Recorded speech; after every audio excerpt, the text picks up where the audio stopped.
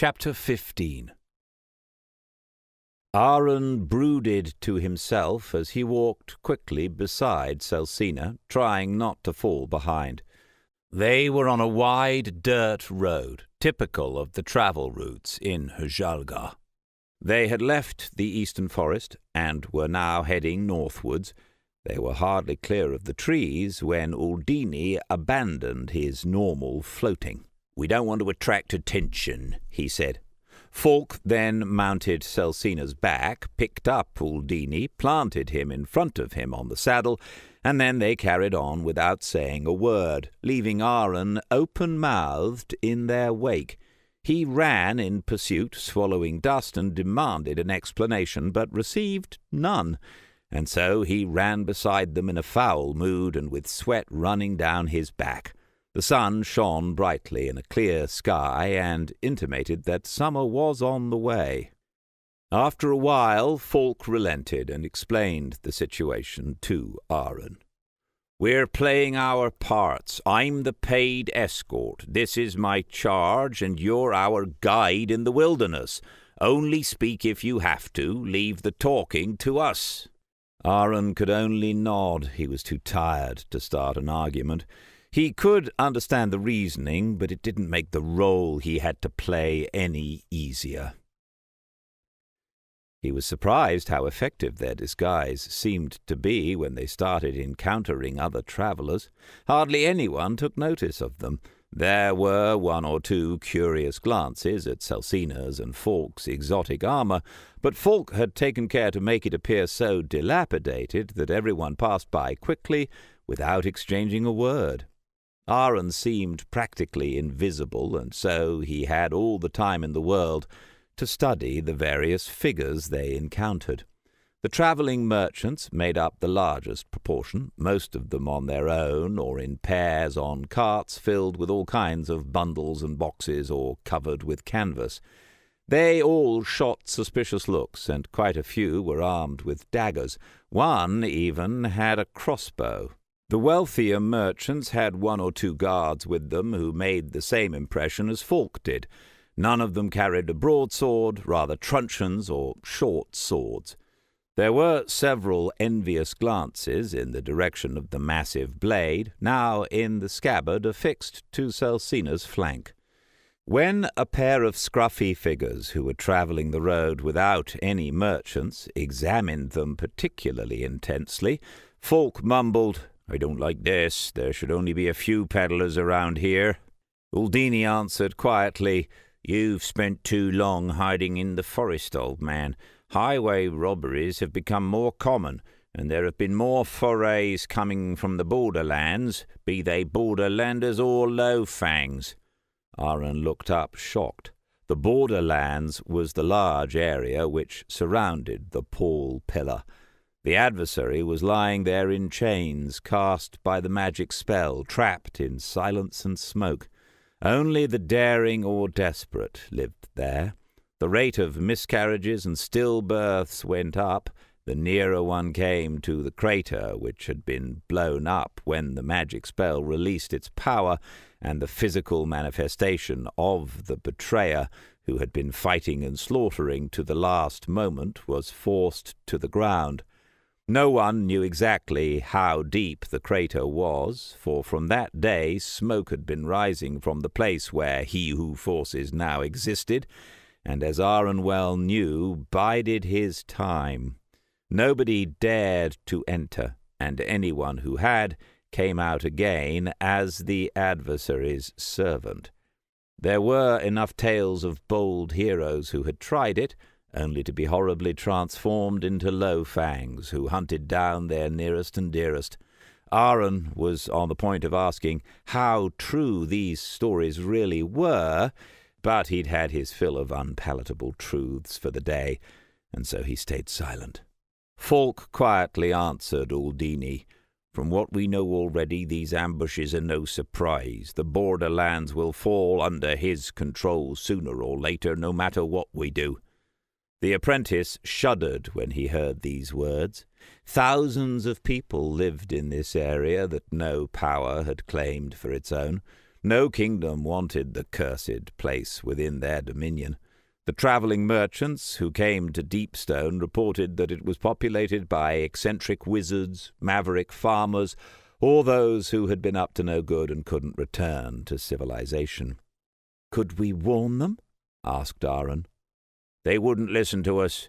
Nobody would believe our story of returning villains, and there's no ruler we can speak to, and we can hardly traipse from one farmyard to the next. We can only hope that common sense will lead them away from there before it's too late." Aaron remembered that his father had originally come from the borderlands, and suddenly he was grateful that his father had had the presence of mind to choose Deepstone as his new home. He trotted on beside Celsina and looked uneasily at the wayside as they passed through a little wood, afraid that a band of highway robbers might ambush their little group. By evening, Aaron was exhausted and bathed in sweat from all the running. Folk said to him, "If you're in luck, old Giesbert's farmyard inn is still in existence. Years ago, they used to have sleeping quarters and good food. Not a real hostel, but more luxury than setting up camp on the side of the road." Aaron nodded wearily and went on in silence. Even Cullen was panting loudly, and his tongue was hanging out. Aaron patted him on the head in sympathy, and they climbed the hill that their road passed over. From the top, the little group could see a shallow valley lying sleepily in the late evening spring sunshine. There were rows of fields, and canals brought the precious water to every corner of the valley. A 2-story estate house dominated the landscape, surrounded by a variety of huts and barns.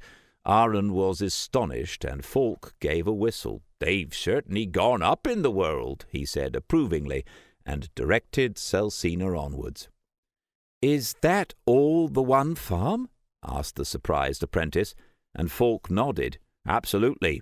If the farm keeps growing like that, it's going to turn into a proper village. Deepstone must have started exactly the same way, but without the trade road, of course. The eastern forest provides for us instead." They approached the big farm with a feeling of contentment, and then Aaron saw 2 lookout platforms. Standing on each was a sentry with a crossbow. They rode directly under one of the sentries, a red-haired woman who gave them a warm greeting, and then turned her attention back to the range of hills. Falk nodded, satisfied. "We can certainly sleep here. It will do us all good." They stopped at the main house, and Falk dismounted, and then lifted Uldini off, very much the hired mercenary and servant to a noble son and heir. The wizard behaved in such a regal manner that all the workers bowed before him as they hurried by. Aaron was invisible, as always. He threw his eyes up to heaven and was about to follow the others when Falk looked over his shoulder to him and barked an order. "Boy, take care of the horse." Then he disappeared inside. The apprentice looked after his master blankly for a heartbeat, then took Celsina by the reins and went to the stables, which could already be smelt from this distance. He cursed quietly to himself. Celsina was emphatically convulsed with laughter, and this made the apprentice even angrier. He led her into her box and took off her saddle and bags, as well as the body armor, which was surprisingly light. Only her headgear stayed on, to hide her true identity.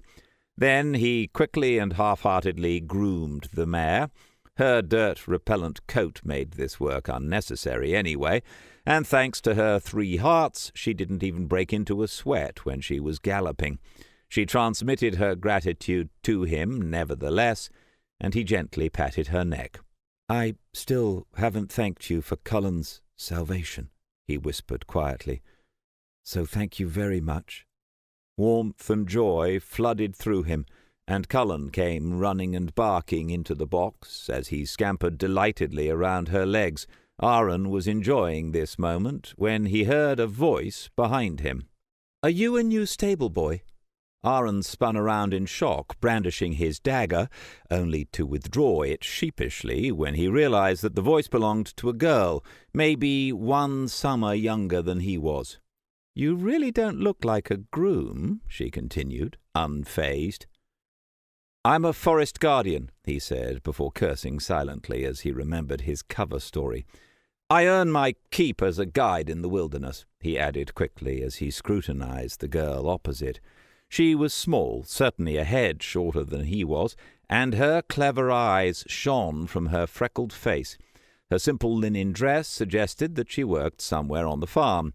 She looked at him with equal directness, and Aaron noticed a certain similarity to the sentry he had seen up on the wooden platform. Perhaps that was her mother, he thought to himself. "But you'd be a good groom. The horse is really shiny, even though you've just come in," she saw in amazement. She smiled at him, and Aaron smiled back, a little embarrassed and a lot less elegantly. "Ah," he said, and thought, "What's wrong with me?" She stepped closer. "Can I stroke your horse? I've never seen a colour like that." Aaron wanted to say, "That's not my horse, and the owner definitely wouldn't approve," but what came out was, "Sure, why not?" She beamed at him and put both hands around Celsina's neck, who glared at Aaron and made him very much aware of her displeasure. "She's very soft, but what about her eyes? They're really silver," remarked the girl. Aaron winced. "She's terribly old already, and that's why her eyes are cloudy." Celsina was really angry now, and he stepped back out of the box to be on the safe side. Luckily, the girl released her hold of the elven horse and followed him. He closed the box hurriedly, and, leaving the irritated mare behind, he smiled awkwardly at the girl. "What's your name?" he asked, in an effort to deflect attention from the so-called horse. "Miriam, and you?" she answered gaily. Smitten by her breathtaking smile, it took him a heartbeat to answer the question. "Aaron," he said finally. He scrambled for something innocuous to talk about, but Miriam was already asking the next question. "Have you travelled far?" "No, this is my first job. I've only finished my apprenticeship." He was quite proud of himself that he had stuck as closely to the truth as was possible. "Oh, right," sighed the girl, disappointed, and looked as if she was about to go. The temptation to show off a little so she would stay was too great. "But we want to go to Evergreen, to the elves, and then on to the Silver Cliff where the dwarves live." His words were incredibly effective. Her eyes lit up, and her wonderful smile reappeared. "Then we'll head on to Kelkor. We're bound to run into one or two giants," he added in a deliberately casual manner. "Why do you have to go there? That sounds like a terribly long journey," she said, agitated. Now Aaron had to be careful. Everything he had said up to this point fitted in with their cover story. "I'm accompanying a noble youth who wants to see the places he heard about in his favourite stories. He has a cranky bodyguard with him who's making my life hell." That was partly true as well, and he began to feel a little more self-confident. "I know how that feels. I have to help out in the kitchen until I'm allowed to be a sentry. The cook, well, she's horribly mean to me," complained Miriam. Aaron nodded eagerly. "My master was exactly the same. One time he made me collect knotted ribbons from a tree in the pouring rain." And for the next hour they swapped stories of their experiences at the hands of their hard-hearted teachers, and they laughed and complained in equal measure. Aaron was dimly aware that Celsina would tell Falk of the apprentice's less than flattering descriptions of his master, but the undivided attention that the charming Miriam was giving him made it worth any future trouble. He felt happy and free from all his cares, and the time just went flying by. Eventually, Miriam looked at the position of the sun, threw her arms around Aaron's neck, and said, "I really have to go now. Thanks for the lovely stories." Then she gave him a kiss and ran out, giggling. Aaron stood rooted to the spot and stared after her, overwhelmed by the unexpected kiss. He left the barn and looked after the red-headed girl until she disappeared behind a house. Should he run after her?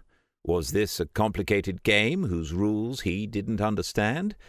While he was standing there, he caught a glimpse of something moving in the corner of his eye. The red-headed woman on the lookout platform was watching him with a murderous look. Slowly she raised her crossbow until she zeroed in on him. He raised his hands and took 2 steps back until her line of fire was hidden by the barn door. He decided in a moment of wisdom that it would be best to wait here for the others. Meanwhile, Celsina was flooding him with waves of mirth. When it was early evening, Falk marched into the barn with a surprised look. He brought with him a bowl of cheese, ham, and hard-boiled eggs, which he handed to Aaron. "Why did you stay outside? I only sent you away as part of our disguise. Of course you can come in to eat," he said, and glanced at the wolf. "But Cullen had better stay with Celsina." The wolf whimpered in protest for a second before trotting over to the box, where he settled himself down. "It was so nice out here," said Aaron lamely. Falk breathed in through his nose deliberately. The air reeked of horse manure, stale sweat, and leather. Then he tilted his head to the side and listened to Celsina's remarks. Falk was still laughing heartily after 24 heartbeats, and Aaron was blushing deeply. At last his master quietened down and clapped his protégé on the shoulder. "Come on in. I'll cover for you." He threw his arms around his apprentice and pulled him out into the open. He caught the sentry's eye and nodded at the woman. She winked in acknowledgment and stared off at the horizon. "You still have a lot to learn. We have to thank our lucky stars that the adversary isn't a woman, or we might as well give up now." Then he started to laugh again. Aaron ignored him as much as possible, then entered the tap-room of the manor. It was furnished with rows of long benches and tables running parallel to each other. It seemed as though tree trunks had simply been halved and smoothed and then hammered into place as table legs. The room was populated by guests, similar to the travellers he had seen on their journey here. The room was partially lit by 2 oil lamps at the back of the room, and also by the evening spring sunshine which bathed the room in a warm yellow glow. The apprentice reckoned that there was enough room for half the population of Deepstone. The forest guardian made a beeline past the benches to the woman of the manor, who greeted him with a friendly nod. Then he led Aaron up a staircase at the back of the room. Once they reached the landing at the top of the stairs, Aaron could see an enormous dormitory behind an archway, but Falk opened one of the 2 doorways in front that led left and right away from the dormitory. He indicated to him to go in. There was a small, plain-looking room with 2 beds, a table and 2 chairs in front of a window. Aaron entered. Falk closed the door behind him and said, "It's a bit conspicuous renting the 2 single rooms, but this way we can talk undisturbed. And anyway, we both still have bloodstains on our leather jerkins, and you still have some behind your right ear." Aaron checked with his hand and felt a large crust which fell off as soon as he touched it. Falk pulled a bottle of wine from his jerkin and put it on the table. "Eat something first and drink. You'll get water later to wash yourself and to rinse things. Don't you dare finish the bottle." Then the old man was gone, and Aaron was alone and unobserved for the first time in ages. He enjoyed the feeling and decided to make the best of the opportunity. Night fell, and at last Aaron felt himself again. Of course, he had become accustomed to the hardships that adventuring with Falk brought with it, but it was a different story travelling along this dusty dirt road and becoming overtired and baked in filth. He had eaten and drunk well while Falk had tended to Cullen. Then he had washed himself, and afterwards given his clothing a thorough rinse. Then he had mended the worst of the tears that the fog-cats had made with their claws. Now he was lying on the bed and could hear the unfamiliar sounds coming from the dormitory. He had become so accustomed to the silence of the forest that he was very aware of the noise so many people in close proximity were making. He could hear snatches of conversation as he thought about his exciting conversation with Miriam. Where was she now, and what was she doing? Was she thinking about him too? His thoughts swirled around in circles until he dropped off to sleep. He woke with a start. He could hear a noise which sounded like leather straps slapping off each other. It was pitch black, and after a few heartbeats, Aaron realized that the sound was coming from outside and was coming through the slits in the window blinds. Fulk had returned at some point in the evening and was fast asleep in the bed beside him, and so Aaron slipped quietly from the bed and crept to the window. He peeked out through the crack between the shutters. Wisps of cloud were floating across the night sky, and the moon was shining weakly. Whatever this strange sound was, it was coming from above them. He tilted his head sideways so he could see upwards out the gap. The noise seemed to be travelling. Dozens of shadows seemed to be moving past over the manor and across Aaron's limited vision. He could see dozens of winged figures which were making the sound. Aaron blinked and tried to make out the creatures' characteristics, but they were too far away and the light was too weak. Maybe bats, thought Aaron, just as a shadow flew directly past the shutters. Aaron saw leather wings, birds' claws, and burning red eyes, when suddenly a calloused hand grasped his shoulder and yanked him backwards. He was just able to stifle a cry when he recognized Fulk, who pushed him under the table and hid himself too as best he could. There was a scratching on the window-sill outside, and then the shutters started to rattle. Whatever was outside, it was trying to get in. Aaron caught sight of the small wrought-iron hook that held the shutters closed. A beak had pushed its way into the gap in the shutters and was trying to push up the hook. To his horror, Aaron could see in the weak moonlight teeth flashing in the beak. A metallic scratching sound to his left revealed to Aaron that Fulk had drawn his dagger. His own, unfortunately, was on the other side of the room, lying on his carefully folded clothing. He looked back and forth between that thing that wanted to get in and his dagger, trying to decide if he should risk the movement. The noise of the heavy leather wings became louder as the attacker's attempts to get in became more frantic, and then, suddenly, it was all over. The sound died away, and the shadow disappeared with an angry hiss. Fulk sheathed his dagger with a relief and looked at Aaron. Swarm claws. That was too close for comfort. He pulled himself up and stormed out of the room.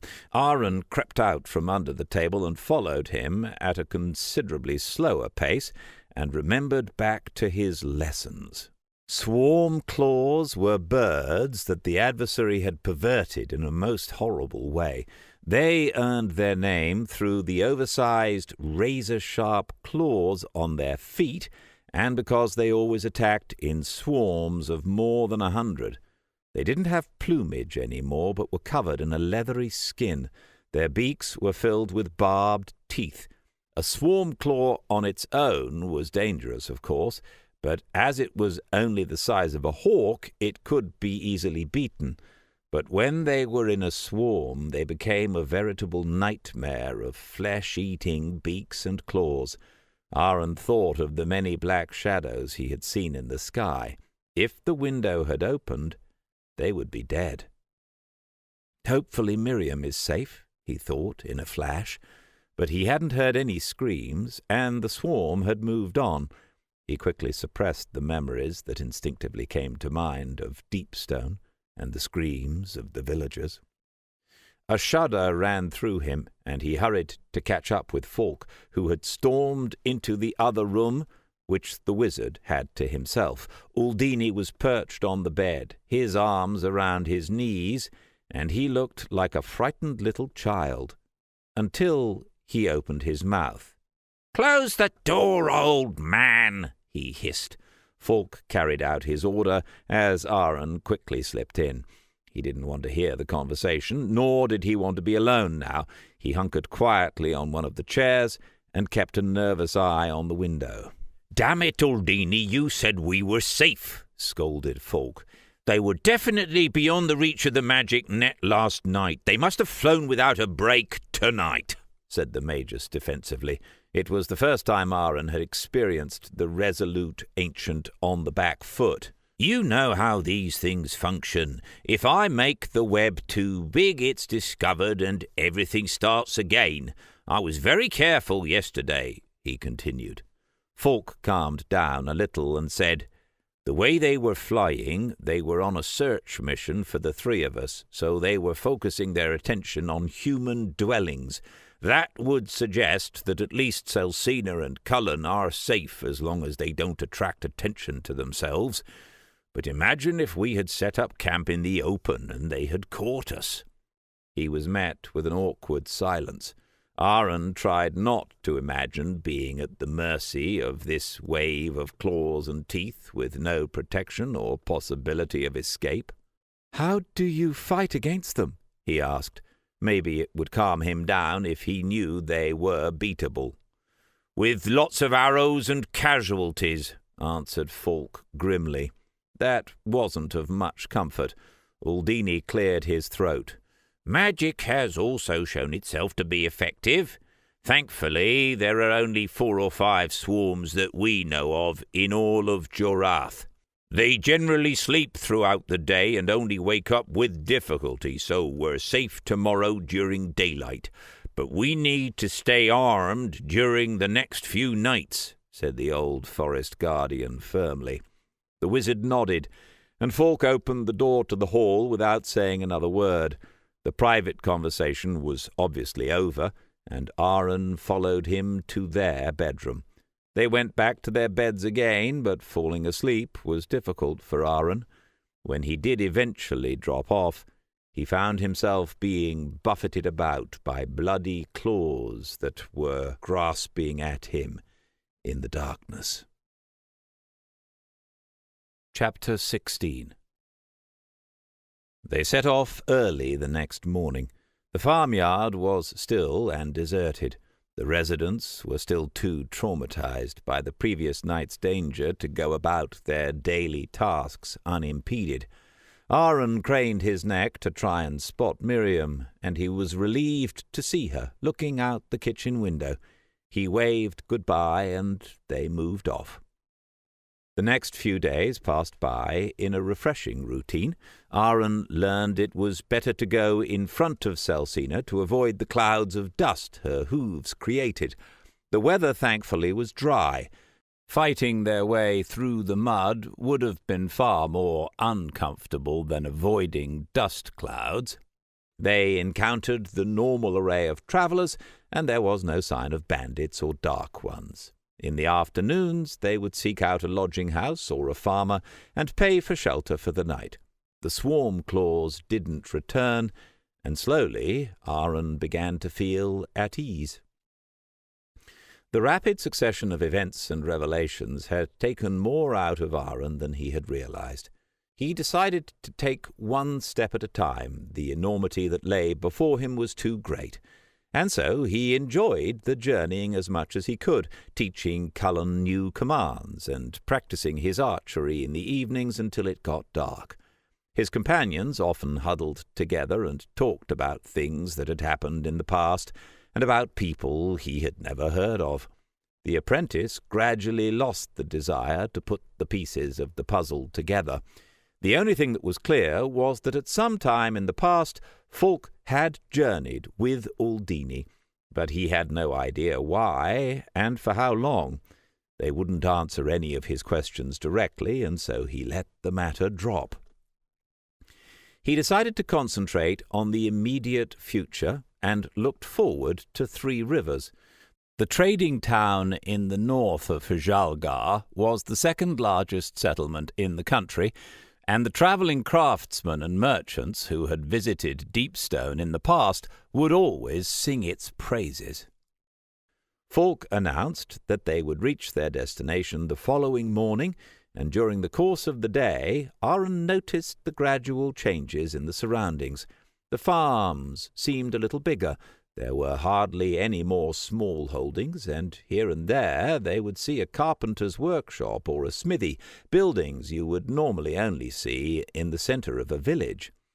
Dark clouds began to gather that evening, and they quickly sought out accommodation. Firstly, they didn't want to be travelling at dusk, and secondly, the patina that Falk had put on his and Salsina's armour couldn't withstand a heavy fall of rain.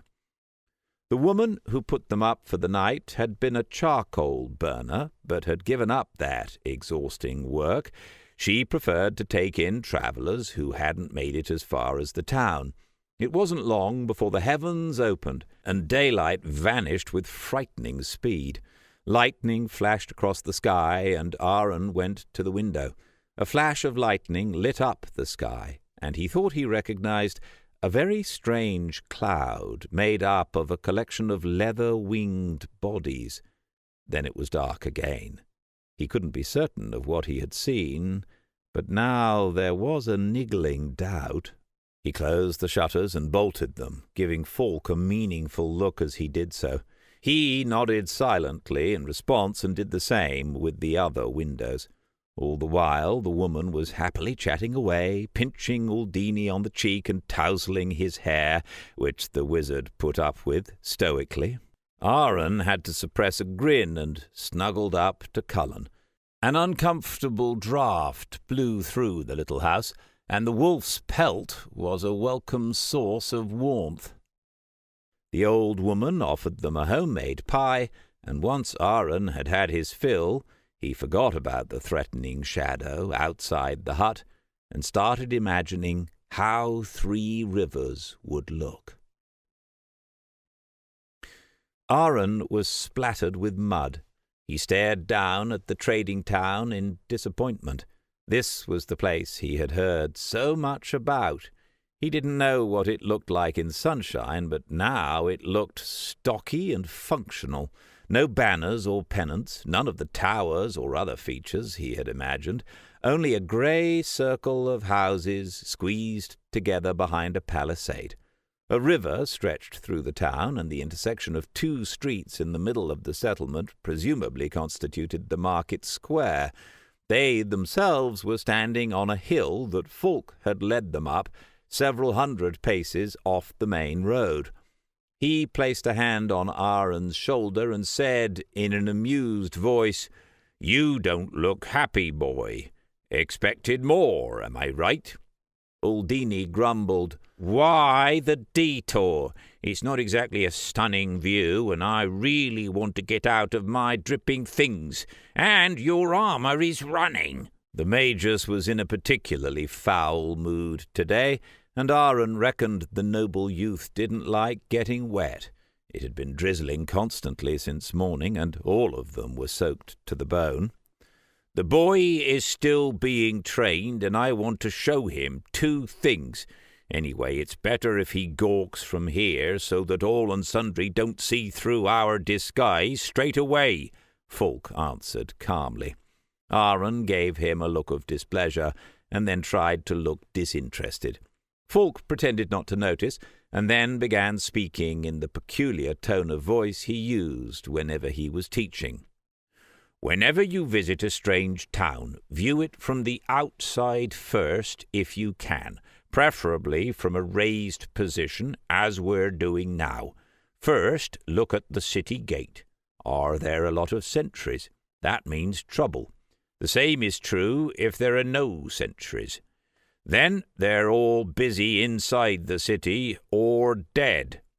He pointed to the wooden arch which represented the southern city gate, and where a huddled figure was standing, leaning on a halberd under a heavy oilskin awning, staring out at the depressing day. From where they were standing, they couldn't identify the other 3 gates.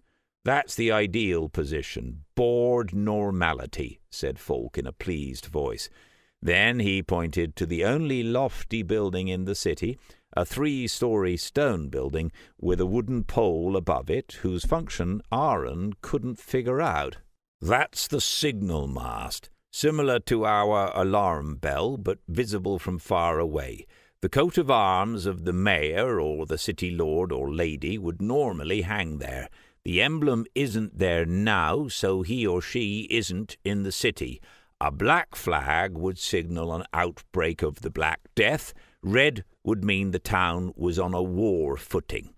Uldini cleared his throat loudly, and Falk continued, "I'll explain the rest of the signals later, but I hope you understand now why it's important to check before you enter." Aaron nodded. His master had drummed into him how to recognize the behavior of the different animals and the features of different areas of the forest. It was only logical that the same would apply to the city. The small group descended the hill, and soon they were at the city gate. Aaron put on a particularly bored expression and tried to look as anonymous as possible. The bedstone of the palisade was roughly 1 pace high, and the palisade rose up roughly 5 paces in front of them. This was the first time Aaron had seen such fortification, but it looked old and neglected. Some of the posts were askew or broken, and there were cracks in the bedstone. The town watch, who waved them through with a bored look, completed the picture. The haggard-looking man was wearing a leather jerkin, which looked as if it had been repaired many times, and a rusty chain-guard. His halberd seemed slightly warped, and the young man could see several nicks in its blade. Aaron's image of the heroic bailiff had been severely undermined. Then they were through and entered 3 Rivers. Aaron realized that his first impression of the city was mistaken. He could see solidly built stone houses, not to mention thatched wooden houses, that had a more stable look than any of the ones he had seen in Deepstone, with the exception, perhaps, of the chapel and the village hall of his home village. All the buildings were well maintained and clean. When he looked down, he noticed that he was no longer walking on trampled-down clay, but on large stone slabs that were dirty and greasy from the rain, but prevented you from sinking into the mud. The few townspeople he saw may have been running around in their normal work clothes, but even to his untrained eyes Aaron could see a difference between the quality and fashioning of their clothes when compared with the clothing in his own village. "Is everybody here wealthy?" he asked Falk very quietly, and tried to hide his excitement. Uldini snorted, and Falk answered hesitatingly, "They have a certain affluence. Anyone who lives behind the palisade must have enough money for the privilege, even if they've neglected the defences to a shocking degree." Uldini snorted again and said, "The numbskulls have been practising trade for too long, and that's why they've neglected their defences. Neither Kelcorn nor the Fen Knights have done anything more than provoke a couple of inconsequential quarrels over the last century, and that's made them careless. They've forgotten that the borderlands are a mere 5 days' hard riding away, and a single dark bear would be able to rip through the toothpicks they call a palisade in no time at all." The wizard's disgust was palpable, but there was also great sadness in his face. He's worried about these people, thought Aaron. The Magus could be even grumpier than Falk when he wasn't happy about something, but he had also seen Uldini in a happy, almost mischievous spirit.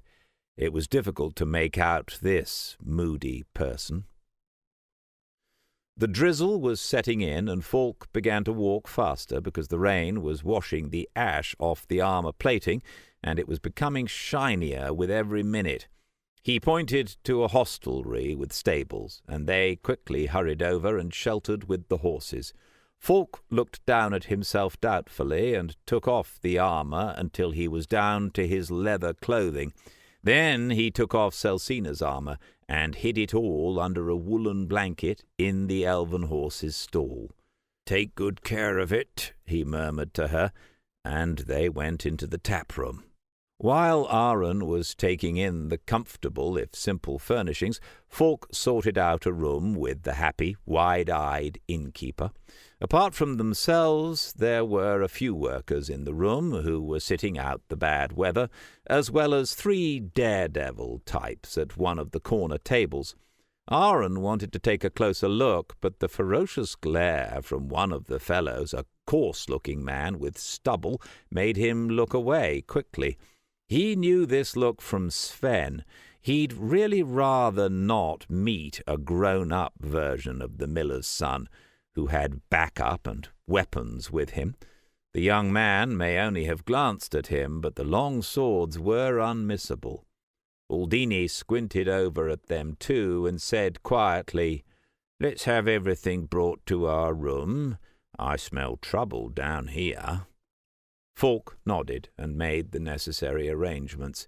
They sat together in the early afternoon, having cleaned themselves, warmed up, and eaten a full meal. Falk wanted to head for the marketplace again. "We need something more hard-wearing than the leather jerkins, and a few decent travel utensils. And we need another horse as well as a pack-horse. Selcina has been giving me a pain in my head, complaining about all the weight she has to carry." "I'm not going with you," Aldini replied. "I'll try to make contact with some of the ancients. Maybe they can cast a really big and heavy magic net. A few diversionary tactics would definitely help us." He made the crystal ball float in the middle of the room and pulled out a piece of chalk. Falk nodded and gestured at Aaron to come with him. "It means Aldini will be busy for a while, but his idea is good. I'd be a lot happier if we could walk the length of the red posts without having to watch out for swarm claws or fog cats. There isn't much protection out there." "What are the red posts, Master?" Aaron had never heard of them before. There had been an enormous row over the route they should travel, and Aldini had won out in the end. Falk had seemed strangely relaxed since then, although he had lost the argument, as if he had resigned himself to his fate. "It's a sort of trade route. You'll see it when we get there." Aaron shrugged his shoulders. He had learned to accept these cryptic answers. The drizzle had eased off, and now there was a dampness hanging in the air between the houses, which Aaron found uncomfortable. There were many more people scurrying around, and the closer they got to the marketplace, the noisier it became.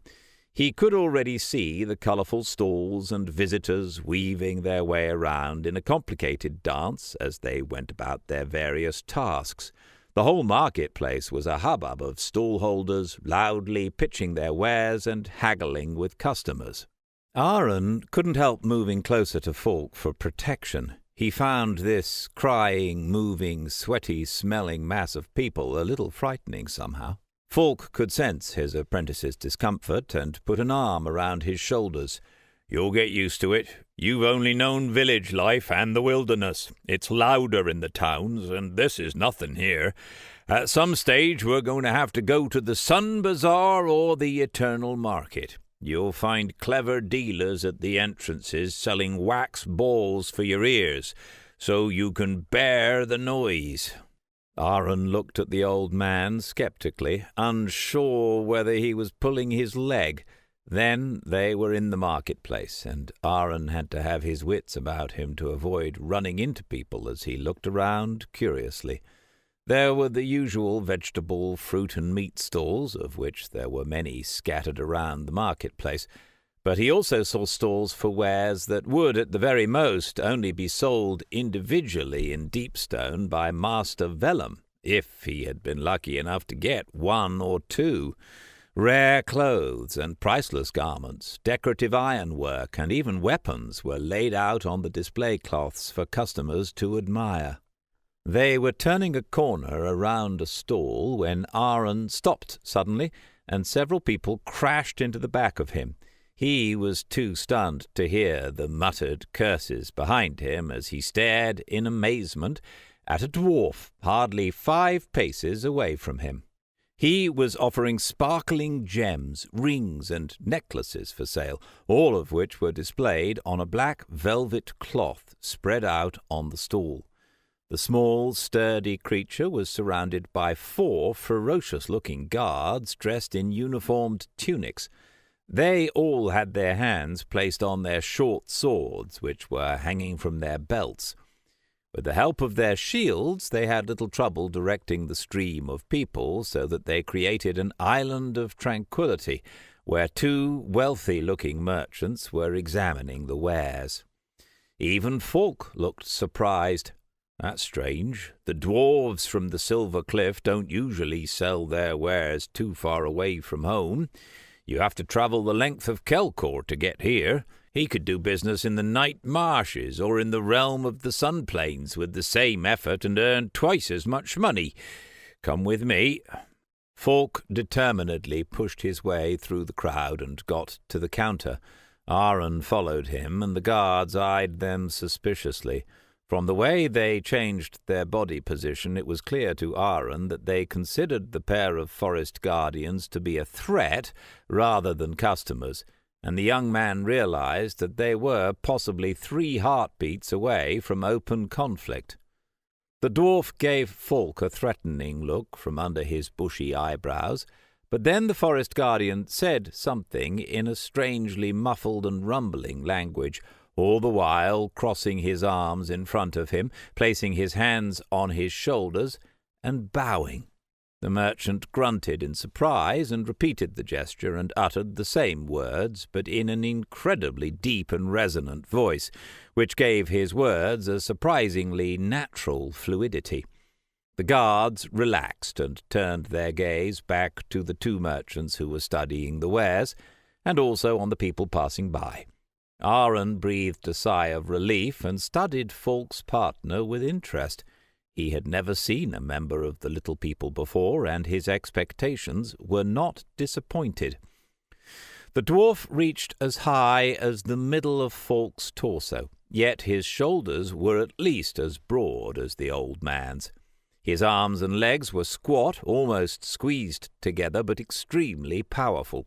His straw-blonde hair, with its complicated plaits giving him an air of wildness, fell as a thick mane down his back.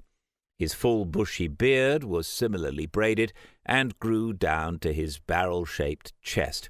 His clothing was indeed select and worthy of a wealthy merchant, but he also had metal arm and leg armor strapped on, and when he moved, Aaron could hear the rattle of chainmail. Some soldiers have less protection going into battle, thought Aaron. His mentor and the dwarf were engaged in a friendly conversation, and when the jewelry merchant turned and pointed southwards at something, Aaron saw that he was carrying 2 vicious-looking axes on his back that couldn't be seen from the front. The 2 merchants, who were still looking at the jewelry, noticed them too. One of them immediately became ashen-faced and retreated into the crowd, where he disappeared. The dwarf noticed this, said something to Falk, and hit him on the chest with his fist, causing his master to stagger. At first Aaron thought that the merchant was angry because of his lost business, but then he gave a laugh so deep and loud that Aaron's bones shook. He couldn't help chuckling too, and it struck him that he liked dwarves. Falk finished his conversation, and much to Aaron's disbelief, gave the little man a gold thaler. They both repeated the gesture they had made when they had greeted each other, and Falk indicated to his apprentice to follow him. The old man was silent and contemplative for a while. Aaron continued to look at the displays, while Falk, with practised efficiency, strode through the market and bought all the things they needed, telling the stallholders to deliver them to their lodgings. He hardly haggled at all and paid horrendous prices for the purchases. They finally left the market and went towards the western gate. The palisades and the town watch didn't exactly inspire confidence here either. Aaron realized that the jewelry stall had better defenses than the whole city. He pointed this out to Falk, who laughed. "You're not wrong, but you have to remember Caer Carrog is a guest of honor of the city, and the armed personnel were lent to him, and are, in fact, the bodyguards of the city steward. Three Rivers clearly wants to improve its reputation as a trading city, and for that reason sent out invitations to the merchants from the Silver Cliffs and Thousand Halls. Not a bad move, if you think of what he told me earlier." Whatever it was the dwarf had told him, he clearly didn't want to talk about it in public, and Aaron was clever enough not to ask questions about it for the moment. They went out the gate, and Aaron saw a paddock on his left with more than 24 horses in it. "Let's see which of them suits you," said Falk. The next hour proved to be entirely painful for the apprentice. He had only been on a horse twice in his life, and that was years ago at an autumn festival. He kept falling off or being thrown off, and the horse wouldn't listen to him. Falk lowered his expectations dramatically. His apprentice may have been quick to learn and gifted as well, but his horse-riding skills were minimal. In the end, they settled for the most docile horse available, a chestnut mare who still had another 1 or 2 summers in her for carrying a rider until she became too old. Aaron was depressed and could see how disappointed his master was. Today he had made 2 new discoveries. He liked dwarves and he hated horses. Falk quickly bought a pack horse and instructed the dealer to deliver the horses to the lodgings the following break of day. His apprentice's foul humour was written all over his face, and so the old forest guardian pulled himself together and smiled weakly at the young man. "You can't be brilliant at everything. That's a lesson you have to learn too. With a lot of practice and hard work, we might make you into a passable rider." Aaron heard the doubt in his voice and scowled. "And now we'll get a sword for you. What do you think?"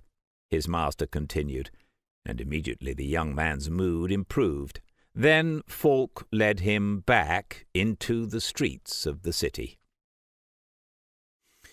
It wasn't long before they reached a 2-story stone building. A heavy dark oak door prevented entry, and on it was posted the emblem of the Blacksmith's Guild. "We must be right here. Caer Carrog recommended this blacksmith, and when it comes to metalwork, the little people have a gift for it," said Falk. He hammered on the door, and soon it was opened by the largest woman Aaron had ever seen. The women in Hjalgar were mostly considerably smaller than the men, and so the apprentice could only stare rudely while Falk explained their request. The blacksmith was a finger's width taller than Falk, and had the broad shoulders and strong arms typical of workers in this profession.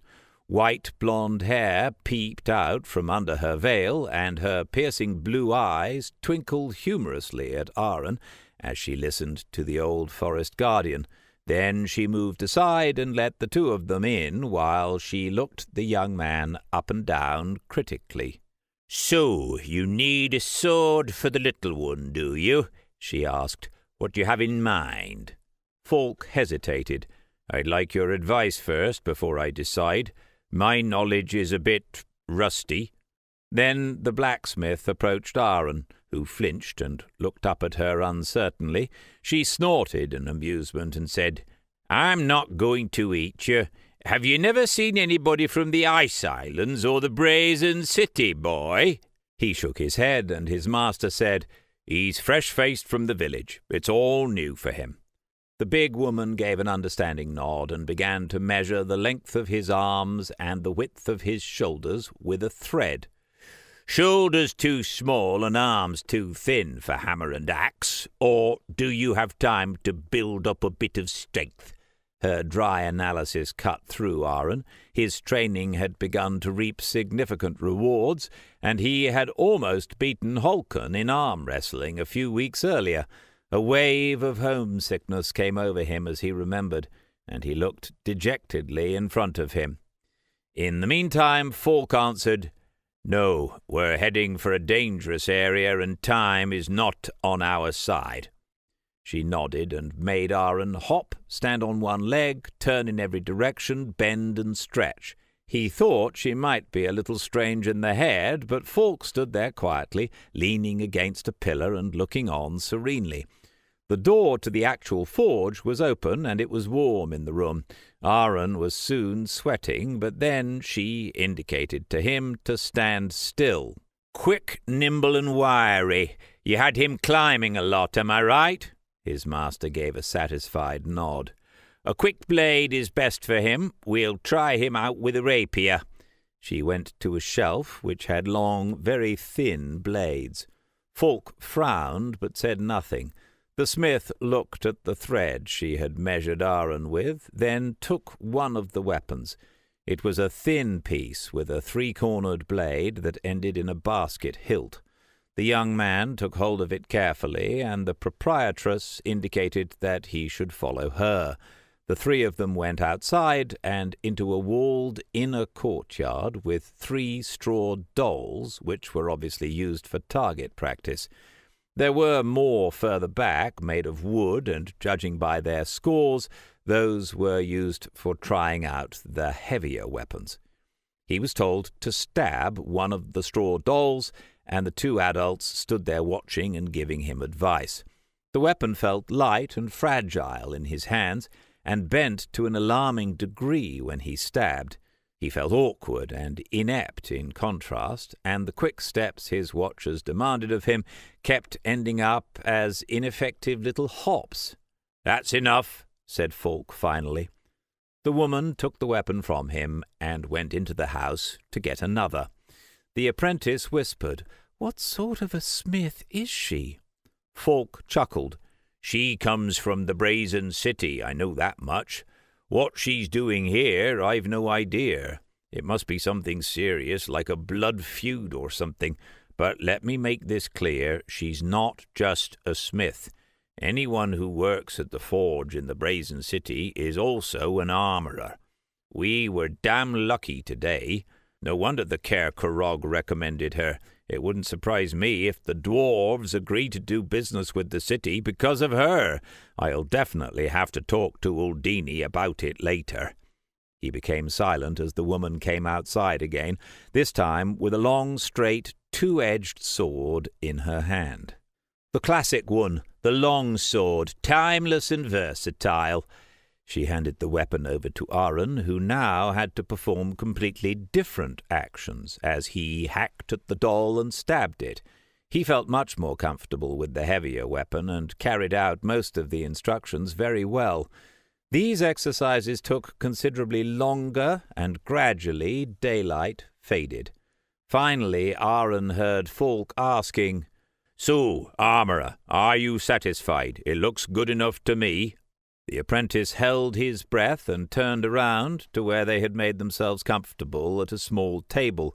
Some time while he had been peppering the straw doll, she had organized goblets and beer, and the 2 were sitting there like 2 old warriors and were examining him critically. She answered with a frown, "Satisfied? No. Good enough for bashing about in the hurly-burly, but in single combat? There's no doubt he's talented, but he's really using only 1 blade." She thought for a moment, then stood up. "I'll try 1 more weapon. Keep the long sword here. You can take that if the worst comes to worst."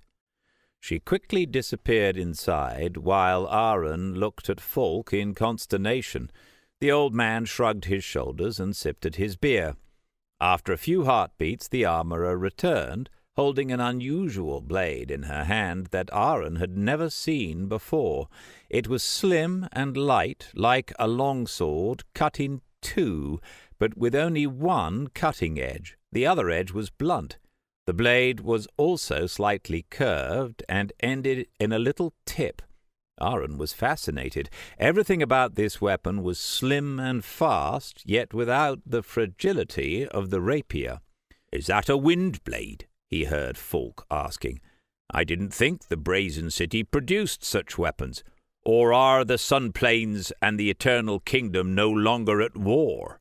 She laughed, a surprisingly bright and friendly laugh. "The war has gone on for so long that it's probably only the eternal Empress who remembers the reasons for it. No, you're right, but one of the few advantages of my new home is the fact that I can now decide for myself what I want to forge.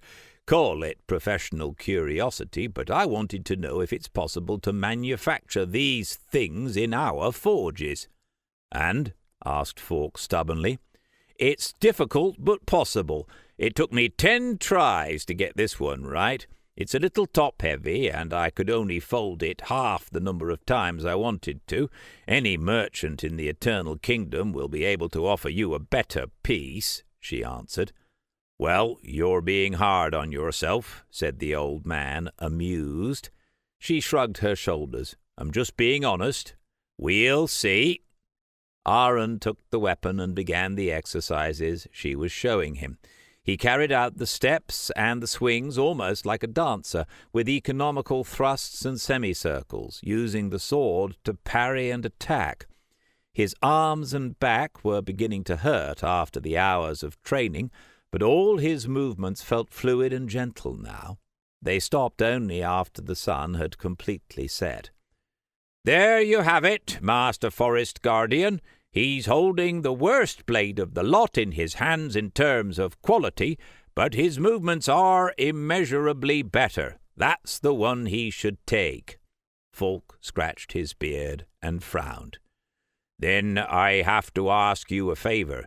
Can you show him the ground rules so that he can practice them on the journey? I'm only trained in the broadsword, and that breaks bones when it cuts." She nodded, and Falk continued.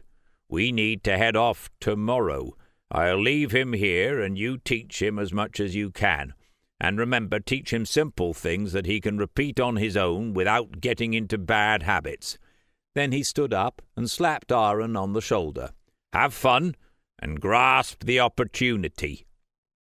And he was out the door before the apprentice could respond, leaving him with the practice dolls and the gigantic woman from the Ice Islands. He was a little afraid, but soon he was too focused on the training to think of anything else.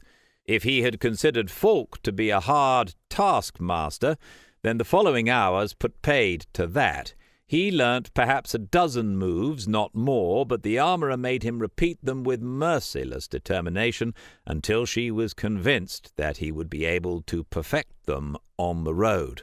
"You're only at the beginning," she said during a break as he drank some water. "If you learn bad habits now, they will be with you for the rest of your life. So I'm only going to show you the moves where you know immediately if you've made a mistake.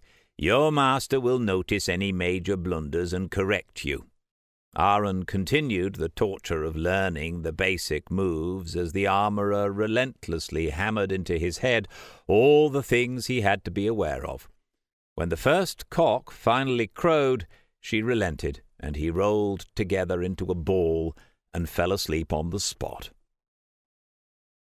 Aaron woke up late in the morning. He was lying on a soft bedstead under a warm blanket. The armourer, who had introduced herself during the evening as Falagarda, must have lifted him up and put him to bed. He sat up with a groan and stretched his stiff limbs. He chewed some herbs, and antidote to aching muscles, which were in a little bag that he always carried with him. Only Falk, he thought grimly, could manage to turn a simple shopping spree into gruelling torture for him. There was no sign of Falagarda, and a quick glance out the window showed that half the morning was already gone. What was keeping his master? He stood up and found the smith standing in front of the chimney where she was working on an axe. She glanced over her shoulder and called over the clanging of her hammer blows, "Good morning! Your master hasn't arrived yet." Aaron stood for a moment, puzzled. What if something had happened? He opened his money bag and took out the solitary penny Uldini had given him in case they became separated. "What do I owe you?" he asked. Falagarda gave a dismissive wave. Forget about it, boy. You're a quick student, and if you practice really hard, you'll be very handy with Windblade, maybe even a master. The blade's been lying around here for years, gathering dust." She thought for a moment. "Mind you can do me one favour. If your travels take you to the Silver Cliff or Thousand Halls, tell the dwarves there that Falagarda Regelston is interested in developing a trading relationship that involves more than precious stones." Aaron didn't quite know what she was talking about, but he nodded and said, "That's a promise, and thanks for the training." She nodded back. "Then go look for your master, and good luck on your travels." Aaron gave a farewell wave, left the forge, went through the showroom, out the heavy oak door, and onto the street outside. The previous day's rain clouds had disappeared, and he blinked in the bright sunshine and tried to remember where exactly their guest house lay. The sun offered the necessary orientation, and he headed off in what he thought was roughly the right direction, always picking the street or alleyway which he felt would bring him nearer his destination. He had just entered a narrow alleyway about 2 paces in width, and he was pretty sure the guest-house was at the other end of it, when he noticed 3 figures loitering with their backs turned to him. The houses were packed close together, so he would either have to turn back or squeeze between the people. He was hesitantly moving forward when one of them turned around, and he recognized the coarse fellow that had intimidated him the day before in the tap-room. His opposite number seemed to have recognized him too, and pointed in Aaron's direction while whispering something. The other 2 heads spun around immediately, and the apprentice could see a hard-looking man and a ferocious, wild-eyed woman with pockmarks. All 3 made themselves bigger in the alleyway, so getting past them was unthinkable. Each of them had at least one hand hidden under their cloaks, and Aaron remembered the weapons he had seen them with the day before. The physical threat was almost palpable, and Aaron was not so naive as to go closer. If only he had his bow with him. There must have been 7 paces between them, and he was sure that he could have shot 2 arrows successfully in the narrow street. When he didn't seem to be making any move to do their bidding, the strangers began to move towards him. Aaron quickly went through his options. The bow was a non-starter, also dagger and sword. He was in the minority and undertrained. He thought for a moment of running away, but these 3 surely knew their way around better and could split up to cut off his escape routes. Calling out for help was useless too. It would all be over by the time anyone came. Another 6 paces. What was left? He thought of his training, which wasn't much use here in the city, until he remembered the ribbon tree. A quick sidelong glance revealed that the stone facades of the houses were rough, and the window ledges afforded excellent climbing opportunities.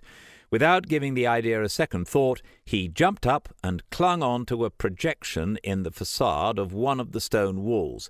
He heard a roar behind him as the blackguards realized what he was planning. He quickly pulled himself up, cursing the hours of sword practice he had undertaken the previous night as his muscles protested. He looked up, and the next reachable grip was the narrow window ledge on the 2nd floor, roughly 1 pace above his head. He tensed up his body so that every muscle from his fingers to his toes worked as one. Then he pulled his arms downward before pushing his body with full force upwards, just before his attackers could catch him. His months of climbing practice now stood him in good stead. He found it remarkably easy to grasp the window ledge and to pull himself up again until he was standing on the narrow wooden board that was creaking dangerously under his feet. He risked a quick downward look and saw 3 angry faces as they began to climb up after him. The coarse fellow had major problems getting a grip, but the other 2 were making progress almost as quickly as Aaron. He concentrated again on the climb, but the rest of the way was child's play. He only had to reach up and grip, and he'd reach the edge of the roof, and after 2 heartbeats he was lying on the shingle roof of the house. The smooth slate tiles were dangerously slippery underfoot, and the steep angle of the roof ridge made it difficult to stand up. Remaining bent over so that his arms were in contact with the shingle, he clambered over to the other side of the house. The first pursuer's head was already above the roof edge, and Aaron quickly began his descent. The street was broader and busier here, and 1 or 2 passers-by craned their heads to peer up at him. He ignored them and slid down as quickly as he could, tearing his hands on the bare stone. The burning pain was a small price to pay for his escape, for as he raced on towards the inn, he could hear loud cursing coming from the roof. "Rog! He's running to the others! Grab him!" The young forest guardian sprinted with all the strength he had. Windblade, which he had only casually slung on his back, banged loudly against his body as he ran, sounding like a bell around his neck. The street he was racing along now ran parallel to the street on which he had evaded the lowlifes. Both of them met up on the street the inn was on, which meant that he and his adversary had roughly the same distance to run. It was like a 2-horse race in the dark, at the end of which was the safety of his accommodation, where hopefully the others were waiting for him. For a second, the idea that they might not be there flashed through his head. After all, Falk hadn't come to pick him up. But he tossed aside this thought as he hurtled down the street and rounded the corner. They wouldn't have left without him. At the very least, Cullen and Celsina would be waiting for him in the stable, and the idea of having an elven horse and a half-grown wolf beside him spurred him on. But there were still a good 30 paces to the entrance of the refuge when the cutthroat, who the others had named Ralge, came around the corner and headed helter-skelter for Aaron. The young man ran on and saw something flash out of the corner of his eye. The fellow had drawn his dagger. Aaron instinctively reached for his own dagger, but it wasn't there. They'd only wanted to go shopping the day before. As he began his final sprint, he swore to himself that he would never go anywhere without his short sword again. Ralge had a coarse figure and was unable to climb, but he was a good sprinter, and it seemed as though he would catch up with Aaron before he could reach his destination. 2 paces from the entrance to the taproom, and he felt a calloused hand on his shoulder. Before the scoundrel could grab him and pull him around, Aaron ducked down and spun to the side. Ralge took the opportunity to position himself between Aaron and the safe haven behind the door. He squatted down into a combat position, the blade under his right forearm, so as not to arouse suspicion. "Got you," he grumbled in a hoarse voice, and Aaron tensed himself up to ready himself for the attack. Then Falk was there. With speed and determination, he came out through the taproom door and was behind Aaron's attacker. Before he had time to notice the impending danger, Falk had smashed his fist against Ralge's temple, and the ruffian began to tumble to the ground with glassy eyes. Falk repeated the action, then caught the man who had lost consciousness. The scoundrel's dagger clattered to the ground, and Aaron saw some strollers scurry away from the scene. Falk leaned the limp body against the wall and began to frisk him with practised hands. He fished some parchment out of the unconscious man's jerkin and skimmed through it with a frown. "We need to get out of here before the others turn up with reinforcements. Get Uldini and our equipment, and I'll meet you in the stable." Aaron had 100 questions, but he knew that now was not the time to ask them. He hurried to their room, but the wizard had already packed and was coming towards him, heaving the heavy bundle of equipment behind him. The young forest guardian wanted to say something, but Uldini cut him off. "Don't waste your breath. We've been discovered. That much is clear." They both raced down the stairs and towards the stable, leaving open-mouthed guests in the taproom staring after them in disbelief as they thundered past with their heavy equipment. Falk was already there and saddled Celsina while Cullen kept watch at the entrance. Their new animals were waiting for them, and they quickly loaded them with their equipment. Finally, Aaron swung himself uncertainly onto the saddle, and Falk looked at him in consternation. "I'll take your reins. We have to get out of here quickly, and I don't want to have to keep picking you up or searching for you," he said with determination. They left the stables and trotted towards the northern gate. Aaron, who felt as if he were a child again, hanging onto the saddle while Falk led him by the reins, asked the question that had been vexing him. "What happened there exactly?" "I found this on your friend with the knife," said his master tersely, and pressed the crumpled parchment in his hand. He unfolded it clumsily as he hopped up and down in the saddle. It appeared to be some kind of official document, many lines, often with complicated words.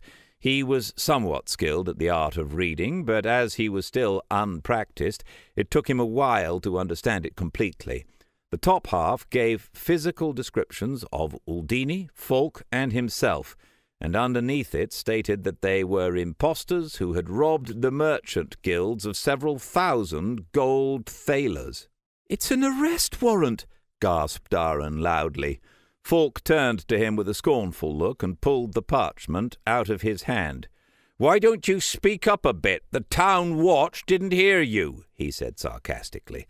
Luckily, they had already passed the northern gate, and there were no other travellers in the vicinity.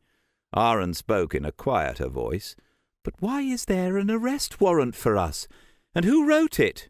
"Why is simple," answered Uldini. "A transformer had it issued to make life difficult for us." Aaron winced.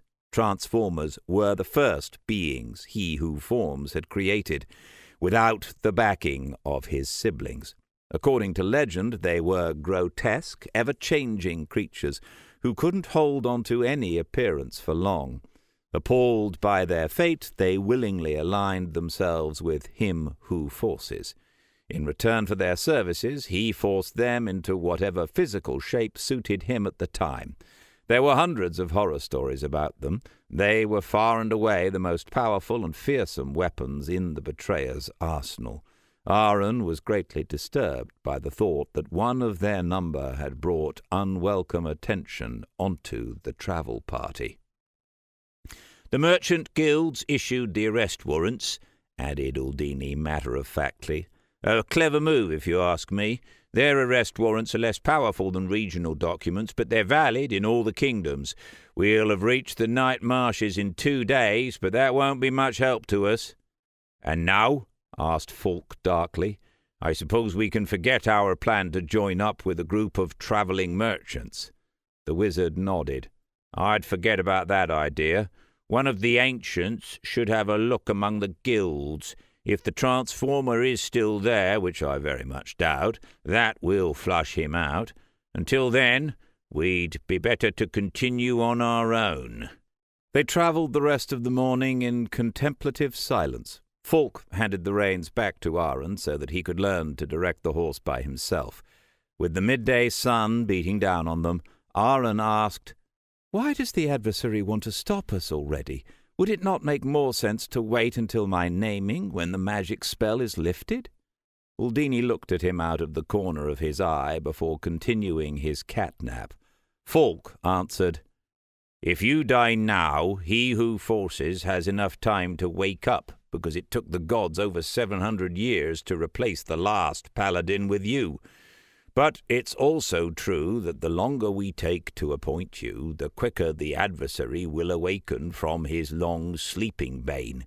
He can feed off the powers of the 13th paladin, which were released when you were selected, and gain strength from them until they are embedded within you. Your powers are connected to the Paul Pillar, which means that the two of you are bound together. This binding will only be cut when you have been named." Now Uldini opened his eyes and looked earnestly at the young man.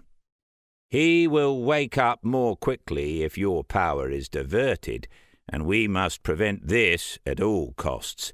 The channels between you and the Bane spell are at their most permeable during equinox, when day and night are equal length. He can suck out a particularly large amount at that time. If we manage to appoint you before the next spring festival, we will have a time scale of 2 or 3 years before he who forces rises up. If we manage it before this autumn festival, we will have perhaps even half a dozen years. If we need more than 1 year—" His voice trailed off, and he didn't finish the sentence. Once again there was quiet as they sat on their saddles, each one lost in their own thoughts. "Why didn't you collect me this morning?" asked Aaron finally, breaking the silence. "We noticed the good-for-nothings who were watching us and were waiting for the right moment to catch one of them and question him or her," answered Falk. "You were in safe hands at the armourer's, so we left you there. None of us thought that you'd wander through the city on your own." Somehow it didn't surprise Aaron that he was being blamed again, so he changed the subject. "What did the dwarf say to you yesterday?" His master sat up straight and addressed his commentary to Uldini as well as Aaron. "The disputes among the knights have increased, and some very extreme views have been surfacing in the recent past. They don't want any elves or dwarves in the kingdom. Complete nonsense, really. And the trade between King's Island and Silver Cliff has almost ground to a halt. It's good that we're only skirting night marshes on our journey." "It's no coincidence," mumbled Uldini. "This much is certain. The agents of the adversary are trying to foment unrest. A squabbling enemy is an enemy defeated." And with that they all fell into a brooding silence. At dusk they sought out a little wood on the side of the road, where they set up camp for the night. Aaron was sore from riding, and so he was delighted when Falk ordered him to practice his sword-fighting exercises while he prepared the evening meal. Uldini was staring into his crystal ball, which was floating and emitting a weak light, and he seemed to be speaking to one of the ancients. Although Falk was not familiar with Windblade, he had a good general idea of the feints and foot positions needed, and he didn't tire of pointing out every tiny mistake Aaron made. By the time it was dark, every muscle in Aaron's body was aching, and he was only too happy to lie down. He was asleep in no time at all, and woke up the next day after a succession of nightmares in which he was chased by a ragtag of figures with knives and swords who were constantly changing their forms. He was happy to be free from his dreams until Falk tossed a bundle of practice arrows at his feet and told him to tie them to his horse. Aaron got up with a groan at the realization that this was going to be another long day. They rode silently over the flat farming land that made up the northern border of Hjalga. They stopped unexpectedly in the late afternoon and turned off the road to find shelter in some heavy woodland. Falk began to polish up his armor and ordered Aaron to do the same with Celsina's plating. They scrubbed off the grey coating and polished the whitish material until it was sparkling bright, and Uldini changed his clothes. His silk robe disappeared into his rucksack, and he put on expensive linen clothing instead, before slipping a tabard over it. The tabard was decorated with a falcon perched on a stone. The rock glowed in the conventional black and gold of the night marshes. Falk took from the saddlebag the mysterious bundle that he had always stored in his trunk in their cabin. From it he carefully removed a similar tunic, which he now passed to Aaron. The material was thick and heavy and smelt musty. Aaron slipped the unfamiliar clothing over his head. He wriggled around and tugged at it until it was sitting properly on him. In the meantime, Falk had slipped on a heavy gold signet ring on his finger. It was set with an onyx stone and displayed the same crests as on their clothing. All this was amazing to Aaron, but what happened next really took his breath away. His master actually took out a comb and began to comb his hair and beard in a most fastidious fashion. Aaron burst out laughing at the sight, and not even his master's warning looks could stop him. It was only when Uldini gave him a warning look and shook his head that the young man could contain himself again. The results of their efforts were impressive. Falk's white armor shimmered in a brightness that was mother of pearl, as did Celsina's, and the elven horse conveyed her happiness in waves to her companions. Falk's broadsword was now hanging between his shoulder blades, and his bow was now on Celsina's saddle. The more Falk tidied up his appearance, the more authoritative he appeared. When his master was finally finished, Aaron saw a transformation in front of him.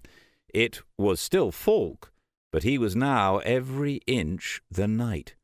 Uldini resembled a liveried retainer, and then the two of them set about working on Aaron.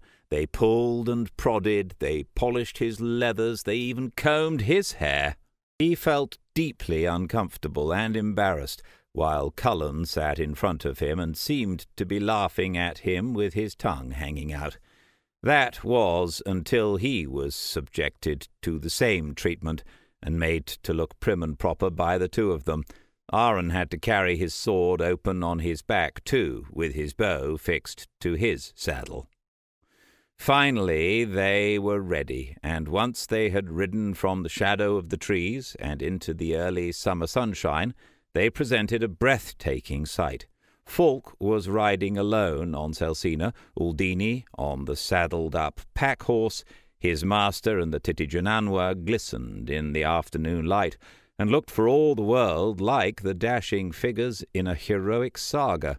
Instead of sitting hunched and humdrum on the saddle, the old man was sitting bolt upright, like a knight on his war-horse. Aaron could only stare in wonder, and Uldini laughed out loud. "That's enough, Falk. Judging by the boy's open jaw, it's effective enough to get us over the border easily. Good that you're here again." The old forest guardian flared into existence again for an instant as Falk answered angrily, "I'm not here again." Then he rode ahead in measured steps, and the others followed the would-be knight on the road. Uldini talked to Aaron all the way to the border, advising him on the role he was to play. He would be Falk's page. "I'm still the apprentice, even in disguise," he thought bitterly. At last they arrived at a run-down wooden hut, which was Hjalgar's border post.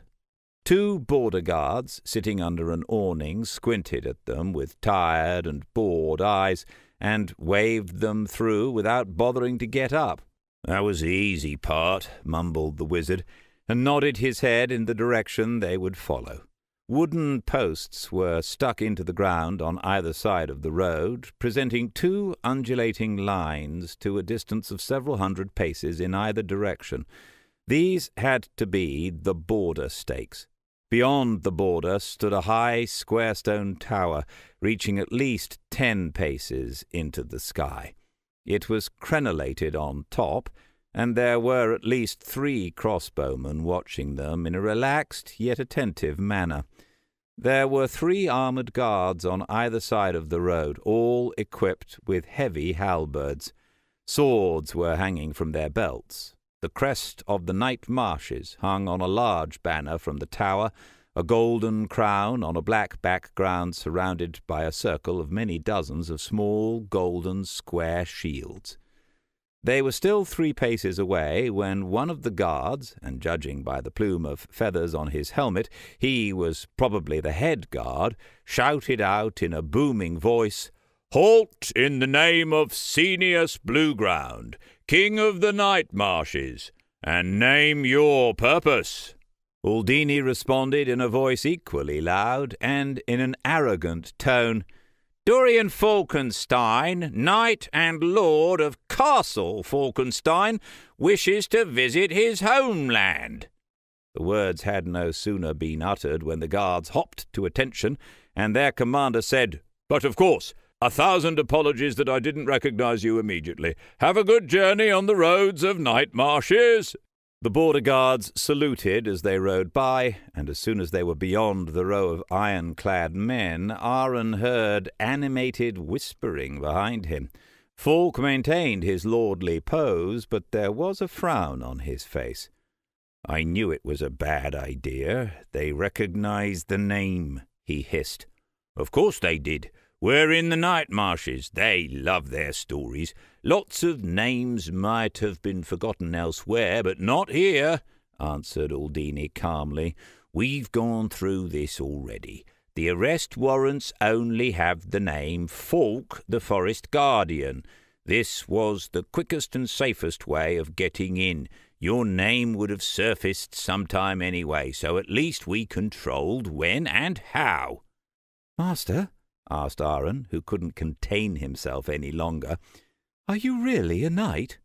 Falk sighed and answered in a weary voice, "I was a knight once. Then I didn't want to be one any more." At these words a wave of cold rage rolled through Aaron's inside, and Celsina gave a loud and shrill neigh. It must have been Falk's decision that had angered her so much, and that was why she had stayed away from him for all those years. "Not now," said Falk firmly, and the feeling of anger ebbed away to some extent anyway. "I went to the elves and at some point became a forest guardian. The best decision of my life, and even this stubborn woman here will have to admit that it did me some good over the years." There was no response from Celsina, but Falk smiled and patted her neck, while Aldini said to Aaron, "Welcome to the night marshes." Chapter 17. Aaron had expected a completely different world when they first entered the neighbouring kingdom. There were no kings, armies, or heroes in Hjalgar. There were only bailiffs, village councils, and city administrators, which meant that any stories that reached Deepstone and told of the knights of this kingdom were fairy tales and adventure yarns. After half a day's travelling, Aaron's expectations were wearing thin. The trade road was laid with large stone slabs, and now and again they would spot a defiant castle or a moated tower soaring into the sky. But apart from those, it was row after row of farms. There were many border poles with different coats of arms proudly displayed on them, and any farmers that they saw seemed considerably poorer than their counterparts in Deepstone. When he asked the reason for this, it was Aldini who answered, while Falk clenched his teeth and stared stubbornly straight ahead. "It's because of all the fiefdoms and their knights and followers. In Hjalgar, the farmer tills his field, he gathers the harvest and gives a few coins to the village council, and he keeps the rest for himself. Here, 20 or 30 farmers are supporting at least as many liege men and women, also the knights of the fiefdom, and they also have to cough up the tithes that their feudal lord has to give to the king. There's not much left over for themselves." Falk was scowling now and was on the point of interrupting, but Aldini continued quickly. "On the other hand, there are hardly any brigands or other riffraff, and dark ones are extremely rare here. Apart from the skirmishes between the knights, the night marshes is one of the safest places in the world, as long as you obey the laws." The old man seemed placated and nodded. Generally speaking, his master had been very distant since they had set foot in the night marshes, and it wasn't just in the way he was behaving and moving. He was also less communicative than before. Aaron decided to put off asking further questions. He looked at the bundle of practice arrows he had had to take with him and wondered how the arrows fitted into the disguise. The old man saw what he was looking at and grumbled, "They're for practicing, not looking at. See if you can hit that tree trunk over there." Aaron looked in surprise and unfastened the bow. He had to spend the rest of the afternoon shooting at different targets, while his mare walked on contentedly. Shooting arrows on horseback was a completely new experience, and because Aaron lacked practice and was not a talented rider, he fell from his saddle several times and missed more often than hit the targets. Cullen, on the other hand, enjoyed the game, running playfully after each arrow. He brought most of them back, and that evening Aaron calculated that there were only 10 fewer arrows than there had been at noon. They rested in a hostelry, and Aaron was sent to the courtyard to do his sword practice, while his master looked on and corrected him. This looked like an everyday occurrence to the locals, with the knight training his page, and so they fitted in nicely with their surroundings. Their training method hadn't changed much, except for their clothing, and Falk was even more critical and stricter in his judgments and in his analysis than he had been before. And so they continued for the next 10 days, the little group moving further into the country, steadily following the path towards the northwest. During the day, Aaron would train in shooting with bow and arrow from the horse, and in the evening he would continue with swordsmanship. There was very little talk, and Uldini would often retreat with his crystal ball in the evenings, so he could speak to the ancients alone. One evening Aaron cornered the master wizard in the hallway of the hostelry in which they were spending the night, and asked him sheepishly, "Why is Falk so overbearing towards me, and why is he so silent? Have I done something wrong?" Uldini paused for a moment, and then answered quietly, "Your master has returned home after a very long absence, and he must come to terms with parts of his past and his personality which he has suppressed. This is what happens if you run too far from something, and for too long a time. It comes back to bite you eventually." Then he disappeared, leaving the perplexed apprentice in his wake. He could never get a straight answer, and his blood was beginning to boil.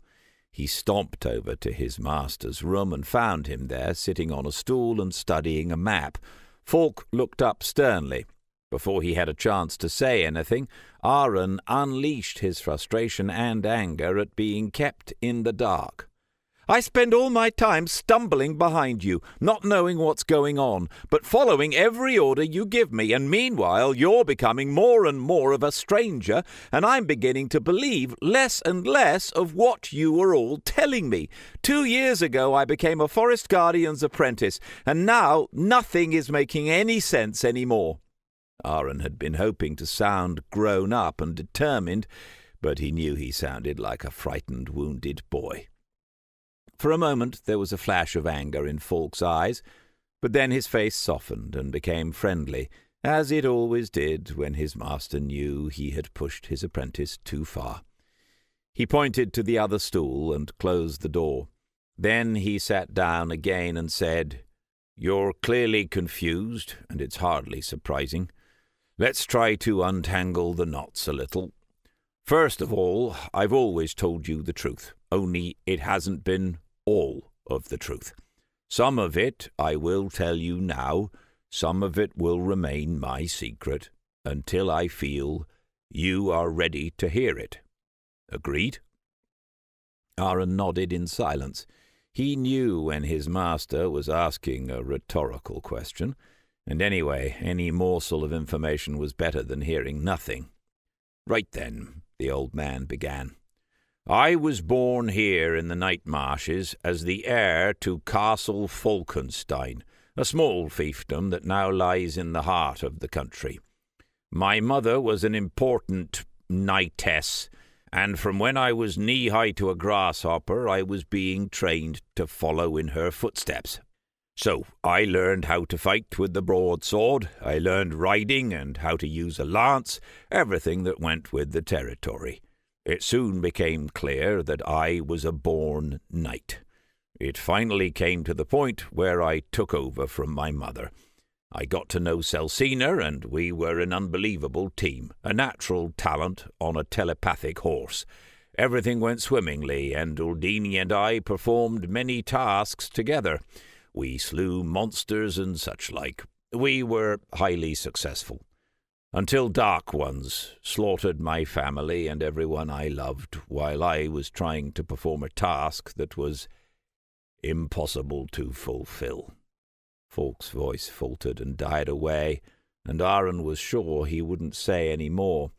But then the old man continued in a quiet voice, and the pain was evidently still fresh.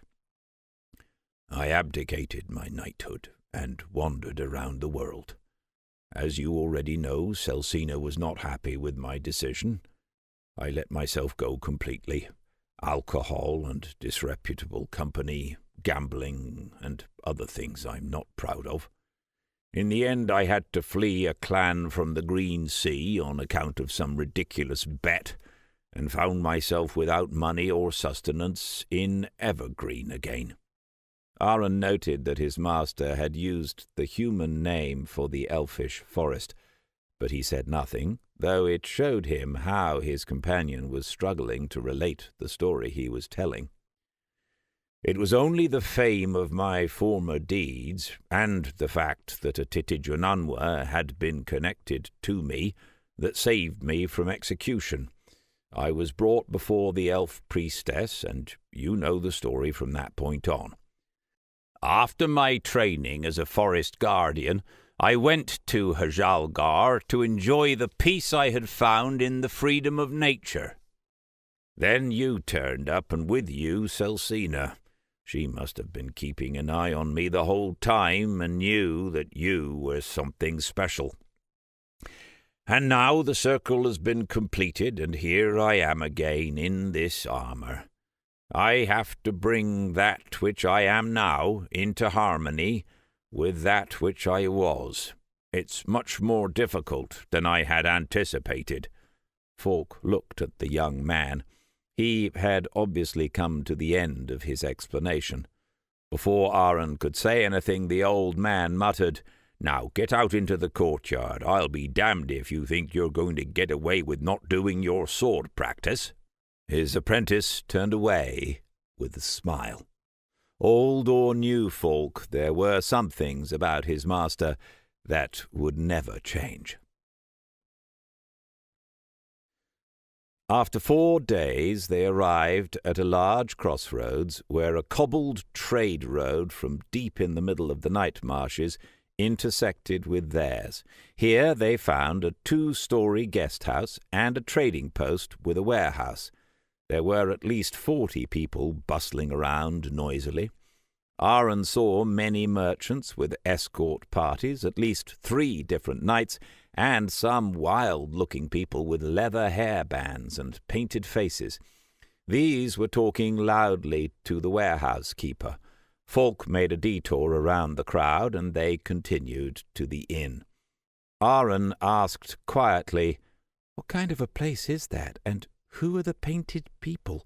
"They were clanmen from the Green Sea," answered Aldini. "This is where the northern trade route, which we're journeying to Ithinian on, meets up with a smaller trade route, which stretches from the Red Posts to King's Island, stretching across the whole of the night marshes." Falk dismounted to purchase provisions, and Aldini got them something to drink, for the day was hot and the air was still in the midday sun. Aaron stayed by the horses and watched the various people while tickling Cullen. Falk had purchased a leather collar for the wolf so that people would recognize that the animal was tame, but the wolf would always guarantee that Aaron could be on his own if he so wished. He squatted down beside him and whispered lovingly to his friend, while the wolf lifted his nose to take in all the unfamiliar smells. Then the young man heard a voice behind him. "That's a wonderful animal you have there." He looked up over his shoulder and blinked in the sunshine. The speaker was towering over him, a black silhouette against the light. His deep, warm voice sounded very agreeable. "Not everyone has such a true friend. Many have to go through life alone." Aaron straightened up and turned to get a better look at the stranger. Before him stood a thin man with a long, thin beard and deep, sunken eyes ringed with shadow. They seemed to be looking sadly but wisely out into the world. He was wearing a strange red robe, shot through with long golden stripes. His hands were folded in front of him on his stomach, and he had a book under his right arm. "What's your name, boy?" he asked. Aaron, answered the apprentice instinctively. "That's a good name. Tell me, Aaron, do you sometimes feel lonely?" The man wanted to know. This was a strange question, for everyone was lonely at some time, so he nodded. "And if I were to tell you that you didn't have to suffer loneliness or fear in your life again, never again?" The thin man pressed on. The young man gave a sceptical look, and his companion gave a warm and sympathetic laugh. "I know what you're thinking. Big words, easier said than done. I would very much like to tell you of the illuminated path." And he tapped the book under his arm. Before Aaron could answer, Falk and Uldini came out and walked up to them. "On the saddle with you, page. We need to get a move on," his master snarled brusquely. Falk and Uldini mounted their horses and ignored the stranger completely. The man bowed slightly and said, "Another time, perhaps," before stepping away. Aaron got up on his saddle too, and they rode off. "What did that odd fellow want?" asked Falk as soon as they were out of earshot. Aaron shrugged his shoulders. "I think he was a priest, but I'm not sure." "Be careful at the trading posts. They're full of madmen and charlatans," added Uldini. That explained why his master had pulled him away from the conversation so coarsely. They left the crossroads behind them, and now they were climbing a small incline. Ahead, Aaron now saw a line of red-painted stakes in the ground that created an undulating line as far as the horizon. He gasped in amazement, for it was a stunning sight. The red stakes were greater than a man's thickness and towered a dozen paces into the sky. The distance from one stake to the next was 20 paces at most, and so they created an impression of a threatening wall as you rode alongside them. The effect was even more impressive because of the contrast on either side of the stakes. To his left, Aaron saw farms and fields and castles set in undulating grass. To his left, however, the grass had not been cultivated as far as the eye could see. The wind blew across the meadows and hills, and the long grass billowed like the waves of a large lake. The landscape was sublime and somehow deeply moving, and Aaron found himself stopping and staring at it. Uldini laughed and said, "There's no one who sees the green sea that's unmoved. There's a saying in the eternal kingdom, a person has only lived once they've seen the two seas, the green one and the blue, and I think that definitely true." They rode in a gentle curve along the trade road until it turned sharply just in front of the red stakes, and then ran along them in a northwards direction. From the edge of the road, Aaron could stretch out his arm and touch the smooth wood with his finger. "Better not touch it," ordered Falk severely. "This is the border between the night marshes and the green sea. Any crossing over without clansmen escorting you is punishable by death." Aaron pulled his finger back quickly, as if the wood was burning hot. "Why are they so strict?" he asked curiously. His master answered, "The way it looks there now, it used to look the same 300 lengths further east." He had pointed first at the untamed wilderness and then at the cultivated countryside. The night marshes was a small coastal region which kept expanding inland. The clans protested, and many agreements and promises were made, only to be broken again by the knights. But when they had taken control of half the land, that was the straw that broke the camel's back. The clansmen massacred any further settlers, painting their building timbers with their victims' blood, and put up the poles as a warning to never again overstep the boundary to the green sea. Of course, there were some more military operations to seize more land, but there were no towns that could be laid siege to. Only nomads with fast horses and first-class archers. In the end, the knights realized that they could only lose, and so the border was fixed. And because nobody wants to step too close to the red stakes, the border was turned into a trade route. Both sides are always eyeing each other up, and there are many armed guards patrolling the route. That's why there are so few assaults. Folk paused and then said with force, "Keep to the path. Never go between two stakes. You don't know who's watching." He pointed at the green hill, and Aaron saw a painted head ducking out of sight in knee-high grass. The young man shuddered and guided his horse to the right side of the road, to be as far away from the mysterious stakes as possible. There were small squat hostels in this section of the trade road, which also served as border garrisons.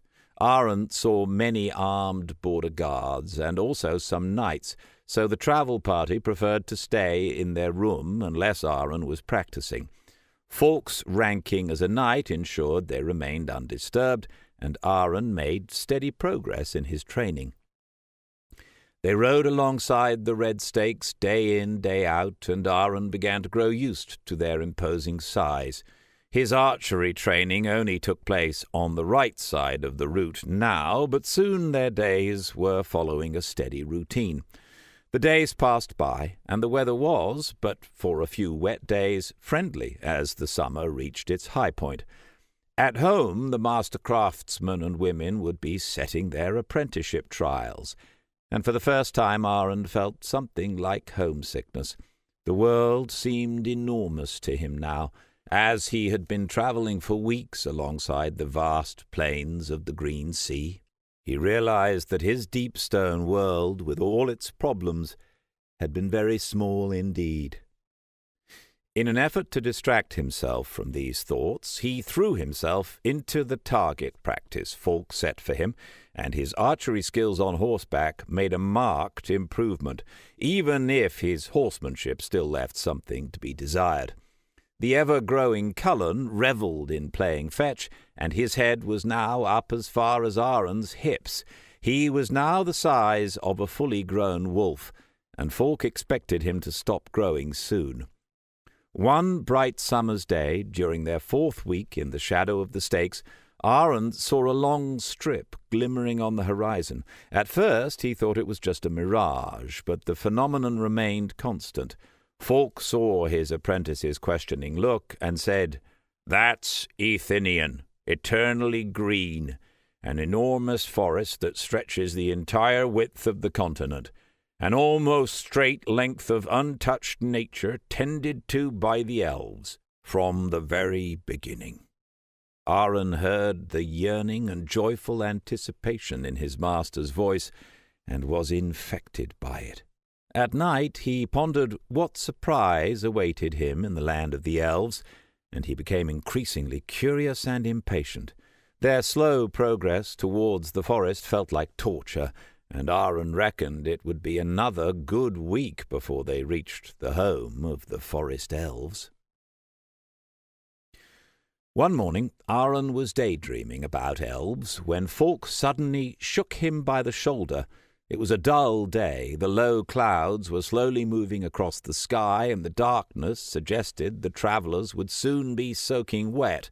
The young man sat up in his saddle and gave his master a questioning look. He didn't return his look, however, but whispered out of the corner of his mouth, "Don't arouse suspicion, but untie your bow from the saddle and open the quiver. We're about to be ambushed." The apprentice was about to crane his neck to see the danger, but Falk hissed sharply without moving his head, "Leave that, or do you want us all to die?" Aaron slumped back down and looked for all the world like a daydreaming young man, while he secretly prepared bow and arrows for action. The blood was pounding in his ears, and it was taking him longer than usual because his hands were shaking. Knowing they were in imminent danger was bad enough, but not being able to look for it was pure torture for the young man. Falk continued to speak quietly. "Celsina warned me earlier that she's receiving a lot of hatred and anger. Whoever's lying in wait there must have a couple of really shady characters among them, if she can sense their feelings over such a long distance." "I can't do much with magic," murmured Uldini. "We've another few days of unshielded travel through open countryside, and I'm glad that the Dark Ones have lost our track. The magic nets of the ancients have done their job and caused the necessary distraction. If I cast a strong magic spell now, the enemy will be on top of us immediately." "Can you throw a small magic net so we know how many and where they are?" asked Falk quietly. Uldini nodded. "But that's it then. Then I'll defend us with a few little sleights of hand, but I'll only intervene in an emergency." He closed his eyes, made a few quick hand movements under his cloak, and said something in the foreign language he always used when he was weaving his magic. He opened his eyes again 5 heartbeats later and said, "There are 14. 3 of them have crossbows, the rest have cudgels and swords. They're 100 paces away behind that big rock." He pointed his chain at a rock formation which rose up to the right of the trade route. The terrain was still undulating grassland, as it had been for the previous weeks, but here and there were fragments of rock that jutted up from the ground like the teeth of an ogre. They were dark on the surface, and Uldini had explained to Aaron a few days previously that they had originally been parts of one enormous mountain that had been blown up during one of the major battles. The young man was terrified at the thought that such a massive mountain could be destroyed, and he looked at them in superstitious awe. But now this feeling was replaced by real fear for his life. 14 opponents. Falk had taught him enough about the art of war for him to realize that this superiority in numbers was justification to flee. But instead his master was proceeding apace and deliberately raised the bow in his hand. "What are you doing?" asked Aaron, confused. "They're not using the left side of the road," said the old man calmly, "which means they have neither experience nor courage enough to challenge the clanmen. They've dug their whole group in behind one rock instead of dividing themselves up. That says to me that we're dealing with amateurs, and we know where they are, so the element of surprise is gone. We'll force them to leave their cover, and then you and I will pepper them with arrows until they flee. We'll start with the crossbowmen." Aaron was flabbergasted. He had shot animals when they had needed food, and Dark Ones who had wanted to harm them or others, but now he had to direct his arrows at people. "Can we not just talk to them?" he asked fearfully. Falk shook his head grimly. "The feelings that Celsina is absorbing are pure bloodlust and greed. Those people don't want to talk, at least not with us." "But maybe we can persuade them," Aaron persisted. If he was going to have to shoot at someone, then only after he had tried everything to avoid it. His master nodded haltingly. "All right, then, we'll give it a go, but I want to tempt them out anyway. Aaron, dismount and prepare your arrow. Loosen your sword, just in case, and if one of them shoots, then drop down on one knee and shoot at anything that's moving in our direction. Cullen will give you cover. I'll take on the crossbowman." His master wasn't counting on Aaron to agree to this. That much was clear to the young man. But Aaron was clinging on to the hope that the imminent bloodbath could be avoided. Aaron did as he was bidden. His loyal wolf crouched beside him, and as he was organizing his arrows in the quiver to make them easier to pull out, he heard the thunderous voice of Falk, who had nonchalantly placed an arrow on his bow, which he had set up in position on the saddle in front of him.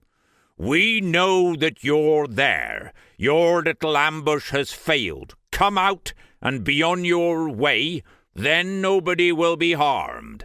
The sudden authority in Falk's voice even intimidated Aaron. Hopefully the bandits would cave in. First, nothing at all happened. The rock lay still in the morning light. A dozen heartbeats passed by, and then a number of figures came from behind and walked to the front of the rock. 8 positioned themselves in the middle of the road. 2 of them had crossbows at the ready. Another 5 appeared from the other side of the rock, away from the road. One of them was pointing a firearm at them. The ambushers were too far away to study in detail, but Aaron could see men and women in varying degrees of neglect.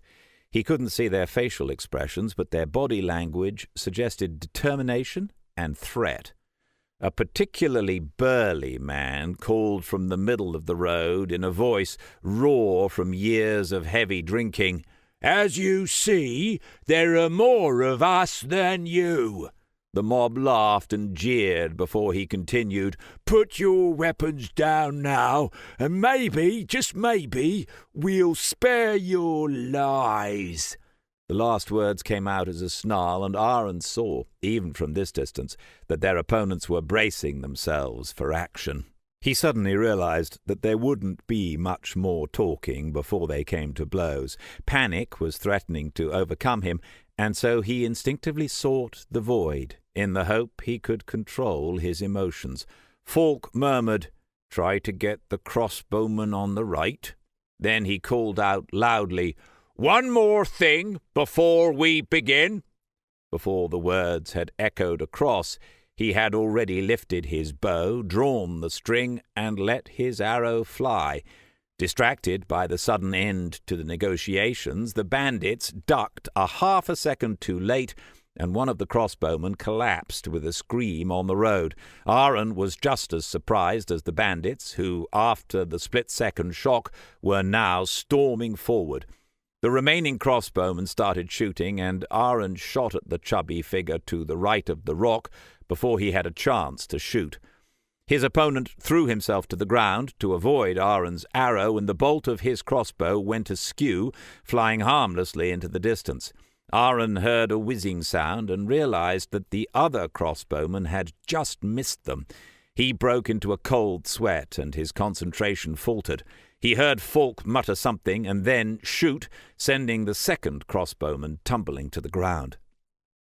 With shaking fingers, the apprentice set another arrow and dropped to one knee as his master had ordered. His corpulent opponent was lying flat on the ground, trying to reload his crossbow. The analytical part of Aaron's brain, which was firmly anchored in the void, was telling him that the more immediate danger was the 4 bandits who were now charging at him. The remaining crossbowman would have to shoot through his own people once he had his weapon loaded. And so Aaron fixed his look on one of the rapidly approaching enemies and suppressed his strong feeling of repulsion. Human being or no human being, the faces of the attackers left him in no doubt of what would happen to him and his comrades if they were overpowered. He let the arrow fly, and his target didn't stand a chance. Wedged in between his companions and running on uneven ground, he couldn't take evasive action in time. Aaron's arrow drove into his chest with a terrible sound, and he collapsed to the ground without uttering a sound. Aaron could feel the void fading at the sight, and he shot another arrow before his concentrated calm left him completely. The stocky woman he was aiming at this time threw herself to the side, but the arrow grazed her throat, and a fountain of blood spurted out of the wound. She covered it with her hands and let forth a gurgling sound. The horror of the scene completely banished the void, and Aaron jumped up, stunned, and dropped the bow. He stared wide-eyed at his victim, who made a few weak movements while the fountain of blood slackened until the woman finally died. He staggered backwards a few steps and frantically looked around him. Falk had been firing the whole time, and another 3 bodies were lying lifeless on the ground. Uldini was sitting on his horse impassively, the crystal ball in his right hand, and he was watching the fight with total concentration. The bandits were 20 paces closer now, and having received a quiet command from Falk, Celsina charged at the rest of the bandits on the road, while he pulled out his broadsword. Uldini meanwhile shouted to Aaron, "Draw your sword, boy! In the name of the three, defend yourself!" Instinctively, rather than consciously, Aaron followed the wizard's instruction. Cullen was standing at his right leg, his hackles raised and snarling angrily at the approaching enemy. Falk fell to work on the bandits with ruthless efficiency. Aaron saw for the first time the harmony between his master and Celsina as they rode into battle. Tite Junanwa and Ryder moved in perfect harmony. What the one saw, the other knew. The effect was uncanny. The elven horse rammed an attacker who had been too slow to jump to one side, and the poor soul was spun through the air like a rag doll with a gruesome, jagged hole in his chest, splattering the surroundings with droplets of blood. Falk was warding off swords and cudgels from the flanks of his warhorse with his broadsword in a combination of graceful arcs and cutting thrusts. He cut down 2 more attackers almost casually, and they sank to the ground with a groan, unable to stand again. But all of this was of no use to Aaron. The 2 remaining attackers, who had come from the side of the path, would be upon him any second. A man with ugly pockmarks and a long sword was lunging towards him, while a woman with an evil grin and a serrated dagger in her hand was running towards the seemingly defenseless child, sitting dumbfounded on his pack-horse. Aaron tried to push himself between Uldini and the woman, but the man blocked his way. Aaron was still overwhelmed by his latest deeds and mechanically raised Windblade into the defensive position he had been practicing for the previous few weeks, while he kept looking over at the 2 motionless bodies who were on his conscience, and this action, in all probability, saved his life. He caught sight of the one remaining crossbowman, who had reloaded his weapon, aimed it at Aaron, and shot. The apprentice instinctively leaped to the side so that Windblade was in the firing line. The bolt whizzed within a whisker past them, and Aaron felt sick as the displaced air caused by the bolt cooled his skin. If he hadn't taken that evasive action, he would now be just as dead as his 2 victims, and Cullen too had barely escaped being hit. This realization roused him into action. He pointed at the chubby crossbowman and shouted, "Cullen, attack!"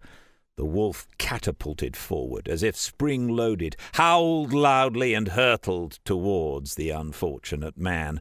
Aaron concentrated on his own attacker, and as the pock-marked bandit aimed his sword at him, Aaron practiced one of the few maneuvers he was familiar with. The assailant's sword was coming towards him in a flat arc about shoulder-high so that it would injure his head or chest. Aaron moved towards the strike and held his sword with the hilt upwards and the blade slanted downwards so that the cutthroat's blow slid along the curved blade with a scraping sound and was deflected. They were now standing beside each other, and the parried longsword harmlessly cut the air behind Aaron. The second part of the maneuver was even easier. While the bandit was stopping his sword to initiate a backhand stroke, Aaron only had to use his movement to good effect and take another step forward while he turned his body towards his opponent and swung Windblade in a downward motion. The impetus of his body turn gave his weapon enough strength to cause a gaping wound down his opponent's back, with blood spurting forth immediately. The pock-marked swordsman dropped his blade and collapsed into a groaning heap. Aaron looked down at his blade in surprise and saw the brigand's blood dripping from it. But before he could react to the sight, he heard a tumult behind him and spun around with his sword once again in the defensive position. The woman with the dagger was throwing herself at Uldini, and they were too far away for Aaron to do anything. He screamed a warning, but the wizard had already reacted. He flicked the crystal ball from the palm of his hand with his fingers, and it flew with high speed towards the woman's face. But instead of shattering into pieces, it ricocheted with a dull thud and flew back into the ageless youth's hand. His attacker dropped to the ground as if struck by lightning, and on her face was an enormous crimson swelling. Aaron looked around frantically, but there were no more bandits in the vicinity. Cullen was chasing down the crossbowman who had sought safety in flight and was running between the red stakes into the area of the green sea. Meanwhile, Falk rode at a gallop towards the rock, and the brigands lay motionless on the road. Blood was dripping from Celsina's coat and also off the armour of warhorse and rider. The sight was terrifying, and Aaron swallowed hard. Falk rode around the back of the rock and seemed to be hunting down the puppet master of the ambush, who Aaron hadn't set eyes on. There had only been 13 attackers, although Aldini's magic had revealed 14. There was a short scream, and Aaron was glad that the rock was hiding the action. Then Falk reappeared and looked searchingly around. Cullen had been chasing the last survivor, and Aaron had a sick feeling in his stomach about this. "Cullen, come here!" he shouted, and his four-legged friend turned with an unwilling growl and trotted back to him. Aaron breathed a sigh of relief as soon as the wolf had come back between the border stakes, and a few heartbeats later he understood exactly why. The chubby bandit was still running for his life away from them. He was wheezing and could still be heard from this distance. He was ploughing his way, surprisingly quickly for a man of his size, through the knee-high grass. Suddenly a shape seemed to grow up from the ground beside him. The clan woman had waited in the grass until the runaway was beside her. The woman rose up, and in a single flowing movement she sliced her dagger across his throat and ducked down into the high grass. The man took 2 unsteady steps forward before he noticed what had happened at all.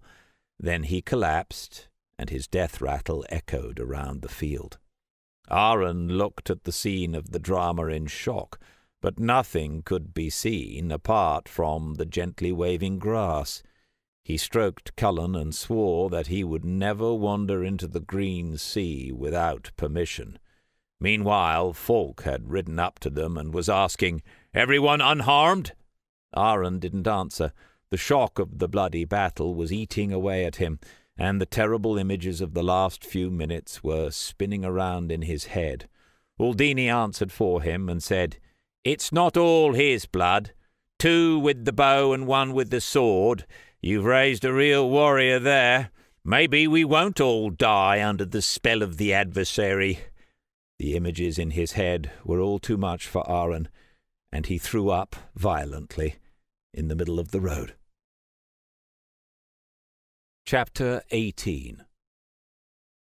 By the time Aaron's stomach had settled and his uncontrollable shaking had stopped, Falk had, matter-of-factly, wiped the bloodstains off himself and Celsina with one of the attacker's cloaks.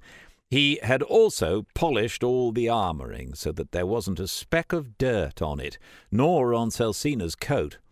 Aaron surmised absently that it must have been elfish craftsmanship, and he envied his partner's spotless appearance. He himself stank of blood, vomit, and the cold sweat of battle. He was on his hunkers in the middle of the road, his arms around his knees, unhappily rocking back and forth. Cullen sat down beside him, whimpered, and licked his master's face. The apprentice couldn't help smiling at this, then buried his head in the wolf's pelt, took deep breaths, and tried to stop himself from crying. Aldini looked down at the distraught young man and said, "He's doing well. I've seen some run away at the first sign of battle, and others frozen on the spot only to be hacked down without resistance. Once he's recovered from this, he'll have taken a terrible but vital step forward." Falk nodded. "But we can make it a little easier for him, can't we?" Aldini understood what the Guardian was driving at and began to prepare a little spell as unobtrusively as possible. Celsina, meanwhile, walked over towards Aaron and began filling his spirit with the peace and confidence he had felt once before when he had torn Cullen from the claws of the adversary. The young forest guardian lifted his head from his friend's pelt, and Cullen placed his head on the apprentice's knee and looked at him with loyal, loving eyes. Celsina calmed Aaron's tumultuous feelings, and suddenly a fresh breeze was gently touching his face.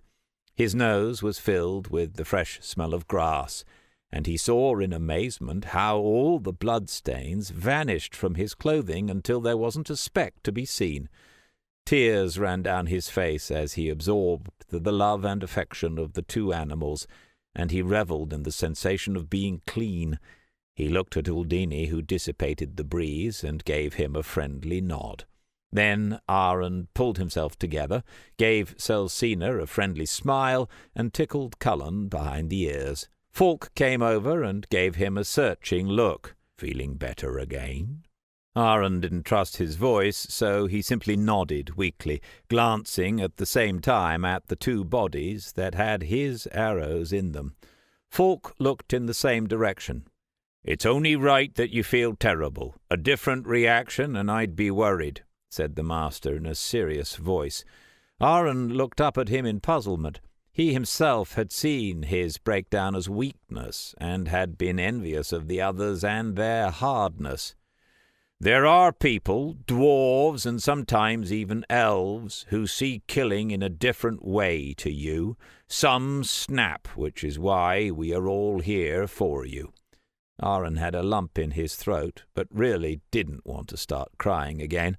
The thought of facing the horror he had just experienced without the support of his comrades was terrifying. He tickled Cullen again gratefully, who grumbled contentedly. His master continued, "No matter how tragic this is, those who enjoy killing are much worse than the tortured souls that have been destroyed by the experience of war. Most succumb sooner or later to a killing frenzy. Usually they are remembered as heroes, so long as their desires serve the general good, and they almost always die young. Lured by the siren's song of battle, they end up surrounded by the enemy and die in a final bloodbath of violence."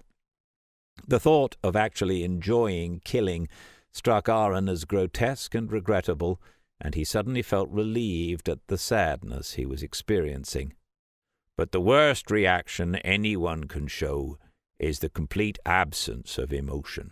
Those who experience no feeling as they stride through the battlefield, bringing death and destruction to their enemy, are generally the most terrible opponents. Their coldness grows to the point where they recognize neither friend nor foe, but driven by their own motivations, they will sacrifice 100 good men and women to kill 10 enemies if it serves their purpose." There was a hardness in the corner of Falk's mouth, and his tone suggested to Aaron that a memory was prompting these words. Falk cleared his throat and forced himself back to the present situation. He then finished with the following words. "We all feel sadness when we kill, and that's how it should be.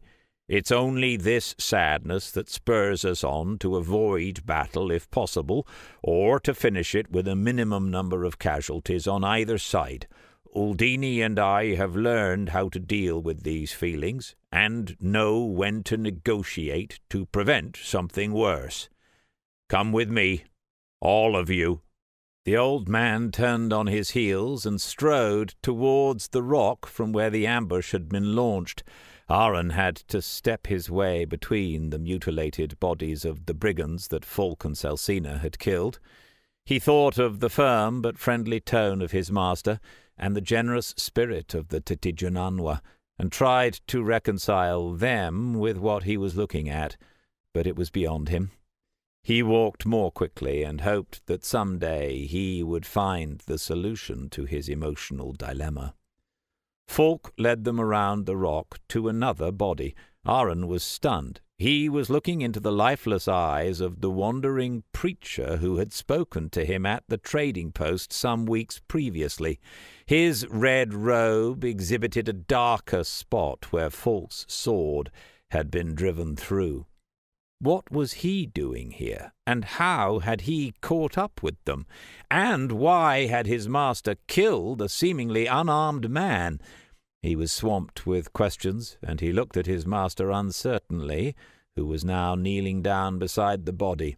Uldini reached the spot too, and hissed as he drew breath. Obviously Aaron had missed something that the wizard had spotted immediately. He followed the gaze of the youthful figure, and saw something long and dark lying in the grass a few paces away. Full of curiosity he stepped closer, and saw with horror that a thin tongue was lying in the grass. It was roughly 2 paces in length, and ended in a moist, shiny spike.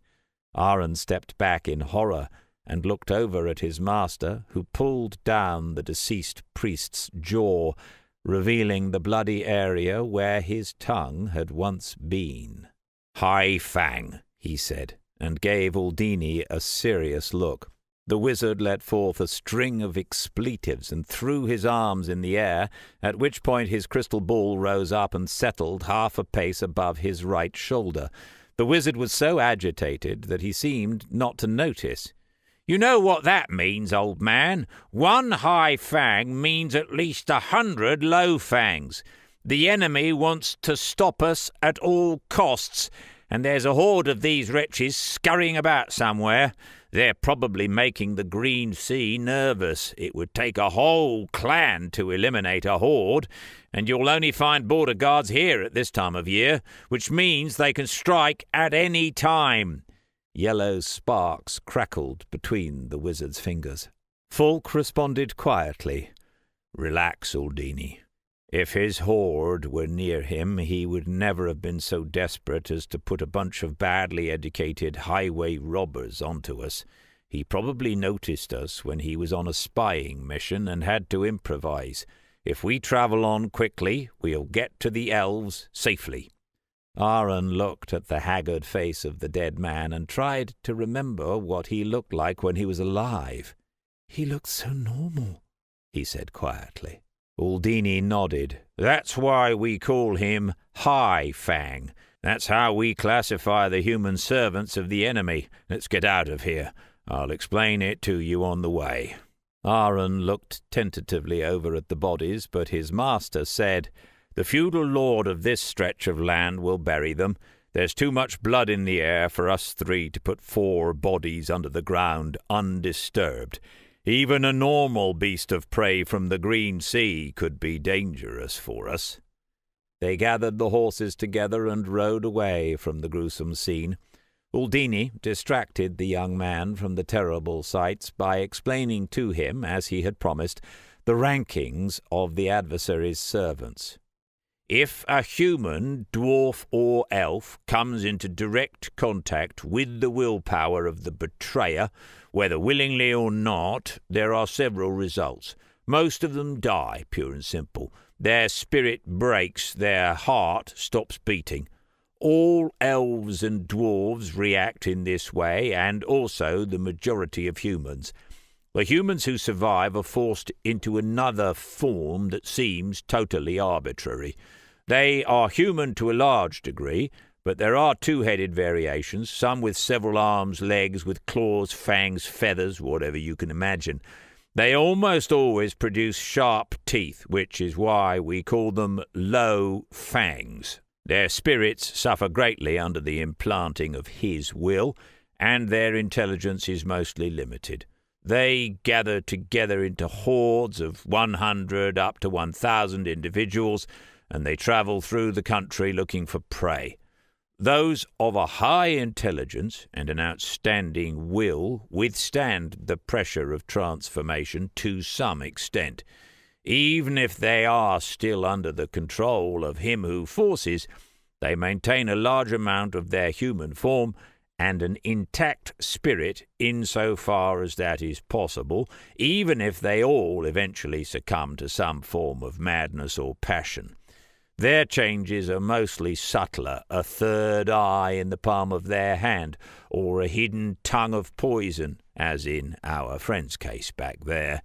We call these beings High Fangs. They are the ringleaders of the hordes, philosophers, spies, or assassins. You're already well acquainted with the Dark Ones. Almost all of them fulfill special roles or are compliant stooges of the High Fangs. And above them all are the Transformers. They are the generals, if you like. They obey only the adversary. Aaron wondered at the wizard's words. "What do you mean, willingly or not?" he asked. Uldini answered, "The unwilling variation follows 3 different types. Firstly, chance. A few borderlanders came under the wandering and dreaming will of the betrayer. That could even happen outside the borderlands at the beginning of the spell, but it was highly improbable and is impossible now because he is still sleeping too deeply. The same applies to the second variation. Someone had aroused his attention during the dark days, and to such an extent that he who forces went to the effort of searching after the troublemaker. Luckily, such a visitation can be easily avoided if one carries a sign of the 3, usually as a pendant. Otherwise, he would have been able to destroy all the opposition in their sleep. The closer one is, the stronger the effect. That's why we have possibility number 3, the most common one nowadays. It still regularly catches border guards who are careless and wander to within a length of the Paul pillar, and then a medallion is of no use any more. One of the reasons that the gods created the paladins that time was their ability to withstand his willpower, even in direct contact. Uldini was now lost in his memories and stopped talking, and so Falk took over the reins. The willing variation is very simple. You go to him and submit yourself to his will. Aaron was shocked. "Who would do something like that?" he asked, flabbergasted. You want power over other people. You see no point in your life. You are tired of taking independent decisions. You're running away from their consequences, or you simply reject the 3. Some of them only wanted to be on the side of the so-called victors. The lonely, the lost, the despised, they all ran to him and ended up as low or high fangs in his army. That's another reason. If you go to him of your own free will, then the transformation won't kill you. There was even the rumor that you could become a transformer. People can be incredibly stupid. Falk shook his head in disdain. The 3 rode along for a while in silence. Then Uldini asked, "The High Fang, what did he say to you that time at the trading post?" Aaron thought hard. It had been weeks earlier, and he hadn't attached much importance to it. Finally he said, "Something about me not needing to be lonely any more. Something like that. Something about a shimmering path or an illuminating way, I think." Uldini and Falk were suddenly very uneasy, and the Magus asked carefully, "Was it the illuminated path, perhaps?" Aaron thought for a moment, then nodded. Falk looked grim and said, "That was fast." The apprentice looked questioningly from one to the other, and finally his master relented and offered an explanation. There was a cult in the dark days that taught the adoration of the adversary. Their true god was buried under a heap of lies in order to lure the unhappy and weak. Never be lonely again. Have no fear. Abandon yourself to our community. Be free of all doubts, all that rubbish. This all resulted in the poor souls freely putting themselves under his control. The name of this cult was the Illuminated Path. It seems our enemy is organizing himself more quickly than expected, added Uldini. You think too vertically, said Falk in contradiction. Not everything is coming from him. I think the Transformers are preparing the ground for the harvest. Not that this possibility is much better. Uldini shrugged his shoulders. Whatever the case, I'm going to call on the ancients to eradicate the cult in all the kingdoms before it can gain a foothold.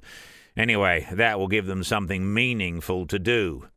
"Good idea," agreed Falk grimly. They rode on in brooding silence, and after a few lengths the rain started, thick heavy drops that soaked through to the skin within seconds. Aldini looked up at the heavens and said, "Well, that figures." Aaron awoke. His breathing was fitful, and his clothing stuck to his body under the blanket. Just as every night since the ambush, he only slept a few hours before he was woken up by nightmares. Cullen was beside him, as always, his warm pelt a rock withstanding his master's constant and alternate surges of fear and guilt. Whenever he closed his eyes, he saw the faces of his enemies who had died at his hands. He was finding it impossible to shake off the memories, no matter how hard he tried to justify his actions to himself. At the start, he had tried to calm his nerves by reaching the void, but the ghosts of the dead were the new ghosts of the void, and so this refuge remained barred to him until he could find the opportunity to come to terms with his deeds. Logic told him that he had done the right thing, that he himself would have been killed had he not defended himself. But the very same logic told him that they had taken 14 lives in order to save 5. He was going around in circles and didn't know the way out. Falk and Aldini were of no use whatsoever. His master would always say, "The answers are already there, you just don't want to see them." And Aldini spoke like an oracle. "Each must find their own way to come to terms with it. Find the reason that justifies what you have done. Falk knows his, and I have my own. Find yours, and you shall find peace." This really didn't help the young man, but he struggled on, forced his way through the days as the ribbon of evergreen grew bigger and bigger, until they could recognize individual trees with the naked eye. According to Falk, they would be there in 2 days, and slowly the feelings of guilt gave way to curiosity and excitement. Only at night was it impossible to escape from his conscience in the nightmares that plagued him. Cullen would sense his disquiet, and so lick his face and hit him playfully with his paws, and within a few heartbeats they would be tussling for fun until Aaron would collapse, unable to breathe because he was laughing so much. Then he would stroke the fur of his friend and fall into a dreamless sleep. The following days passed painfully slowly. The trees of evergreen were growing into the skies before them, but still they hadn't reached the tree border. He reckoned that most of the trees soared over 50 paces up into the heavens, and the green wall stretched unbroken from one end of the horizon to the other. He felt a sense of awe in the face of such an elemental force of nature. His master understood the expression on his apprentice's face, for he himself often wore it. He whispered to Aaron, "Wherever I go, Athenian will always be my true home. It would take a person 3 years to cross it from east to west, and 3 months to travel from here to its northern end, where the icy vasts await one. It would take you a whole lifetime to see all of Athenian." Aaron had never heard the old man gush like this, but there was always a painful undertone when he spoke of the forest of the elves. This part of their adventure was finally coming to a close, and the following day they would enter at last into the safety of the elfish forest in order to find the first of the 3 Ainans. Chapter 19. The green wall of trees soared ever higher as they traversed the final lengths to the elfish forest. Shortly before that, they had passed by the Night Marsh's border station, a strangely humble stone building, with an elderly man sitting snoring on a platform. Aaron had expected an imposing castle or some other symbol of power through which the kingdom would assert its border with the elves, but he was obviously mistaken. Falk had seen his puzzled look and explained the reason to him. There haven't been any border conflicts for centuries. The trees are a clear divide. The elves live within, the people outside. Everything has been peaceful since nobody tries to fell the trees anymore. A strong fortification would only increase tensions, and the more harmonious relations are, the more the trade road brings in. Money has always been a powerful motivation. The green giants were now soaring before the travellers into the sky, and Aaron's first impression, that most of these trees had to be at least 50 paces tall, had proved itself to be true. Sweeping branches full of leaves created a green canopy above the forest floor. As he lowered his gaze to look ahead, he saw that the trade path was snaking its way between the massive trunks of the enormous trees, and its appearance had altered markedly since they'd passed the border post. The massive stone slabs had made way to a curious green growth that made its way like velvet, smooth and shimmering. They rode closer, and Falk said, "Leave the talking to me." Aaron stretched his neck, but could see nobody. There was no border post or guards, and while he was wondering what exactly Falk meant, two slim figures stepped out of the trees and onto the trade path from left and right, and looked at them impassively. Aaron squinted his eyes in an effort to make out details, as these were the first elves he had ever seen in the flesh, but the distance was still too great. Falk said quietly, "We'll dismount here and lead the horses by their reins." Aldini grumbled, but followed the other's example. They slowly walked towards the two elves, who still hadn't moved a muscle. The whole situation seemed somewhat unreal to Aaron. They were still 100 paces from the first trees, but already they were stepping into the shade of the leafy canopy. Much to Aaron's surprise, it had hardly darkened at all, but everything was lit up in a greenish lustre. He looked up and had to blink straight away. The leaves of the giant trees were strongly translucent and hardly stopped the sun at all. He was filled with a sense of security and peace, almost as if the canopy of leaves was keeping everything evil at bay, and only the warmth and beauty of the world was allowed to pass through. A light breeze ruffled the treetops, and the silent swoosh created a play of colours, as shades of gold and green danced their way through the branches in ever-changing variations as the sun found its way to the forest floor. These sensual elements hit Aaron quite unexpectedly, and tears of joy ran down his cheeks. He felt safe for the first time since he had left Deepstone. Celsina emitted a storm of joy and happiness, which proved to the young man that he wasn't alone with his emotions. His master was walking before him, but the young man could tell from his trembling shoulders that the old man was equally overcome. He blinked away his tears and concentrated fully on the elves they were nearing. They were a dozen paces away, and he could now make out all their features. Both were slim and tall, with snow-white hair that fell to their chests and down their backs in complicated plaits and coils. Their bodies were covered by unusual leather armour that Aaron had never come across before. The leather seemed to be made up of individually hardened leather pieces, which were in a variety of curved shapes that made a complete closed piece.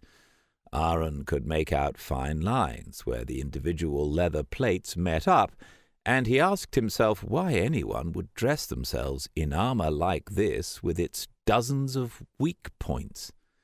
The guards were unarmed and looked at the travel party as they finally arrived with eyes that were calm yet penetrating. They didn't say a word to the arrivals, and still hadn't moved, but still Aaron couldn't ignore them. The guards radiated a sort of quiet authority that warned everybody not to proceed without their permission. Falk cleared his throat after a few seconds of silence and said in a trembling voice, "We wish to enter Athenian in order to speak to Jelny Nolan." He clearly wanted to say more, but it seemed that the feelings that had surfaced on his return to the elfish forest were overwhelming him. But there was something else. His shoulders were pulled in, and he had sunk his head and was looking erratically from one guard to the other. His proud and unflinching master was coming across like a nervous and vulnerable God's Day student. This sight took Aaron aback, and he was even more dismayed when one of the guards said in a quiet but clear voice, "We know who you are, Dorian Falkenstein. Your time under the elfish trees was declared over. Turn around and return no more." His master flinched at these words, as if they had been accompanied by blows.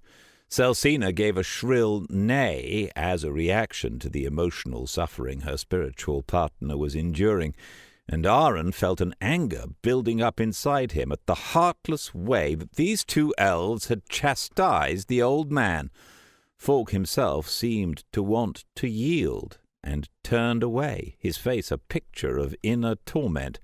Aaron was about to utter some scornful words, when suddenly a crackling sound filled the air behind him. The apprentice spun around and saw Uldini. Aaron gasped and staggered backwards until he crashed into his horse, for he hardly recognized the wizard. He was floating a good 1.5 paces above the ground, and he was engulfed in an aura of flashes that was dancing over the ground and among the trees with a power that was almost tangible. His eyes were lit up in a painfully bright glow, and when he spoke, his voice sounded like thunder. "I am Uldini Gitobo, beloved of the gods, supreme commander of the ancients, weaver of the Bane's spell, and protector of the sun plains. I demand admission for me and my companions, and an escort to Jelny Nolan now." The last word was accompanied by a tremendous blast that threw everyone off balance as it raced along the canopy of leaves and disappeared in the distance.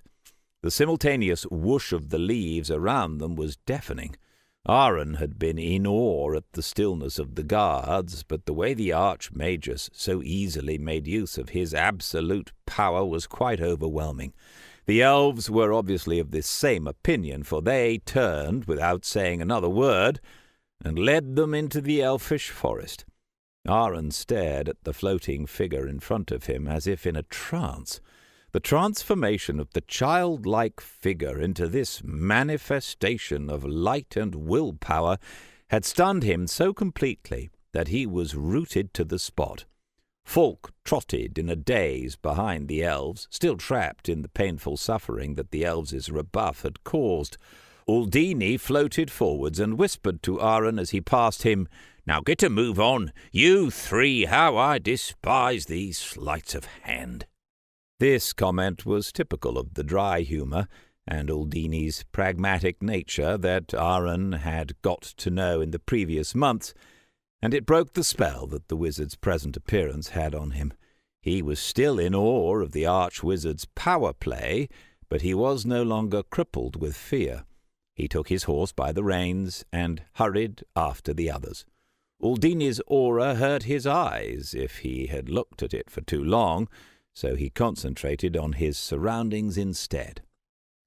The shimmering ribbon he had seen from the distance, and on which he was now walking, turned out to be a thick bed of moss that felt soft and feathery under his feet, yet provided a secure footing.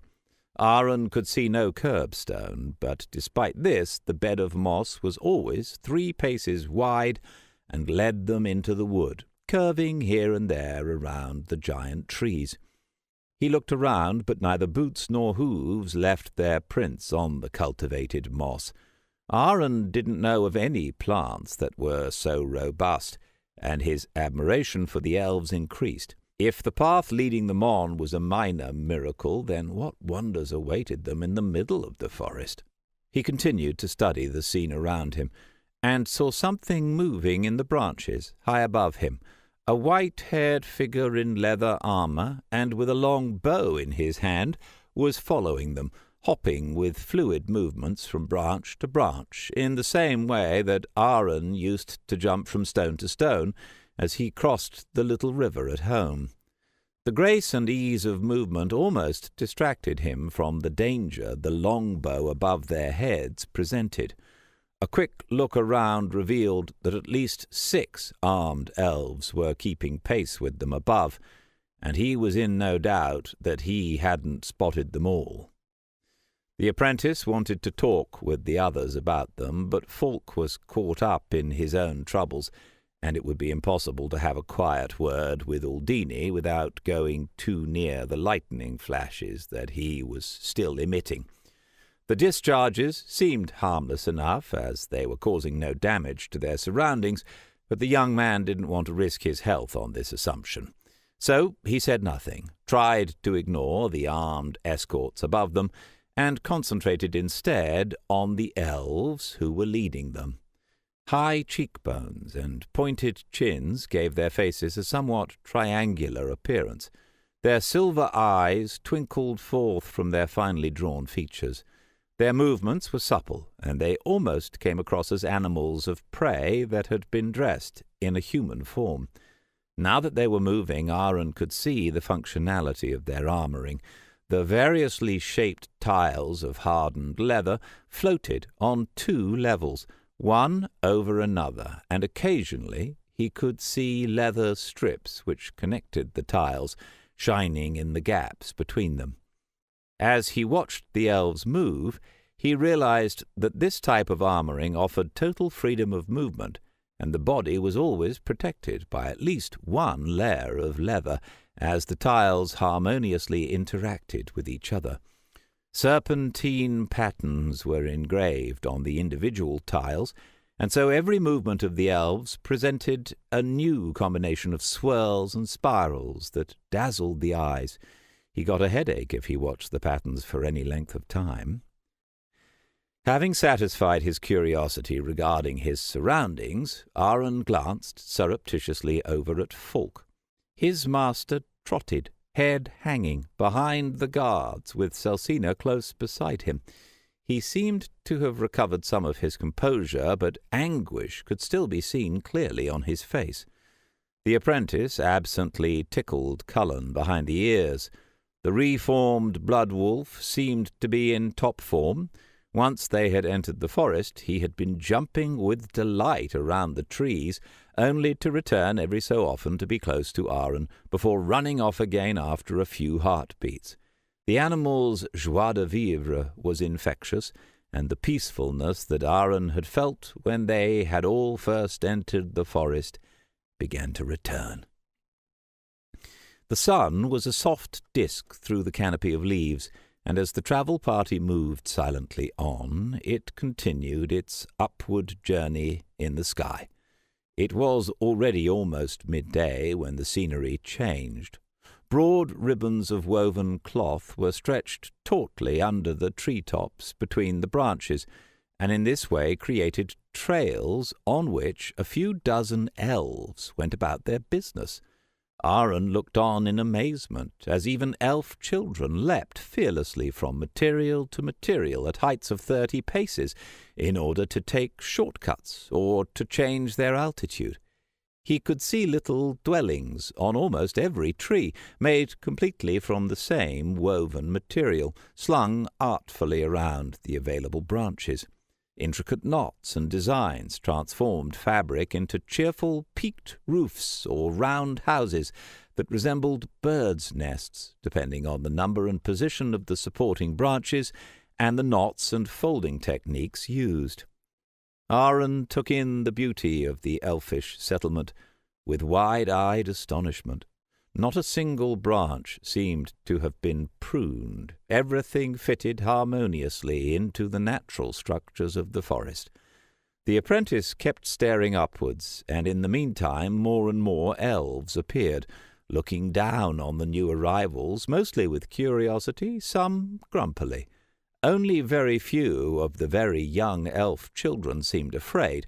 All of the others reacted astonishingly calmly to the figure of Uldini, who was still spraying sparks around him as he floated. Magic seemed to be nothing unusual here, and soon Cullen was arousing more curiosity than the arch-wizard. The elves, all of them white-haired and silver-eyed, were pointing down at Cullen and whispering excitedly to each other as the wolf rambled around the trees. Aaron gave a quiet whistle, and Cullen trotted over to him before sitting beside him. The young man tickled Cullen's furry head in a deliberately exaggerated and intensive way to forestall any misunderstanding regarding his friend's nature, and Cullen began to grumble with pleasure. Then he squatted down and let the wolf lick his face with his slobbery tongue. Giggling broke out from the surrounding treetops, and the children hopped and climbed down the branches at lightning speed. Within 10 heartbeats, Cullen was surrounded by his new playfellows, who were calling, teasing, feeding, and romping with him. The young blood wolf was overjoyed, and soon he was buried under a pile of giggling and laughing elf children. Aaron felt a calloused hand on his shoulder as he watched the fun and games, and he heard the voice of his master. "Very good work, boy. Elves are very closely connected to nature and her creatures. You have brought a blood wolf into their presence, but one who is a friend and has been wrested from the influence of the adversary. That will bring us further than all the magic Uldini can invoke." Aaron looked at Falk, who smiled weakly. The pain was still visible in the old man's eyes, but his normal stoic composure had returned, and that was a step in the right direction. One of the elf guards disappeared, while the other one indicated, with a hand gesture, that they should wait. The apprentice compared their attitude with that of the other elves, and he could hardly believe that their ice-cold escorts were also part of this community. All hostility had vanished from the faces of the inhabitants once Cullen had been accepted. Many greeted Aaron with a friendly nod or waved at him. Some performed a strange, formal gesture in front of Falk, which he reciprocated, beaming with joy. The tumult gradually died away, and those whose curiosity had been satisfied went off about their business. It was striking, however, that none of the adult elves came down to them. When he mentioned this to Falk, the old man responded, "The forest floor is not part of the settlement. It's as if we were outside the city walls. We are only inside once we have been invited up." "What sort of a gesture was it that the elves made to you?" asked Aaron, inquiring further. Now that his master was open to questions, he wanted to make use of the opportunity while they were waiting. "It's a welcome greeting. They're expressing their friendship, in spite of the fact that I'm not supposed to be here." Falk's voice wavered. "Why did the guards turn you away? I thought you had already paid for your crime." Aaron aimed for as gentle a tone as possible in order not to push his master too far. But he responded in a surprisingly calm voice. "It's nothing personal. Elfish laws permit visitors only a limited time under the trees of Ethinian. When this time has run out, you cannot return for a year. When I was serving my sentence in the forest, I exceeded the time span 100-fold. So when I left, I was told that I could only return after 237 years. Aaron looked at him in amazement, but Falk merely shrugged his shoulders. Elves have a different concept of time to humans. Before the apprentice could ask any more questions, the second guard was back, accompanied by an elf. The female elves Aaron had seen in the trees may have resembled those in the stories, tall, slim, white-haired, with finely drawn features, but the elf he was looking at now definitely stood out from the crowd. The first thing that struck Aaron was her red hair, which framed a friendly face. Intense green eyes looked curiously up at him in a friendly manner. The elf was on the short side and rounder, without being any less dainty. When she saw Falk, she smiled, and Aaron's heart missed a beat. The goodness and warmth of her smile overwhelmed him, and within a heartbeat he knew that he would defend this elf with his life. Dazzled by her radiance, he watched Falk kneel in front of her with a serious face and murmur something in Elfish. She merely smiled in return, patted him behind the ears, and pulled him to his feet. "Speak so that all of us can understand you. Where are your manners?" Then she gave his master a hearty embrace and said, "I was never angry with your decision, only with the way you treated Celsina. She's on your side again, so I bear no grudges." Aaron thought the little elf sounded like a mother, but the tone of her voice and her self-confidence suggested that her short statement could also have been a knight's dictum. He realized that this thought may not have been so far off the mark when he saw that the two guards had relaxed at last and were now grinning at Falk. The elf let go of Falk, who quietly wiped a tear from his eye, and she turned to Uldini, kneeling before him and stretching her arms out. "Aunt Jelny Nolan!" screamed Uldini and jumped at her like a little boy. Aaron looked on open-mouthed as the elf lifted up the arch-wizard and spun him around like a little child while he giggled uncontrollably. Her radiance had just as powerful an effect on his companions as on himself, but who was this woman? Falk turned to him and gave a hearty laugh when he saw the young man's face. He said in a cheerful voice, "Aaron, chosen to be the 13th Paladin, allow me to introduce you to the Arch-Wizardess Jelny Nolan, High Priestess of Her Who Feels." The elf gave a little curtsy that seemed more playful than formal and smiled at him. The full impact of her radiance overwhelmed him as her green eyes bore into his, and he felt the full extent of her goodness and friendliness. A feeling of security began to spread within him as she spoke. "The blessings of Her Who Feels be upon you always. May all creatures under her control recognize your heart and behave accordingly." And she placed a soft hand on his cheek. Aaron closed his eyes and enjoyed the comfortable feeling, above all else, of being protected, and a small part of his heart wondered if that was how it felt when you had a mother. As far as Aaron was concerned, he could have remained standing there for hours, but suddenly he felt a push between his legs and heard an excited whimper. Cullen had freed himself from the mass of elf children and now pushed Aaron roughly aside so that he could push himself forward on his stomach towards Jelny Nolan, whimpering and wagging his tail and looking for her hand with his head. The elf priestess looked thoughtfully for a moment at the blood wolf, then smiled again and repeated her words, while she placed a hand on Cullen's head between his ears. The animal was now completely silent, and at the end of the blessing he tilted his head and looked up at Jelny Nolan with curious eyes. Everything was still for 2 heartbeats. Only the gentle rustle of the trees could be heard. It was only now that Aaron noticed that all the elves were watching them spellbound, without making a sound. Then Cullen sat up on his hind legs, tilted back his head, and uttered a long howl that reverberated loudly through the forest. Aaron flinched, but he was the only one to do so. All the others smiled and ruffled his fur or patted his head. He jumped away and into a crowd of squealing elf children who welcomed him even more enthusiastically than they had the first time. It seemed his friend had passed some sort of test without even knowing about it. The high priestess turned and waved at them to follow her. Aaron trotted after the others wearily. The roller coaster of emotions he had experienced in such a short time was taking their toll.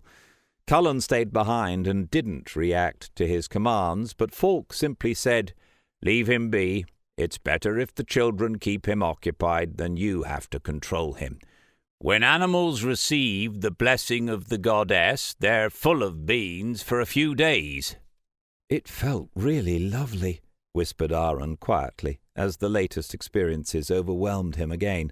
Falk nodded and said, "The blessing is reserved only for elves and a select few other creatures, or, to be more precise, for highly valued animals and a handful of esteemed outsiders. It's only bestowed once, so treasure this in your memory."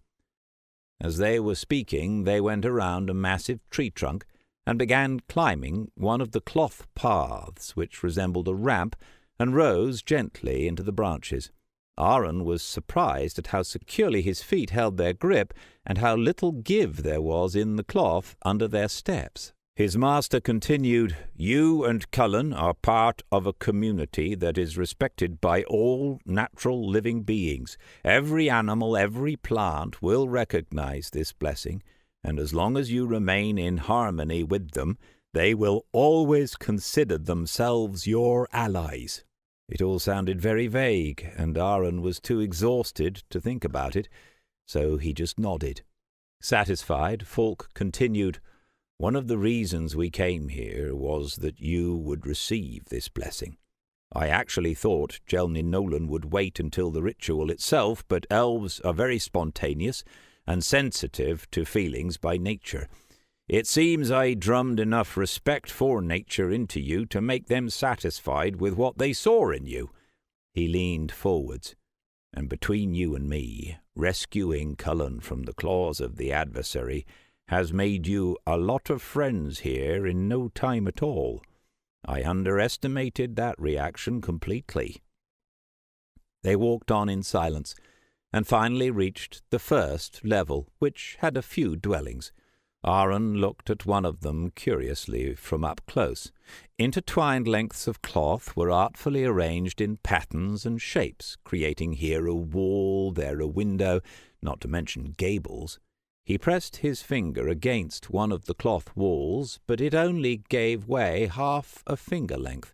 He tried to follow the direction of one of the lengths of cloth, but failed. The patterns were so complex that his head hurt if he concentrated on them too much. His eyes began to water at the effort, so he shook his head and gave up. Uldini popped up beside him and laughed. "Leave it be. The human brain isn't cut out for this art. It took me 3 years before I understood the basics that time."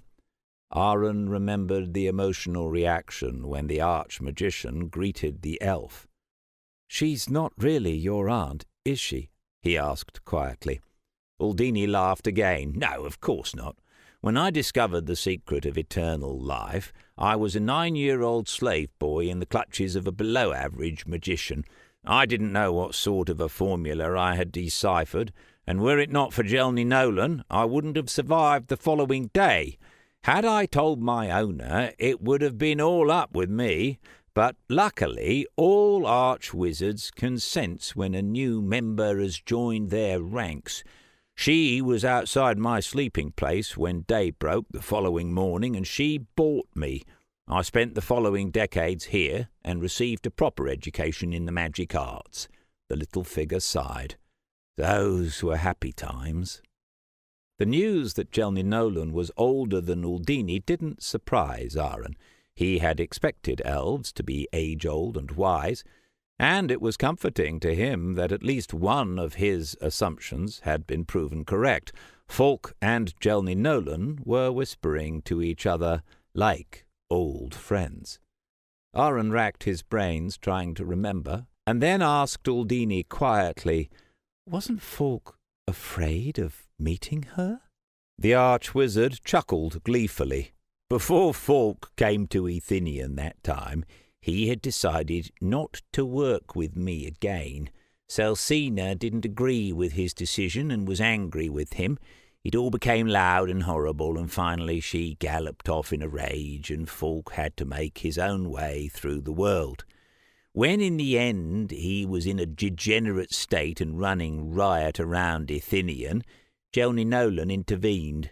She wasn't happy at his behaviour and let him know that in no uncertain terms when he was doing his compulsory labour in the forest.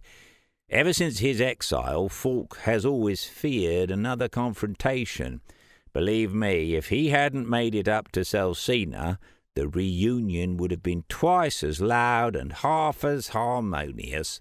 Aldini grimaced and placed a hand on Aaron's arm so that he stood still and looked the sorcerer in the eye. "You've noticed this peaceful feeling when she looks at you, haven't you?" The young man nodded and found himself smiling automatically at the memory. So everyone had the same feeling in her presence, he thought. "And now imagine her angry and shouting at you." Aaron shrank back and looked doubtfully at the red-haired, roundish elf walking in front of them. Somehow he couldn't imagine this personification of peacefulness and goodness becoming enraged, but he wouldn't give her any reason to reprimand him, just to be on the safe side. Falk and the high priestess had stopped outside a large, angular dwelling which could almost pass for a human treehouse. She turned around and said, "This is one of our guest chambers. The first few days under the trees are always very disturbing for people. Rest yourselves and have something to eat. We'll talk again early tomorrow. In the meantime, I'll speak to the forest and listen to what he has to say." Then she turned on her heels and left without waiting for a response. Aaron looked after her, and Aldini chuckled quietly. "Like a strange mixture of motherly sternness and kingly authority, don't you think? I've learnt to contradict her only when it's absolutely necessary." Falk mumbled something to himself and took a fresh fruit from the bowl that was standing there ready. Aaron took one too and looked around him. The dwelling consisted of a large room that, with the help of loosely hanging lengths of material, was divided into 3 sleeping areas and 1 main room. Plump cushions for sitting on were scattered around the floor, and naturally grown branches, which never seemed to get in the way, served as storage places for bowls, jugs, and glasses. The 3 ate in silence, and found themselves being enveloped by the same peaceful mood that they had experienced when they first entered the elf forest. Nobody wanted much to talk, each person dwelling on their own thoughts. Falk seemed more relaxed than he had been in weeks, and Aldini less serious. Aaron enjoyed the feeling of contentment and safety that radiated from everything around him. He closed his eyes, gave a contented sigh, and fell asleep on the spot. Chapter 20. Aaron woke up fresh as a daisy. He lay there with his eyes closed and enjoyed the peace of the moment. The greenish light of Athenian warmed his face, and the rustling of the trees soothed his spirit. The silence around him could only mean that the others had got up before him, and the fact that Cullen hadn't licked his face suggested that his 4-legged friend was playing with the tireless elf children. After a while, his curiosity concerning the elfish settlement won out over the peace of his sleeping space. He opened his eyes and stretched himself, and noticed that somebody, in all likelihood Falk, had carried him to one of the separate sleeping areas and peeled him out of his leather clothing. Aaron smiled in gratitude, rotated his shoulders, and stretched his back in order to loosen himself. He pulled the length of cloth aside and stepped into the main space. As he had suspected, none of the others were there. Fresh fruit was laid out in the bowl that they had already eaten out of the previous day, and Aaron dived right in. He almost emptied the bowl, and as he was eating he kept glancing outside curiously. It only dawned on him then that there were no doors to be seen. The entrance to their dwelling wasn't even hung with cloth, and when he looked around he could see that the same was true for the other cloth constructions in the vicinity. He only saw a few elves and very few other new things. It seemed as though the guest quarters were chosen so that they were somewhat separate from the rest of the community. Aaron did have a fine view of the forest, but if he wanted to see anything else, he had to crane his neck or leave the house. Unsure of where to go, he first returned a little on the path they had come in on the previous day. He peered curiously into every cloth house he passed. Most of them were empty. Now and then there would be an elf sitting in one eating who would give a friendly nod. He wondered where everyone was, but soon he realized that the settlement stretched out over several levels, and there would certainly be something like a village square somewhere. He had seen the elf children climbing up and down the cloth paths the day before, and these connected the various levels.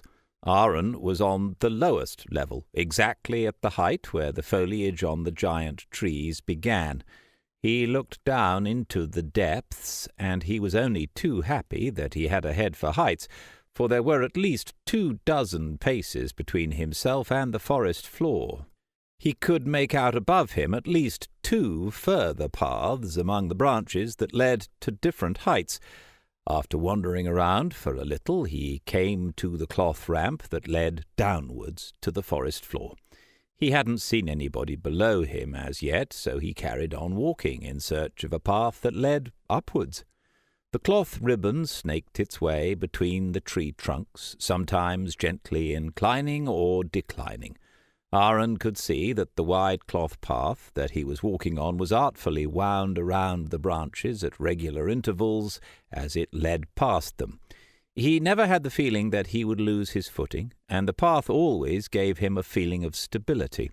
Whether that was down to the qualities of the unusual material or the almost magical knotting and wrapping techniques used by the elves, he could not tell. For a while he wandered aimlessly. Here and there the ribbons would intersect, and now and then Aaron would take a turning in the hope that he would see a familiar face or find the path that led upwards. He called after Cullen a few times, but the blood wolf was undoubtedly enjoying himself with his new playmates, and Aaron didn't begrudge him that pleasure. This was the first time since Deepstone that the animal found itself in a community that accepted him without question, and the young man was determined to allow his friend to enjoy this positive experience as much as possible. He strolled on, taking in the idyllic peace and majestic beauty of the elf forest. The emotions that the enormous trees and the greenish light had stirred up in him the previous day had been tumultuous and overwhelming, but today they had a more subtle influence on him, like the steady sound of a noisy waterfall, just far enough away not to be a disturbance, but close enough to penetrate everything he was experiencing. The result was an inner calm and clarity, which lay over every thought that came to him. At last he spotted a ramp among the branches that led upwards and into the distance. He smiled contentedly and walked purposefully towards it. As he approached it, he noticed a group of trees that were even taller than the ones whose branches he was walking among. There were at least 24 of them, leafy giants, soaring at least 100 paces into the skies. Aaron could see a large platform, seemingly floating between their mighty stems, and buzzing with elves. The ramp he was on led upwards to the platform, and Aaron quickened his steps. The nearer he approached, the smaller he felt in the presence of the gigantic trees. He concentrated on the platform ahead, and noticed after a time that it was not floating, but was attached through a series of ropes that were variously attached upwards and downwards to the surrounding enormous trees. There were well over 200 elves scurrying around the platform, going about their business, and most of them seemed to be artisans. This had to be the centre of the elf city. Aron rapidly ascended the ramp, and he noticed that the layer of material out of which the platform was constructed was the thickness of his forearm, and the material was intertwined in complicated patterns. He reached the top of the ramp and stopped at the edge of the circular surface to get an overview of the scene playing out in front of him. There were elves everywhere, sitting or standing, performing the most varied of tasks, and strange sounds and smells permeated the air. There were some trades he recognized immediately: weavers, tailors, cooks, and tanners, but he also saw trades that clearly involved magic. 24 paces away he saw a group of 6 elves who were working a lump of metal together. Where one human or dwarf would have used a hammer, an anvil, and a roaring fire, here 5 of the elves sang to the lump of metal, while the last she-elf formed the metal into a long blade with her hands, stroking the material again and again, warping it ever so slightly with each gentle stroke. Finally the blade was finished, and the song faded to a whisper. Aron unwittingly moved closer, still wanting to hear the sound of the elf voices. The woman blacksmith now ran her fingernail over the surface of the blade and scored patterns and signs on both sides of the metal before she paused, and the whispering ceased. Aron was sure the workers were finished, when suddenly the 5 singers held hands and began to sing full-throatedly. The woman-smith held the blade on her outstretched hands and slowly turned around in the middle of the circle, looking each singer in the eye for several heartbeats. A silver shimmer covered the blade for a moment. Then the singing stopped, and all 6 sank onto the floor and into a deep sleep, the blade still resting on the hands of the woman-smith. This seemed most unusual to Aron, and he looked around to see if anyone had taken notice of this unusual scene, but with the exception of a few approving looks, nobody batted an eyelid.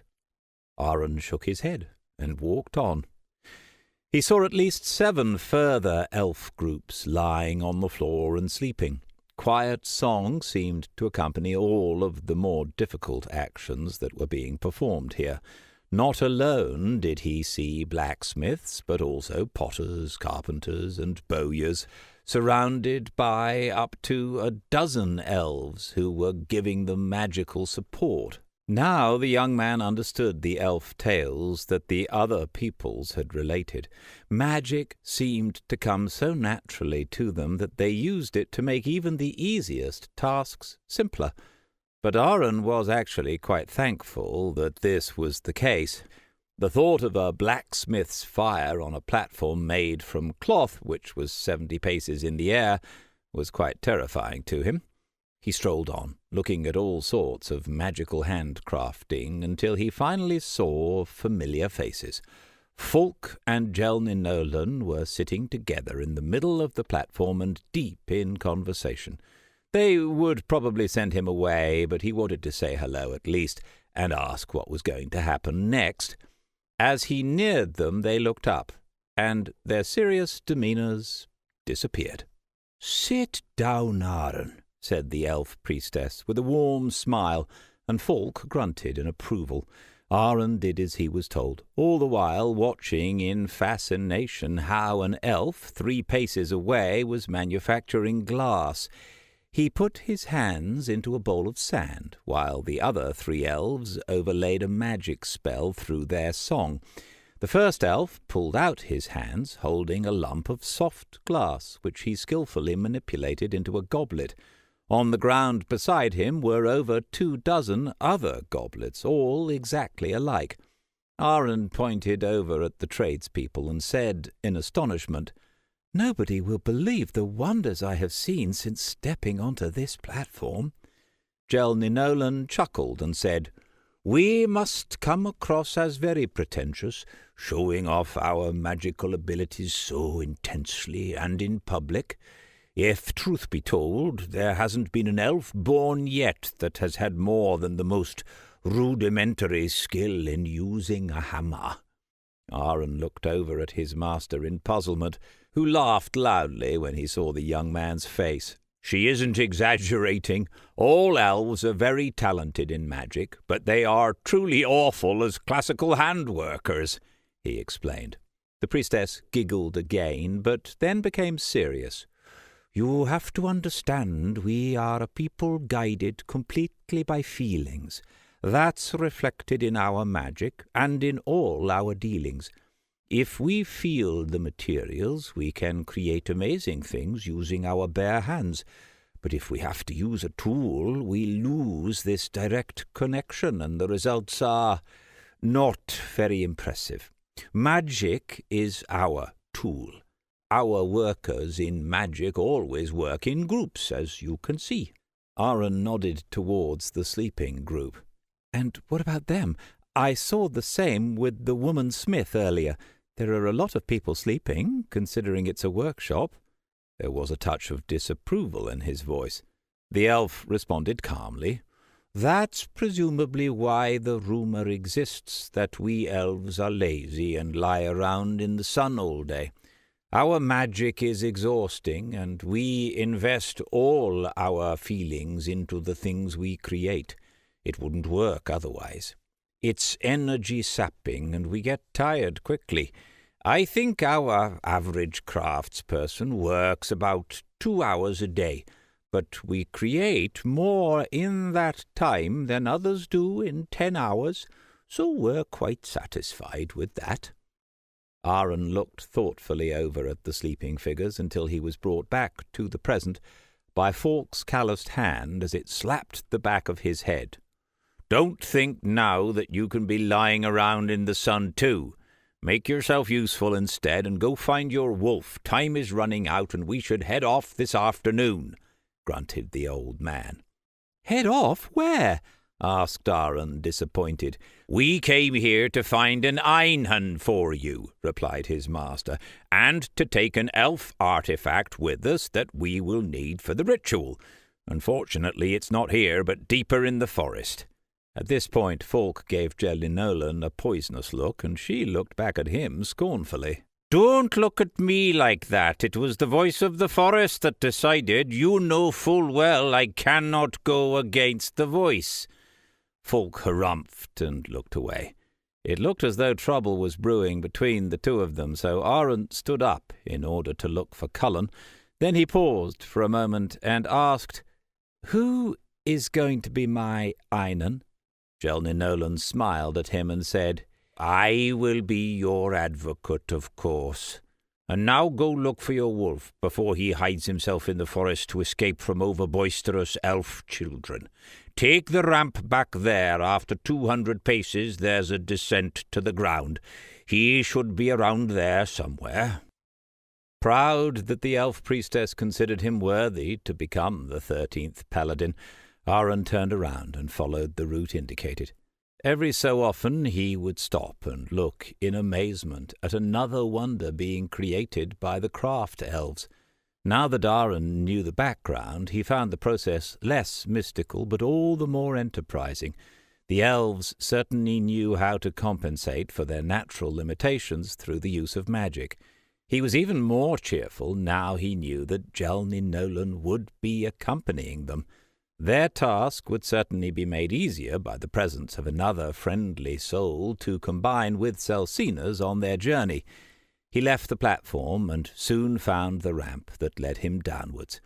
Once he was on the forest floor, he immediately looked for signs of the wolf and found them immediately. The young wolf's paw prints, which were now very big, could be seen everywhere. It seemed he had been playing with some of the children again. The challenge was to find the tracks that indicated where he was now among the prints left by the children jumping here and there, not to mention the ones that simply went around in circles. Aaron followed a track that went around a tree in an ever-increasing circle before it led into the forest. After some minutes he heard an excited whimpering and yowling. He knew the sound. His friend must have flushed out some game which had retreated to the safety of a tree. That always frustrated Cullen, and then he would make this grumbly whimpering sound, as if he wanted the world to know the injustice of it all, that wolves couldn't climb trees. although the best food was to be found up there. Aaron reached the blood wolf within a few heartbeats. Cullen glanced briefly over his shoulder before fixing all his attention on the tree again and continuing with his grumbling and whimpering. The young forest guardian looked up the tree to see if he could find the cause of his friend's discomfort. Several man-lengths above him he saw something move. There was something dark perched on one of the lower branches, and it seemed to be doing something to the stem.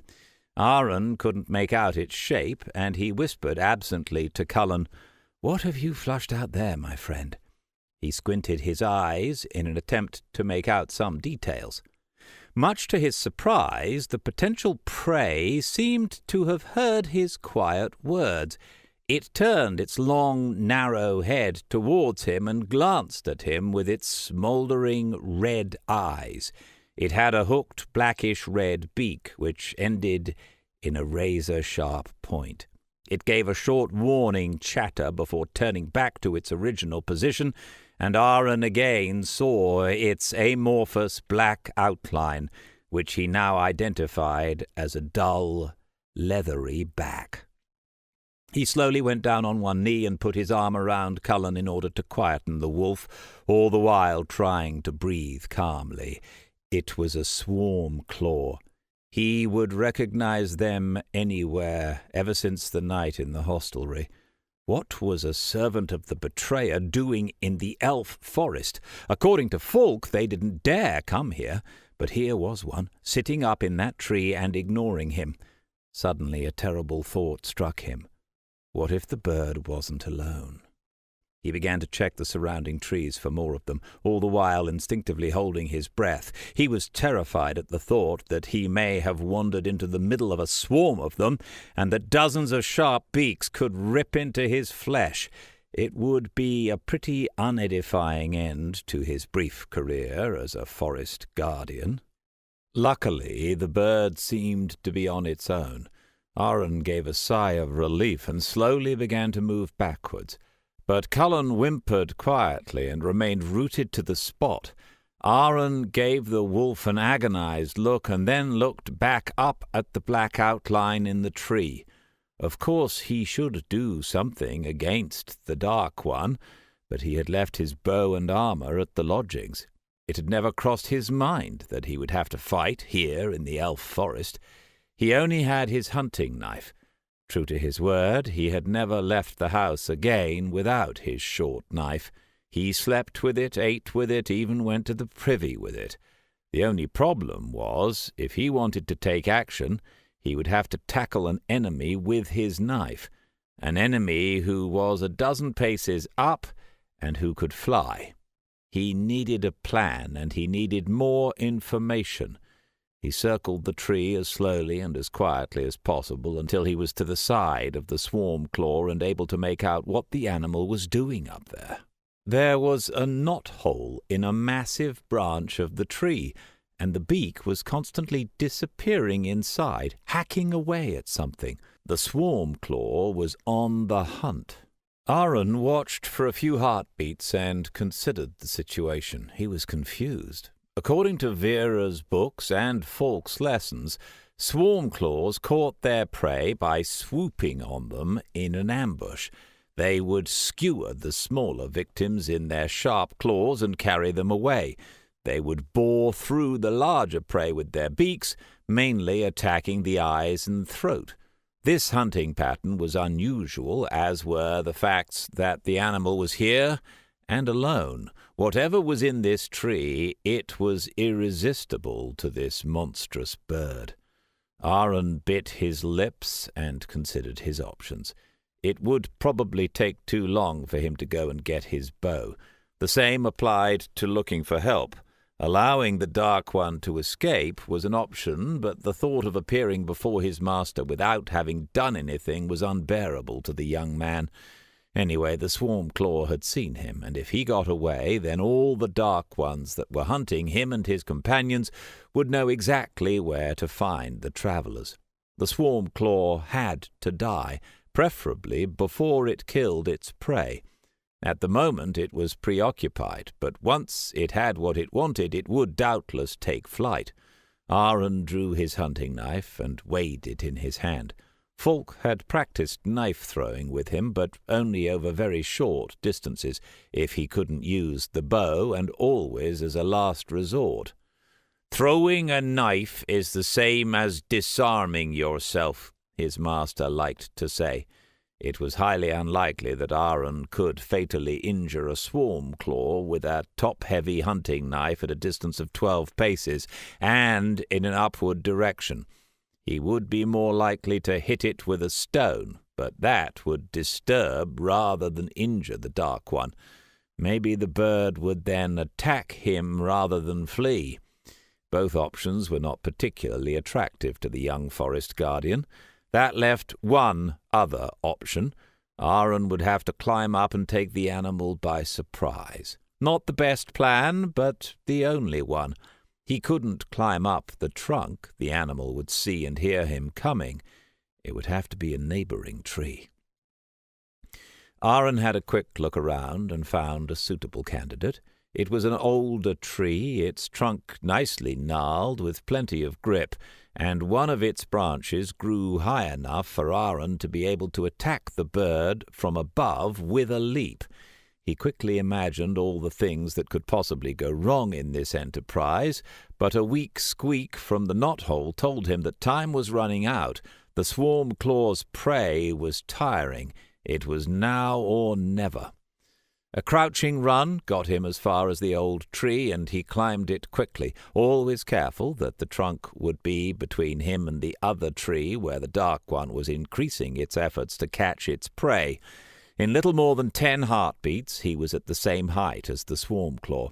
He climbed a little further up the trunk and then began to move around it as quietly as possible. Finally, he saw the branch he had selected when he was on the ground and stretched his whole body so that he could pull himself up to it in one fluid movement. Squatting and on his stomach, he slowly began to push himself forwards into the leafy younger part of the foliage that grew at the end of the branch, which would bring him to within 2 paces of the Dark One.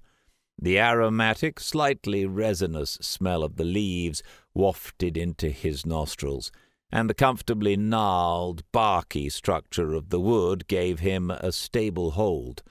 The trees in this forest were perfect for climbing, and Aaron understood once again the deep love his master felt for this place. These thoughts dissipated as soon as the prey squeaked again, and Aaron carefully stood up on the branch, now no thicker than his thigh. He could just make out the swarm claw's leathery skin through the leaves, about a man's length under him and 1 pace away. It had now stuck its head completely into the hole as it sought to finish the hunt. Without thinking of what he was going to do next, Aaron drew his hunting knife, prepared himself, and leaped, planning to land behind the Dark One on the branch, hold on to the branch with one hand and stab with the other. But when he landed on the branch behind the swarm claw, he realized that he had jumped too far. He fell on his knees, slipped from the branch with hand outstretched, and was in danger of falling. With the greatest of difficulty, he managed to get into a squatting position on the shaking branch with the help of his free hand, and clasped the hunting knife with his other hand. The bird had meanwhile used the time to pull its head out of the hole and turned with a light hop. It seemed to be mocking the young forest guardian as he tried desperately to find his balance. The swarm claw spread its leathery wings in a threatening manner and swung its razor-sharp beak with lightning-quick movements back and forth. Any normal bird would have taken flight at this point, but the Dark One was having none of it. Aaron squatted lower and eventually managed to regain his balance when the swarm claw's beak lunged forward, almost catching his knee. He quickly brought his dagger between himself and his opponent. He forced himself to breathe deeply and fixed the bird with his watchful eyes, swinging the blade in easy circles here and there. For his own part, Aaron was being stared at by one fixed red eye.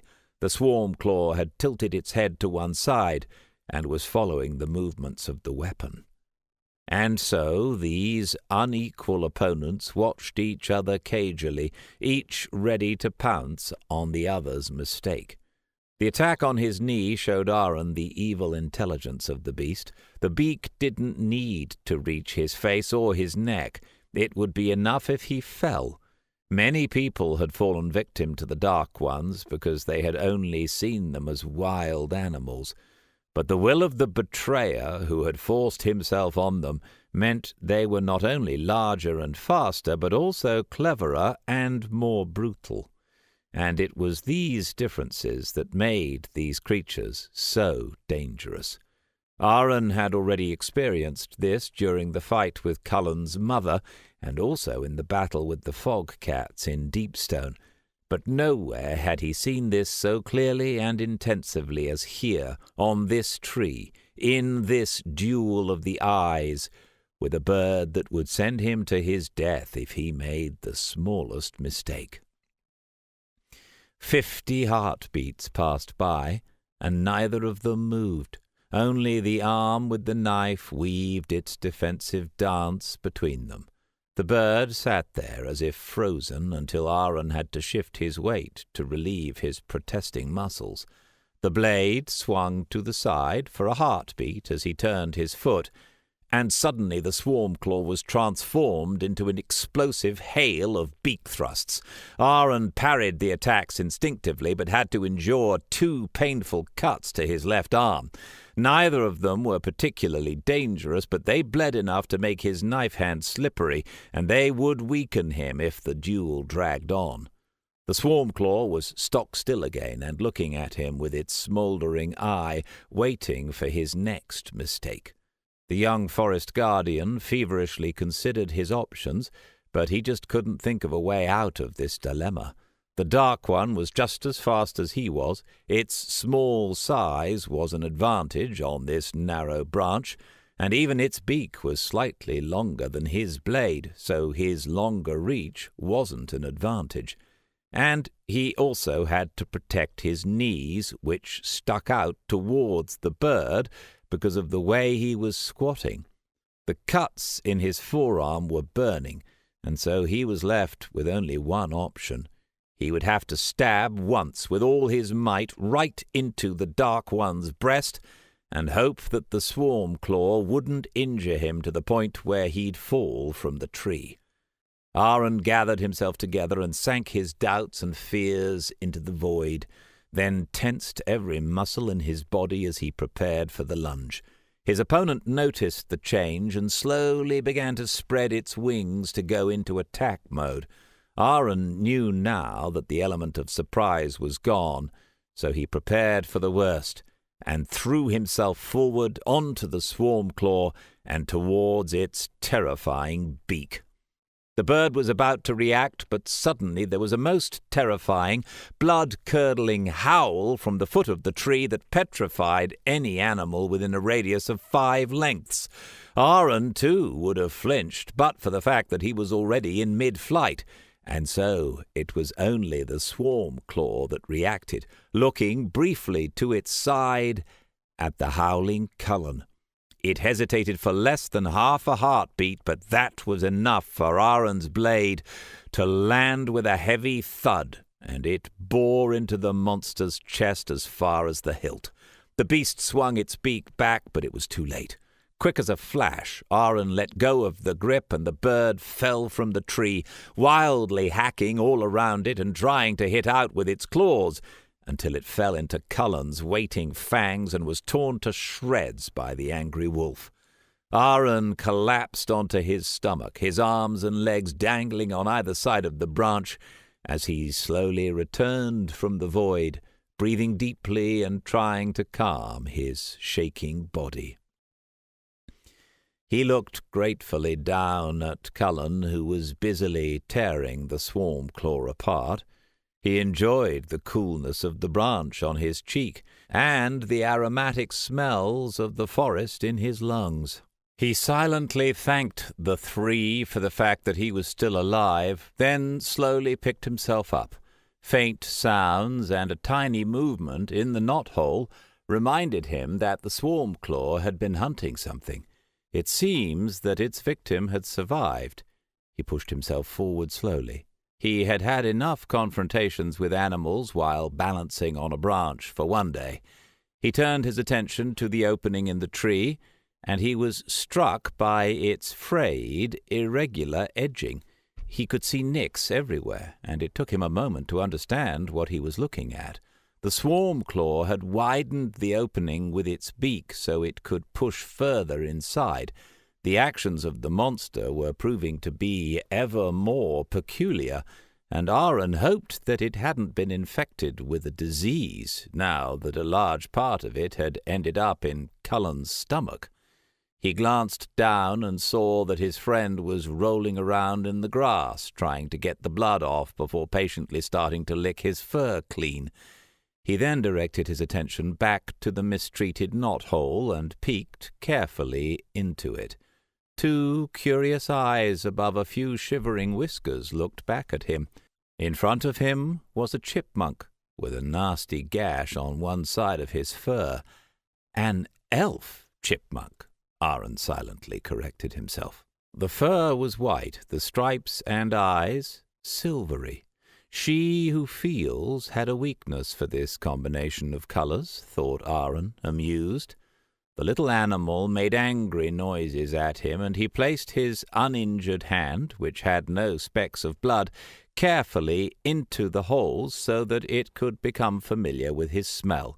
He wasn't sure how bad the injury was, and there was no way he was going to leave the animal there to die after he had just risked his own life in his fight with the swarm claw. He decided he would leave out the chipmunk when he reported back to Falk, and concentrate instead on maintaining the secrecy of their whereabouts as his reason for killing the Dark One. That sounded much more heroic, and there would be less likelihood of his master and Aldini collapsing into fits of laughter.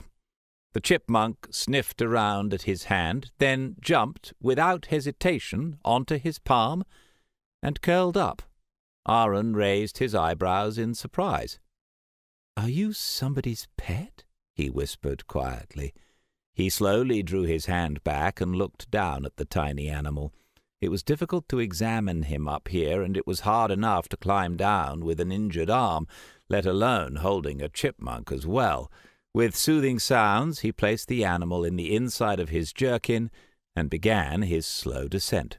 His injured arm was painful, and the blood made the tree slippery, and he couldn't lean against the tree trunk for fear of squashing the chipmunk. It took him 10 times longer than normal to get to the forest floor, and by the time he got there he was bathed in sweat. Cullen was waiting for him with his tail wagging, and began sniffing at his jerkin excitedly. Aaron couldn't help smiling and gently pushed his head away. "Leave the tiny tot alone. He'll hardly want to see an over-enthusiastic blood wolf after being attacked by a swarm claw." Cullen sat down on his hind paws and gave the young forest guardian a reproachful look. Aaron became serious, went down on one knee, and pressed his head into his friend's furry shoulder. "Thank you for your help," he murmured. "You saved my life today." Cullen turned his head and licked his master's face, then pressed his nose into Aaron's jerkin again. The young man shook his head and turned away, rolling back the torn sleeve on his injured forearm. "Here, stop frightening our guest and make yourself useful." Aaron held his cuts in front of the wolf, who sniffed at them for a moment before beginning to lick Aaron's forearm and hand clean. The animal's tongue burned like fire, but Falk and he had made the amazing discovery in the previous few months that Cullen's saliva had a cleansing effect on cuts and abrasions. Blood wolves had a reputation for recovering quickly from wounds, but nobody had known how exactly they did it. His master was amazed to learn that there was something as profane as medicinal saliva. Cullen finished his work and began once again to sniff for the chipmunk. Now that his injured arm had been taken care of, Aaron reached carefully into his shirt and took out the shy animal, indicating to Cullen with his other arm that he should keep his distance. He held the chipmunk in front of his face and examined the cut he had noticed above in the animal's flank. There was one good thing about the swarm claw's razor-sharp beaks. The cuts were clean and the wound edges even. Normal claws would tear and fray the skin, making treatment much more difficult, and they would take longer to heal. A quick glance at his arms revealed that his wounds had already been transformed into fine red lines, and a thin crust was beginning to grow on them. Cullen's saliva seemed to thicken the blood somehow, which enabled them to close up sooner, but that was as far as it went. Now the wounds had to continue to heal normally. Aaron turned his attention back to the little animal in his hand. It was lying on its uninjured side and seemed to be very weak. All of its left side was soaked in blood. The cut was not deep, but very long, from its hind leg up to its left ear. Aaron chewed the inside of his cheek uncertainly while he considered what to do next. He then spoke in a determined and urgent voice. "Cullen, listen to me now. You won't eat this little fellow, will you? I know he looks really tasty, but it would be terrible to rescue him first, only to gobble him up later, don't you agree? But you can sniff him and give him a good lick. What do you think?" The blood wolf had tilted his head sideways, and his eyes hadn't left the chipmunk while he licked his chops. The young forest guardian hoped that his friend would react at the very least to his stern tone of voice. He slowly put his protective arm to the side and held the injured animal in front of Cullen's mouth, still speaking to the blood wolf. If Cullen's saliva didn't seal the wound, then the little animal would die anyway, so it was worth the risk. Aaron had always asserted that the blood wolf understood more than simple commands, even though Falk was skeptical. Now he'd find out if he had been right. The wolf sniffed at his potential prey and licked his chops again. Aaron spoke in a sterner voice, and finally his friend's head shot forward and sank over the helpless animal. The pink tongue, just as big as the rodent, licked the stripy body a couple of times, and then Cullen sat back on his hind legs and looked up at Aaron with his head tilted. "Good wolf!" cried Aaron, and tickled his friend euphorically behind the ears, while still looking at the little patient. The animal was either sleeping or had fainted in panic, but the cut looked good, and the blood was already coagulating.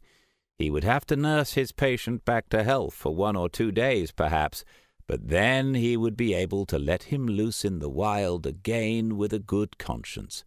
Aaron stood upright, stroked Cullen's head again, and headed back along the path towards the village. The walk back was exactly as he imagined his entire stay in a protected elf forest would be. The singing of birds and the fluttering of leaves filled the air. A multitude of smells enlivened his steps, and the soft forest floor turned the walk into a most enjoyable perambulation. The peace which he had felt inside him on their arrival was back again, and Aaron noticed that he had taken the longer walk through the forest, which led to the ramp bringing them to the guest quarters.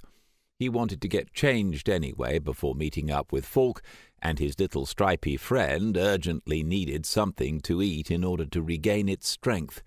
He came to their dwelling with the sun well past its zenith, and he knew that Falk would be getting impatient.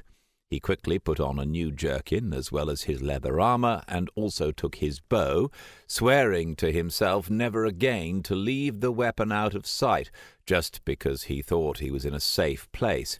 His encounter with the swarm claw would have been over in 2 heartbeats if he had had his bow with him. He opened his rucksack with a shake of his head and set about making a little nest out of his ripped shirt, which he put on top of his other things.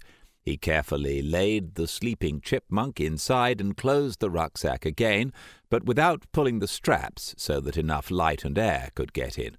As long as Aaron walked at a leisurely pace and didn't start to run with the rucksack, the little fellow would be warm and comfortable inside, and once he was strong enough, he could dart off whenever he felt like it. Aaron went over to the fruit bowl and scrabbled around until he found some nuts that had gathered at the bottom of the bowl. He laid them beside the chipmunk's nose, carefully closed the rucksack again, put it on his shoulders, and went out into the sunshine. Pleased with himself, he hummed a tune and tickled Cullen's fur absently and wondered to himself where they would be going next. The guest lodgings had been emptied of everything except for his own belongings, which meant that the others had collected their things already. So Falk wasn't reckoning that they would be returning there again. Now that he knew the way, it wasn't long before he was back on the central platform, where new groups of elves were now practicing their trades. Aaron could see many of the morning's tradespeople slumbering peacefully on the floor. A vase was being created in a very impressive way beside where he was standing, and he wanted to watch the whole creative process when he heard a sharp harumph behind him. He spun around, and there was Falk, his hands in fists on his hips, and a face like thunder on him. There was no doubting his disapproval. "Finished dawdling?" His master was really angry, and Aaron decided to play his trump card there and then. "Cullen flushed out a swarm claw, and I had to kill it before it could lead the other ones to us," he answered quickly. Falk narrowed his eyes. His anger vanished, and immediately he was in a state of high alert. "We'd better discuss this in peace and quiet," he said, and with a hand gesture indicated to his apprentice to follow him. The old man led Aaron silently to look for a free place. They walked through groups of craftspeople who were working at their trades without seeming to follow any recognizable technique. Finally, Aaron saw the rest of his companions standing at the other end of the platform and looking at them expectantly. Aaron corrected himself. All of them except for Celsina. The Titijunanwa was visiting her herd as long as they were in the forest, and maintained constant telepathic communication with Falk. Falk indicated to the group that they should follow him, and so they silently descended the ramp and went a little further into the forest, the others continually throwing questioning looks at him and Aaron. Finally, it was all too much for Uldini, who stopped in his tracks. "All right, you secret monger, what's happened?" Falk stopped too and turned around to the group. "Perhaps Aaron should first explain calmly what he's experienced," he said thoughtfully, and looked at the young man hopefully. Aaron quickly recounted his encounter with the swarm claw, and how he had slain it with his hunting knife while balanced on a branch, and how Cullen had helped him. After he had finished, Jelny Nolan gave him a supportive and congratulatory smile, while Uldini patted Cullen's back and murmured, "Well done, my boy." Falk stared at his apprentice for a few heartbeats and then responded, "You have a tendency to master a situation in the riskiest manner one can possibly imagine. We'll talk about that later. However, your decision not to let the swarm claw escape was correct. In fact, a whole swarm of the beasts came into the elf forest last night. The elves plucked them all from the sky, or so they thought. One of them must have given them the slip. I just don't understand why a whole swarm of swarm claws was sacrificed in order to determine our location. An attack in the elf forest is bound to fail. We're too well protected." "You forget that he is in a deep sleep. His orders were probably quite imprecise," interjected Uldini. Falk nodded hesitantly. Even if he wasn't quite convinced, he let it go at that. "Be that as it may, we have to collect Tanenton, and then we need to move on." "Who's that?" asked Aaron curiously. At last he was going to find out more about their next step. "Not who, but what," answered Jelny Nolan. "It's an artifact of our goddess. In your language, the name roughly translated means the soundless lute. Our legends have it that she who feels taught the first elves, with the help of Tanenton, how they could live in unison with the world. Uldini joined in. The lute can manipulate feelings. I have a less romantic theory that the first elves were brought under control that way until they had learned how to master their strong emotions, but the result is the same either way. Jelny Nolan gave Uldini a withering look, but the master magician rose in the young forest guardian's estimation, for he hadn't flinched when she had looked at him. Nevertheless, the little figure became silent and winked at Aaron instead. "The problem is," continued Falk, "that Tanenton was brought by command of the voice of the forest to a safe place, which happens to be the Weeping Valley." Uldini groaned and rolled his eyes, which made him look for all the world like a 9-year-old boy. He saw the questioning look from Aaron's face and explained, "The Weeping Valley is the place where he who forces first brought an animal under his control and corrupted it, where the first Dark One was created." "The goddess was beside herself with rage and sorrow," continued Jelny Nolan. "In spite of her deep sleep, she furnished Athenian with the protection that it has enjoyed to this day, and ordered the elves to protect every animal living in the forest. The valley has lain shrouded in a light mist since that day, and nobody is allowed to enter it, unless the voice of the forest has given permission."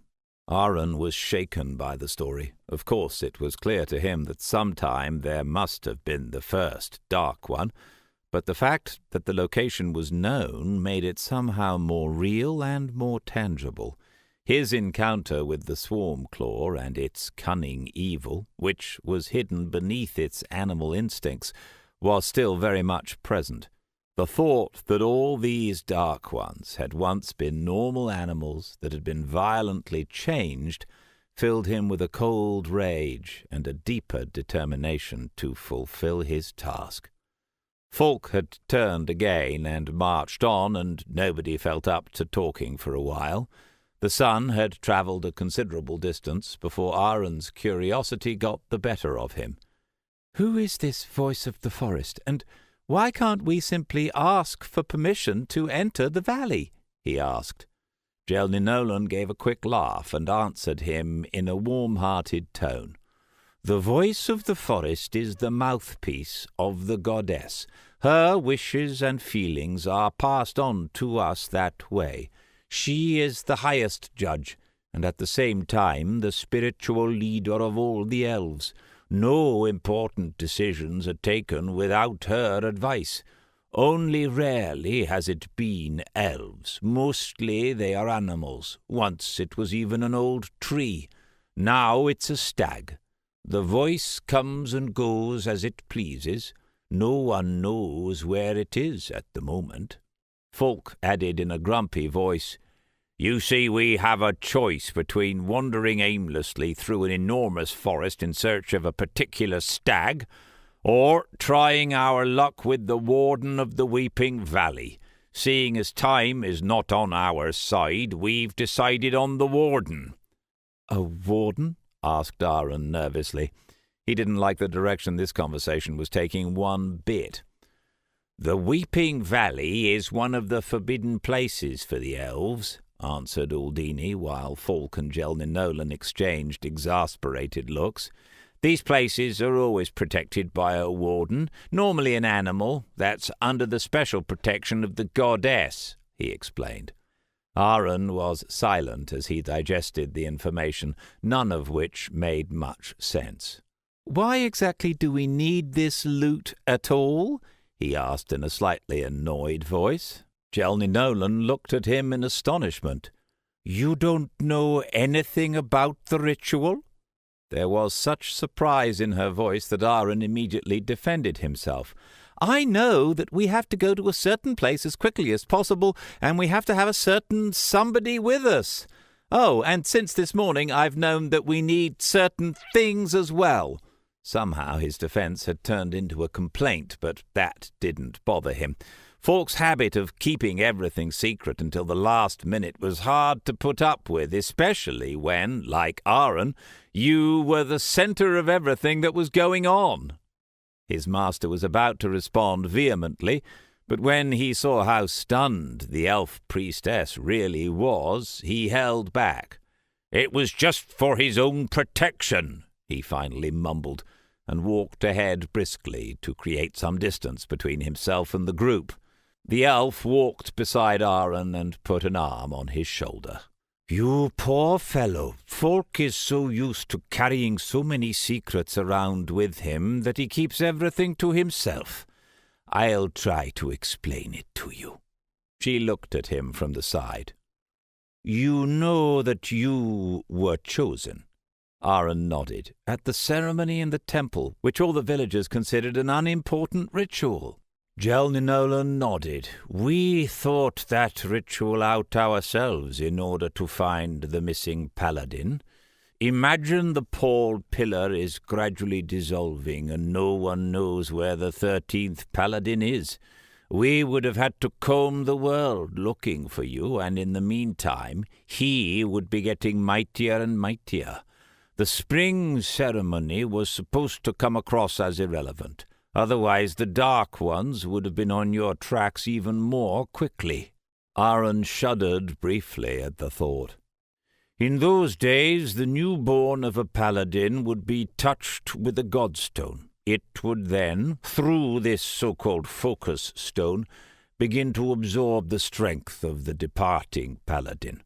The child would experience as happy a childhood as possible in order to preserve and nourish the goodness within.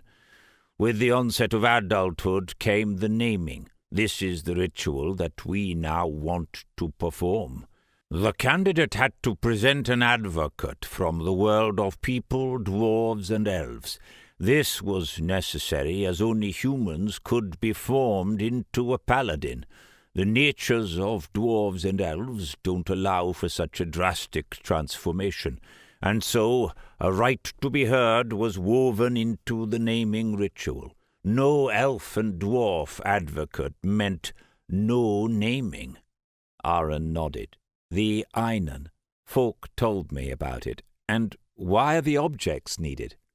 The priestess responded, "In order that you couldn't just invite any old elf or dwarf to take part in the naming ceremony, they had to present themselves with a holy artifact of their people to prove that they were worthy of being an Einan.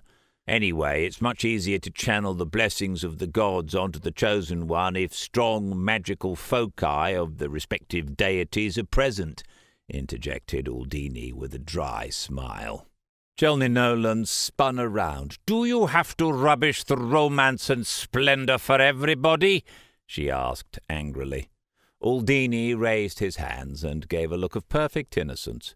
"Not at all, my dear auntie. I just wanted to make clear that some of the ritual comes from a certain necessity.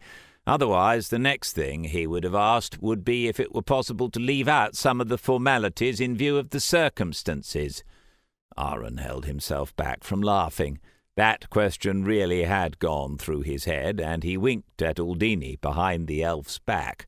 She had calmed down in the meantime and continued with her explanation. "Anyway, where was I? Yes, the naming. Uldini and his magic wand will be responsible for the human part. Tanenton and I will represent the elves. Regarding the dwarves, though, that has me stumped. Dwarves are incapable of using magic, at least not in the proper meaning of the word. So I don't know any arch-wizard I could contact, and I can only describe the diplomatic relations between the elves and dwarves as indifferent coexistence, to put it kindly." She looked over at Uldini with a questioning look.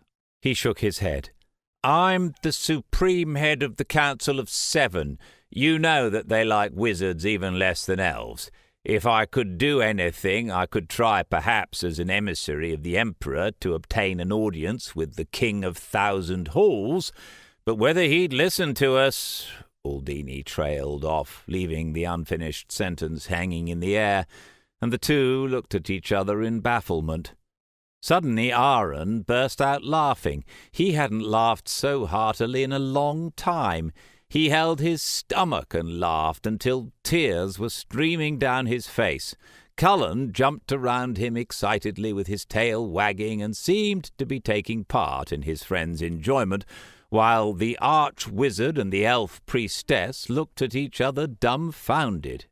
"Maybe it was too much for him in one go," murmured Aldini, and tapped his head knowingly, but Aaron waved dismissively. Gasping for breath and trying to control his laughing, he managed to respond, "You are a mighty wizard and an elf high priestess. Both of you are ageless and on the Council of the Seven. But you're still as much in the dark as I am when it comes to Falk's plans. An old forest guardian is dictating to you how things are going to proceed and is leading you by the nose just like he's doing to his young apprentice." His two companions looked so surprised and helpless when he said this that he broke into another bout of laughter. It could, of course, be true that all the events were too much for him, and that was why he was reacting hysterically. But by the three, it was good to know that even these mighty figures had their limits and could be kept in check by a grumpy, uncommunicative man. Jelny Nolan smiled good-naturedly at Aaron, and her face indicated that she understood the irony, but Aldini refused to let the matter rest. "Falk!" he thundered in a magically enhanced voice, and with lightning speed he flew up to the forest guardian who had been tramping ahead of them all this time. Aaron managed to regain some control of his laughter and watched amused as Aldini gave his master an earful. He responded calmly with a short answer, and then turned and continued walking. Aldini floated for a moment and stared at the forest guardian's back. Then yellow sparks started flying in all directions from it, blowing up dust from the forest floor. The wizard, meanwhile, returned to the others, all the while cursing to himself. As soon as a curse was uttered, a particularly bright flash would discharge on the ground.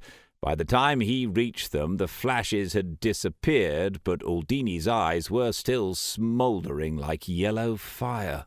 "What did he say?" asked the elf. "That we'd find out soon enough," said Aldini through gritted teeth. Aaron was about to burst out laughing again when he saw Aldini's face. He knew, chosen one or not, that if he didn't pull himself together, he would spend that evening as a toad. So he bit his tongue and walked quickly ahead of them so that they would only see his shaking shoulders as he tried to suppress his laughter.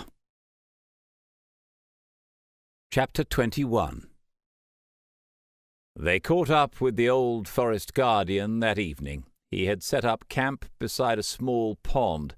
There were no insects on the water, and the fire had already burned down to its embers. Jelny Nolan raised her eyebrows quizzically, but Falk preempted her. "Only dead branches on the ground. It just burned for a short while, but we need the heat for our supper." He took a bundle from the fire, various vegetables that he had wrapped in the local leaves to protect them from the fire. Soon they were sitting together and eating in silence, each caught up in their own thoughts. Aaron was ravenous and gobbled down his food, secretly glancing every so often at the others, while tickling Cullen, who was grumbling contentedly beside him. Nobody seemed to want to break the silence, so Aaron decided to ask the first question that came into his head. "How exactly are we going to get into the valley if it's forbidden? Are we going to fight with the warden?" Falk cleared his throat and looked over at him earnestly. "It's not that simple. If we were to attack the warden or to enter the valley illegally, we would have the elves on our backs. Not even Jelny Nolan can enter the Weeping Valley without the permission of the Voice. Only animals under the protection of the goddess are allowed in." "So what are you planning?" Aaron persisted. "We won't be going in, but Celsina will. She knows already and will be waiting for us there. She is under the protection of the goddess, and so should be able to pass. Whether she can bring the loot back with her is another question. Hopefully this loophole in the law will be enough. Otherwise she'll have to fight the warden, and we won't be able to help her." Gelny Nolan nodded, concurring. "It would be a ritual duel between two creatures of the goddess. Nobody can intervene, and everyone must respect the result." Folk spat into the embers. "I don't like it. Too many hitches in the plan and no way of supporting her should anything go wrong." The three began debating the issue again, and they ended up going around in circles. Finally, they all settled down to sleep without having come up with a better idea. Aaron was the first to wake after a restless night. He rubbed the sleep out of his eyes and quietly went over to his rucksack to see how his patient was getting on. The chipmunk was still there and had rolled himself up into a little ball of fur. He was fast asleep.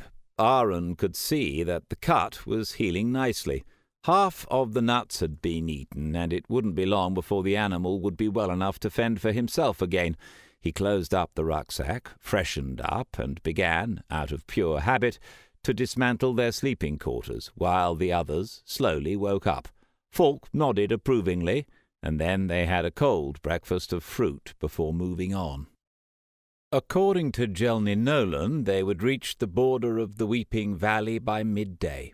The morning's march was peaceful and quiet, each of the travellers mulling over things. The sun shone low through the leaves. There was a light mist hanging in the air, like little spider-webbed flags fluttering among the trees. The air was aromatic and clear, and Aaron was surprised again at how timeless this forest seemed to be. Spring, summer, and autumn all seemed to combine into one season, keeping this forest in a state of perfect harmony. Cullen jumped playfully beside him, running off into the forest every now and then when he got the scent of something exciting. Sometimes he returned with spoils, mostly not.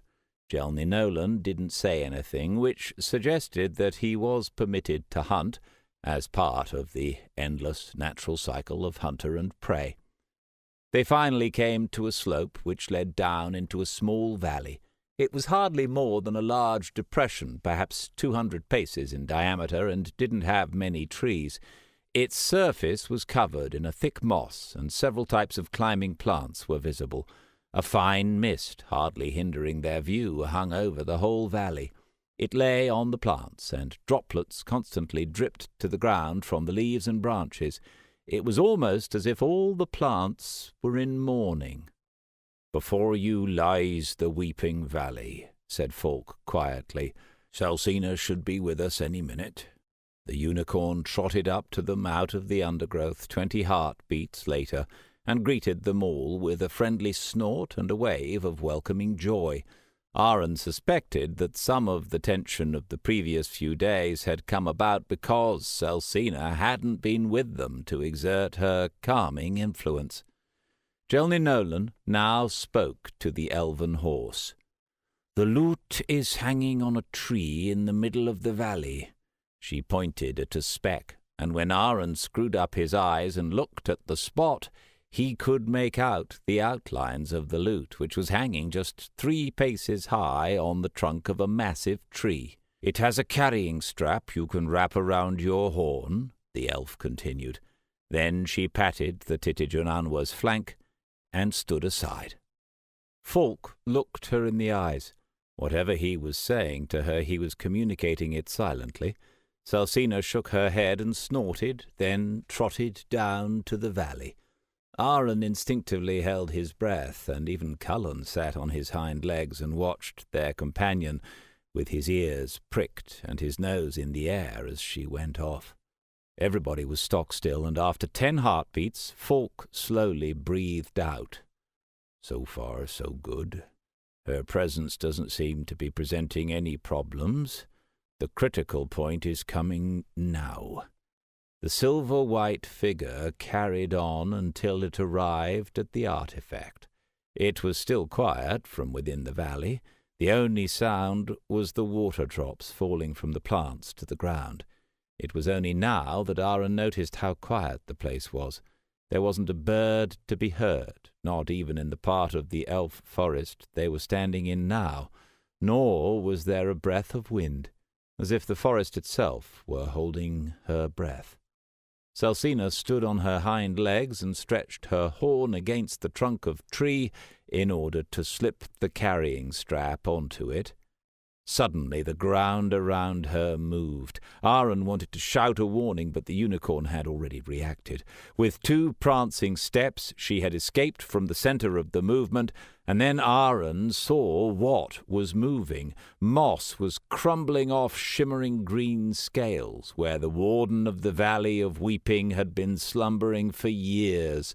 Its tiny eyes on its large head were eyeing the intruder, and the enormous snake wrapped itself protectively around the tree and raised itself up. The animal was enormous. Its head alone must have been the same size as Aaron's upper body, and although more than half its body was entwined around the tree, the monster still towered 4 paces above Celsina and stared down at her. The monster made a terrifying impression, but Aaron knew immediately that it wasn't one of the Dark Ones. Its whole presence suggested it was purely and simply a beast of prey.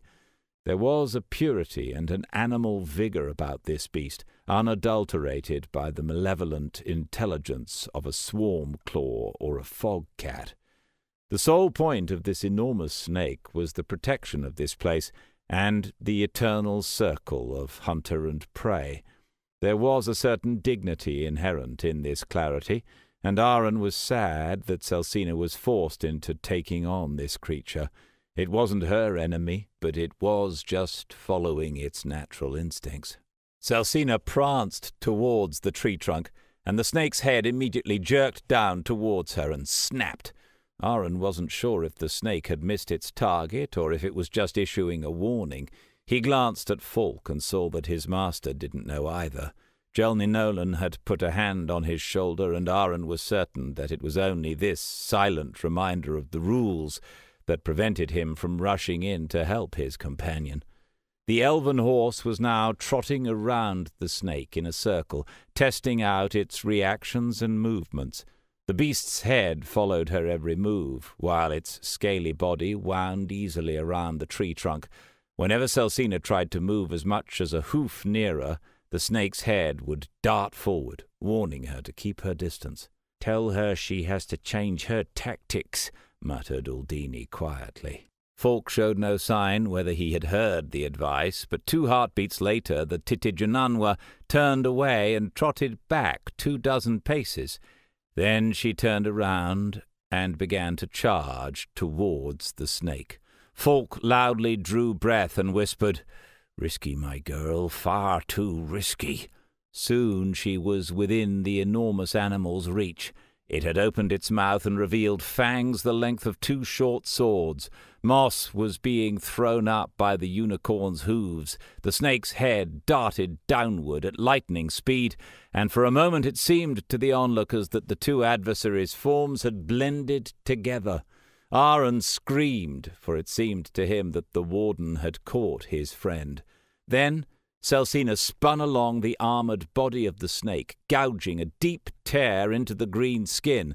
Some of the scales came flying off, and for the first time the snake emitted a deep, dangerous hiss. Celsina galloped on in order to get beyond her opponent's reach. The snake snapped after her, but the elven horse was too fast for it. "Very good. She's built up enough momentum to counter the warden's speed, and the reptile can't bite her from the front without impaling itself on Celsina's horn."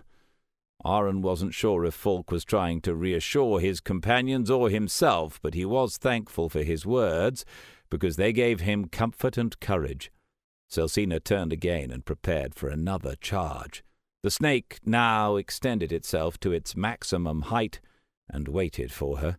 The monster looked like an enormous swaying green tower, 8 paces high. Then it darted downwards towards the fragile-looking unicorn. Once again there were scales flying everywhere, and once again Celsina shot out behind the massive body. Aaron could see the cuts his friend had scored on the scaly body with his naked eye. The longer of her 2 horns was dripping with blood, and her whole bone plate was a soaking red. "How long can she keep up that speed?" asked Aaron quietly. Falk looked at him with wild eyes. "She'll manage it all right. The old girl can attack like that for 4 hours in a row without tiring." He couldn't fail to hear the confidence in his master's voice, and he began to relax just a little. The unicorn must have found a reliable method of defeating her enemy, and now it was only a matter of persevering. The snake, however, seemed to come to the same conclusion. Just as Celsina was about to launch another attack, it wound its way low between the trees and disappeared from the spectator's view. "Damn it, where is it? A big animal like that can't just disappear into thin air," called out Aldini nervously. Jelny Nolan hissed at him to quieten down and responded, "We are standing here at the very edge of its territory, and the warden is wounded and testy. Perhaps we should try not to attract any unnecessary attention to ourselves." Falk instead answered the arch-wizard's question. "The animal has lived here for eons. It knows every tree, every bush, every leaf. Every natural pothole is a potential ambush. And with these massive trees, every hollow tree trunk is a hiding place. Its scales are the same as the moss that grows here, and if we're unlucky, it will have dug a few tunnels that we can't see from here. It knows how it has to catch Celsina, by the side or from behind or from below. She has to get out of there as quickly as possible." Falk had automatically fallen into the dry tone he used whenever he was analyzing the behavioral habits of a wild animal or a dark one. The experienced forest guardian was speaking now, not the terrified companion. Aaron frantically asked himself how he or the others could help as he watched on helplessly and saw Celsina slowly and carefully approaching the tree trunk and the loot. There was no sign of the warden, and finally Celsina pushed her horn under the leather strap. She raised her head, the strap tautened, and she began to slowly raise the loot off the short branch from which the strap had been hanging. She was stretching just a little further forward awkwardly when suddenly Falk whispered quickly, "There it is, it was waiting for this." Then he gave a panic-stricken shout, Get rid of it, and run as fast as you can!" The unicorn reacted immediately and lowered her head so that the instrument slid back into place. At the same time, the ground around the Titijunanwa exploded, and the snake broke out from a shallow tunnel. Its head missed Celsina's neck by a hand's width, but Aaron could hear the heavy thud as the massive head slammed into her left shoulder. Celsina neighed shrilly as the warden tried to wrap itself around her. Aaron looked on in horror at the terrible scene playing out in front of him. If Celsina couldn't get away from there immediately, she would be squeezed into a bloody pulp by the heavy body with its multiple tendons and muscles. The unicorn leaped from a standing start over the snake's coils before it had a chance to tighten its deadly noose, but her hind legs crashed into the monster and hung there for a moment. Celsina gave a whinny of pain and flung herself around. She dashed away, but it was clear she was limping badly. The snake immediately gave chase, and it was obvious to all that the unicorn had lost her speed advantage. The warden would catch her sooner rather than later. The elven horse tried repeatedly to leave the valley, but the warden cut her off every time, and the slope slowed the limping unicorn considerably. Aaron looked pleadingly at the others, but all he could see was pure frustration in their faces. His thoughts were racing as he dug his hands into Cullen's fur so his friend could support him at this terrible moment. Then the young man froze. "Jelny Nolan, only an animal blessed by the goddess can go down there?" She looked at him sadly. "That's right, we can't help her." Now he was really excited. Celsina didn't have much time, but he needed the right answers to know if his plan could be successful. "And you're a high priestess of the goddess, and you spoke their blessing over Cullen on the first day, so that the other elves would accept him. Am I right?" "Yes, of course, but he isn't big enough to last more than a few seconds against the snake," interjected Falk, his voice filled with frustration. Aaron clapped his hands. "But he doesn't have to!" He whispered something to his friend and slapped him on the back. Like a white thunderbolt, the wolf shot straight into the valley, with Aaron urging him on frantically. Falk stared at him flabbergasted. "What in the name of all three are you doing there? You can't sacrifice him!" Aaron didn't look away from his friend, even though out of the corner of his eye he could see that the duel between snake and unicorn was coming towards a sad ending. Everything depended on his plan now, and on Cullen. After a few seconds it became clear to the others that the wolf wasn't racing for the snake, but for the place where the loot was still hanging. Aaron pulled himself back into the void, took his bow from his shoulder, and placed the arrow in position. He ignored the surprised protests of his companions and concentrated completely on the narrow strip of leather that he could sense rather than see. The young forest guardian had only one chance, and the timing had to be perfect. Cullen would need as much time as possible. Just as the wolf arrived under the tree and was preparing to jump at full speed, Aaron let the arrow fly and watched its path with bated breath. The wolf leaped up, turning his body in the air so that he could run back as soon as he landed. If the arrow missed its target, it would injure his friend, and the warden would certainly catch the shot animal. Everything seemed to be happening in slow motion until the missile slammed into the trunk above Cullen. The leather strap broke with an audible snap, and the artifact fell towards the ground, right between the open fangs of the leaping wolf. He snapped the throat of the instrument between his teeth, landed on the ground, and began racing back to the edge of the valley with the loot sticking out of his mouth like a grotesque version of a hunter's quarry. "I don't believe it," groaned Falk. Aldini and Jelnin Nolan joined in with Aaron's encouraging cries. The warden's reaction was lightning quick and focused. It immediately abandoned Celsina and raced, sliding along the forest floor towards Cullen.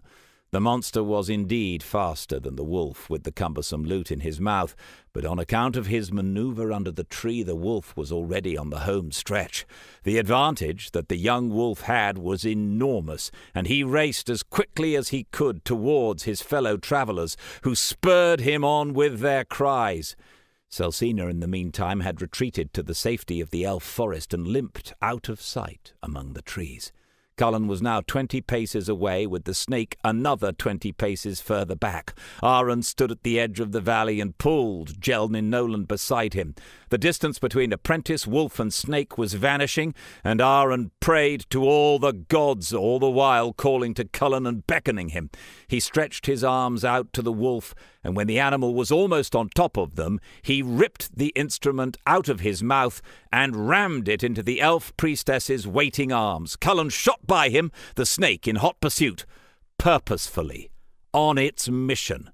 The young man threw himself between the snake and the wolf, stretched one arm out towards the warden, and pointed with the other one to the loot in Jelnin Nolan's arms. "Stop!" he roared at the top of his voice, while the massive scaly body swayed over him, filling up Aaron's entire field of vision.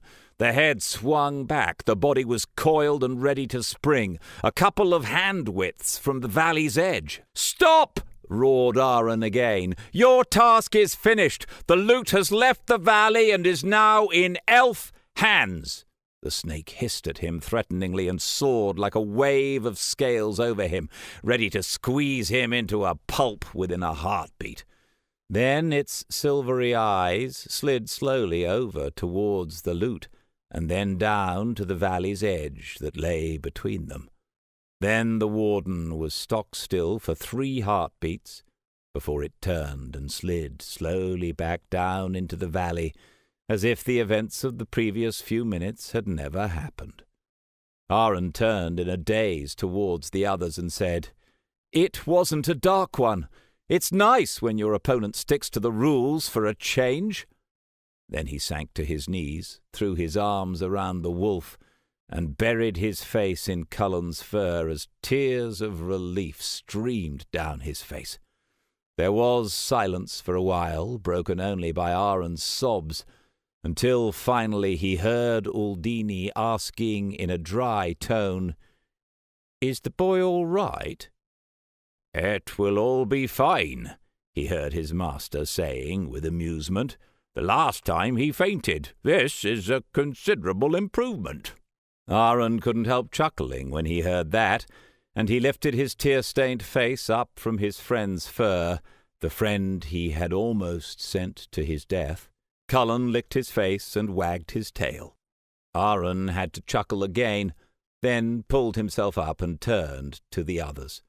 Falk looked both proud and serious before giving him an appreciative nod. Uldini smiled his typical half-smile. Jelny Nolan was completely wrapped up in her examination of the loot, which she held in her arms like a baby. Aaron still didn't trust his voice, so he cleared his throat before asking, "Celsina?" Falk smiled briefly, and he answered, "A few bruises and aching bones, nothing that won't heal quickly, especially with her herd taking care of her. She'll be right as rain in a couple of days." Aaron breathed a sigh of relief and stroked Cullen's head again. Somehow he just wasn't able to let go of the wolf. Once it was clear that the young forest guardian was in control of his emotions again, Uldini asked, "How did you know that it would break off its attack?" Aaron shrugged his shoulders and answered, "I figured it out. Cullen has been blessed, so he was allowed to enter the valley. He didn't attack the wardens, so there wasn't any ritual duel between the two of them, which would have allowed the snake to continue its attack outside the valley.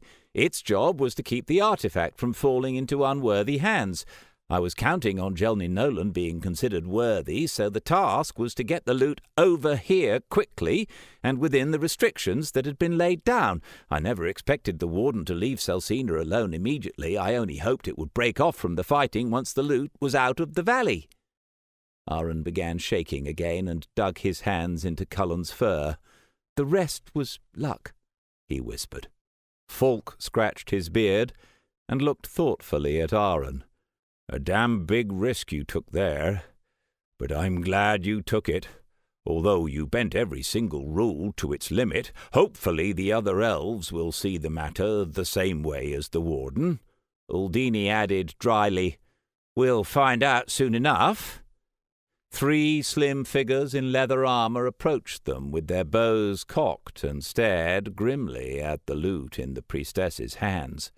Jelny Nolan whispered quietly to her companions, "We'll offer no resistance. Everything can be interpreted in our favor up to this point, but if we attack the valley's honor guards, we lose all legitimacy."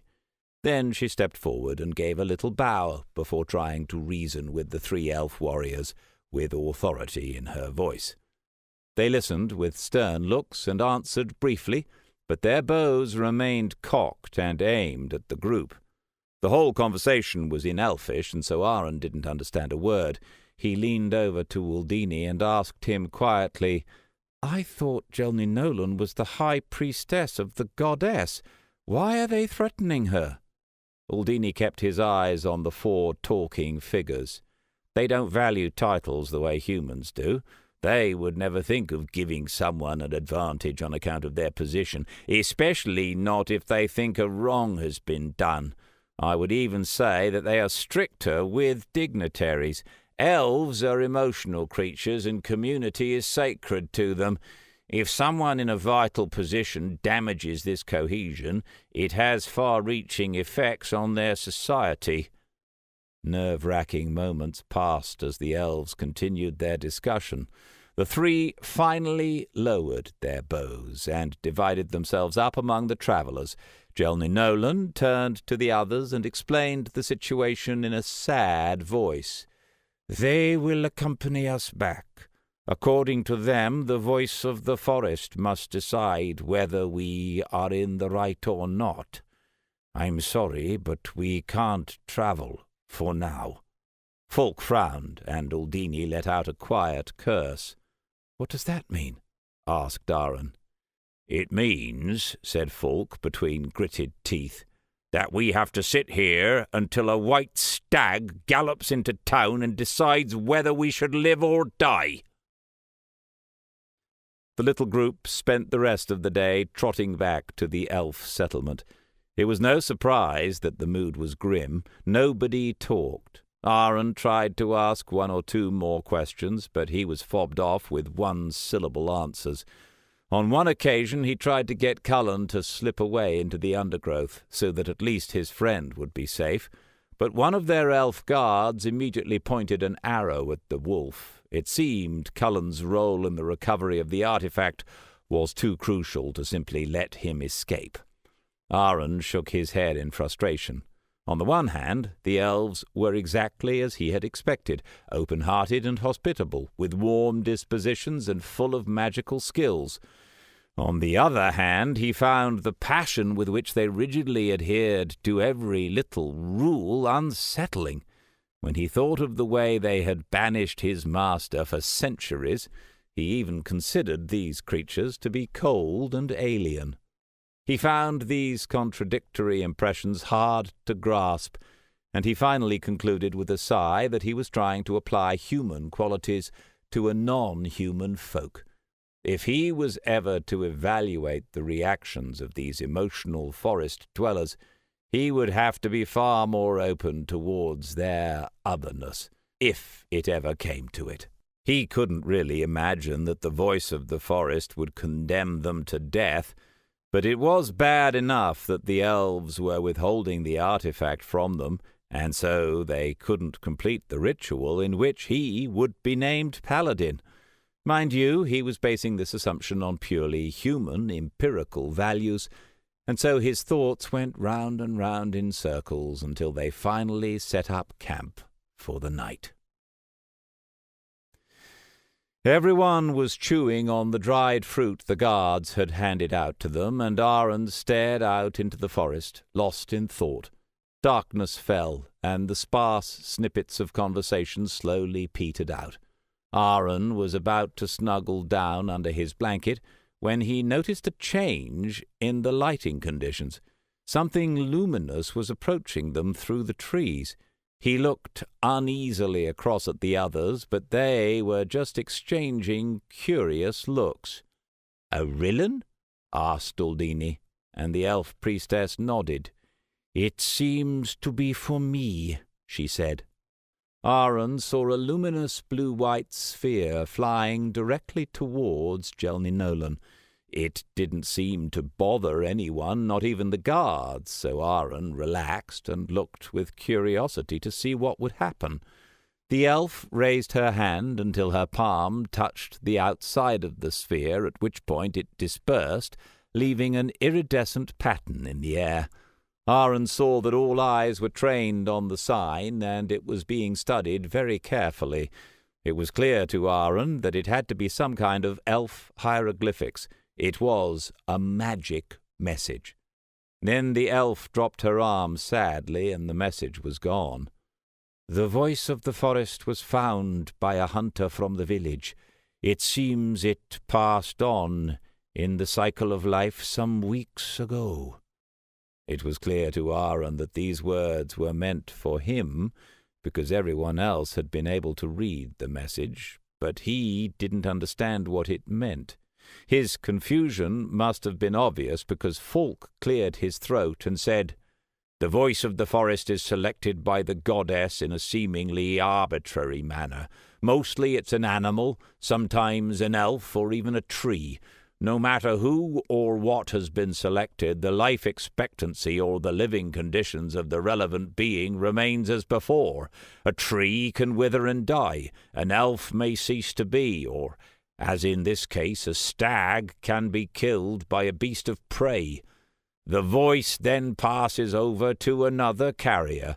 The problem is finding this carrier. His master ruffled his hair. "This will just delay things further." Aaron nodded silently. The more he found out, the clearer the picture of this strange culture became. If the goddess didn't even grant her mouthpiece a special place in the cycle of nature, why should the elves do it for their high priestess? "I can send out a call when we get back to the community, but our chances are slim. A young voice reacts far less often to the call than one who is aware of its role," said Jelny Nolan. Aldini shook his head. "The gods are being particularly uncooperative, deep sleep aside, when you consider that we're trying to protect the world from a new onslaught by the adversary." He lay down in frustration and grumpily covered himself with his blanket before staring out into the darkness. Everyone followed suit, and finally the exertions of the day took their toll, and all fell asleep.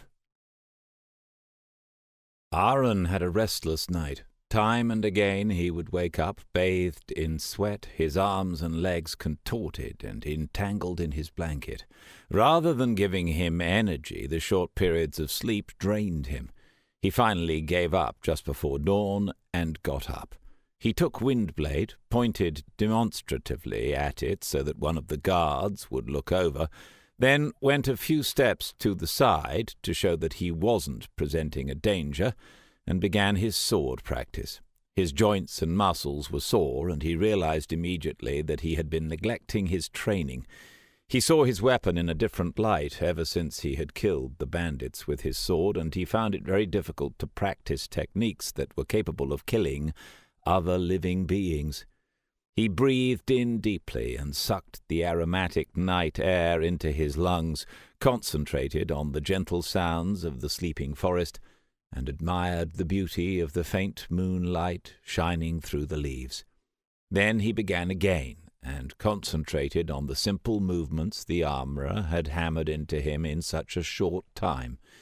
In the end he was just as soaked through as he had been after his restless sleep, but this time it was because of his efforts. The feeling of being able to do anything at all was better than the helplessness that had held him in its grip the whole night through. His companions were still sleeping, and just as restlessly as he had.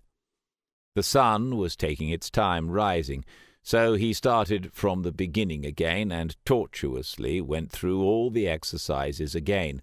When he was finished, his arms and shoulders felt like rubber and his back ached all over, but he felt better and less wound up.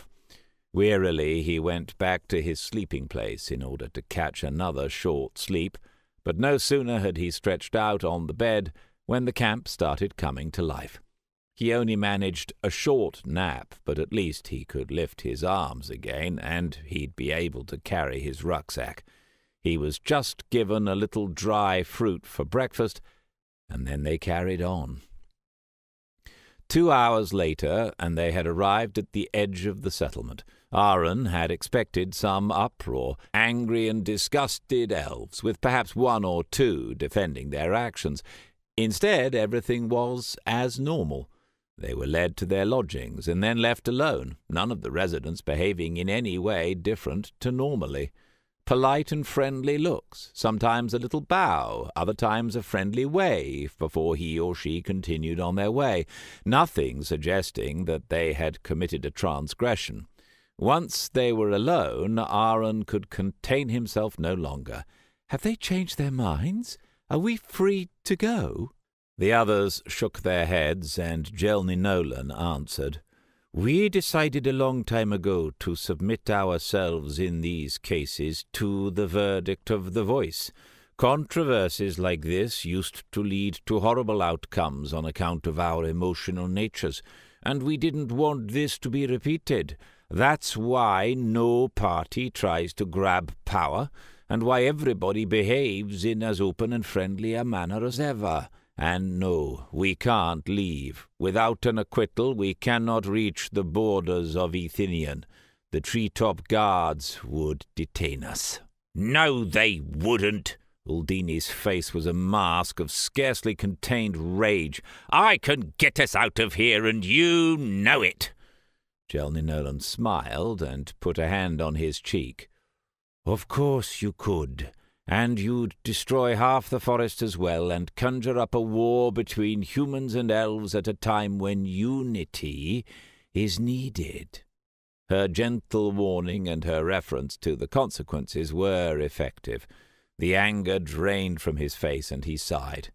"This trip isn't doing me any good. I've become more used to commanding and ruling than I thought." Falk gave a deep laugh in response and said, "That's exactly why this journey is good for you. At last we have a little humility in that ageless body of yours." Uldini was about to contradict him vehemently, which would have led to another fight full of taunts and jibes between them, but Aaron intervened by asking a question. "So what happens next? What about the call you wanted to put out?" Jelny Nolan took Aaron's bait gratefully. She didn't seem to want to experience another verbal duel between these two squabblers either. "I'm going to have to ask about 50 other elves to give my prayer to the goddess, beseeching her for advice. That could attract the voice. But as was mentioned already, it doesn't usually work with a young voice." Aaron began peeling off his leather armor and putting the individual pieces on top of each other. It seemed they wouldn't be going anywhere for a while, and he might as well make himself comfortable. While he was doing that, he asked another question regarding something Jelny Nolan had said earlier. "You mentioned horrible conflicts among the elves earlier. What did you mean by that?" He'd wanted to break the oppressive silence with this question, but obviously he'd picked the wrong topic. The elf priestess looked as though she'd bitten into a lemon. Falk threw him a disapproving look, and Uldini covered his eyes with his hands and let out a groan. The apprentice first thought he wouldn't get an answer, but then the elf priestess began to speak. "In the dark days the elves fought on the front line against the hordes of Dark Ones.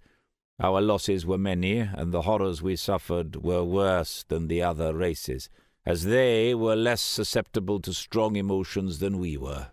There were differences of opinion as to how we should deal with the chaos, and suddenly swords were being drawn, bows tautened, brother against brother, father against daughter, and that in the middle of the war against the betrayer.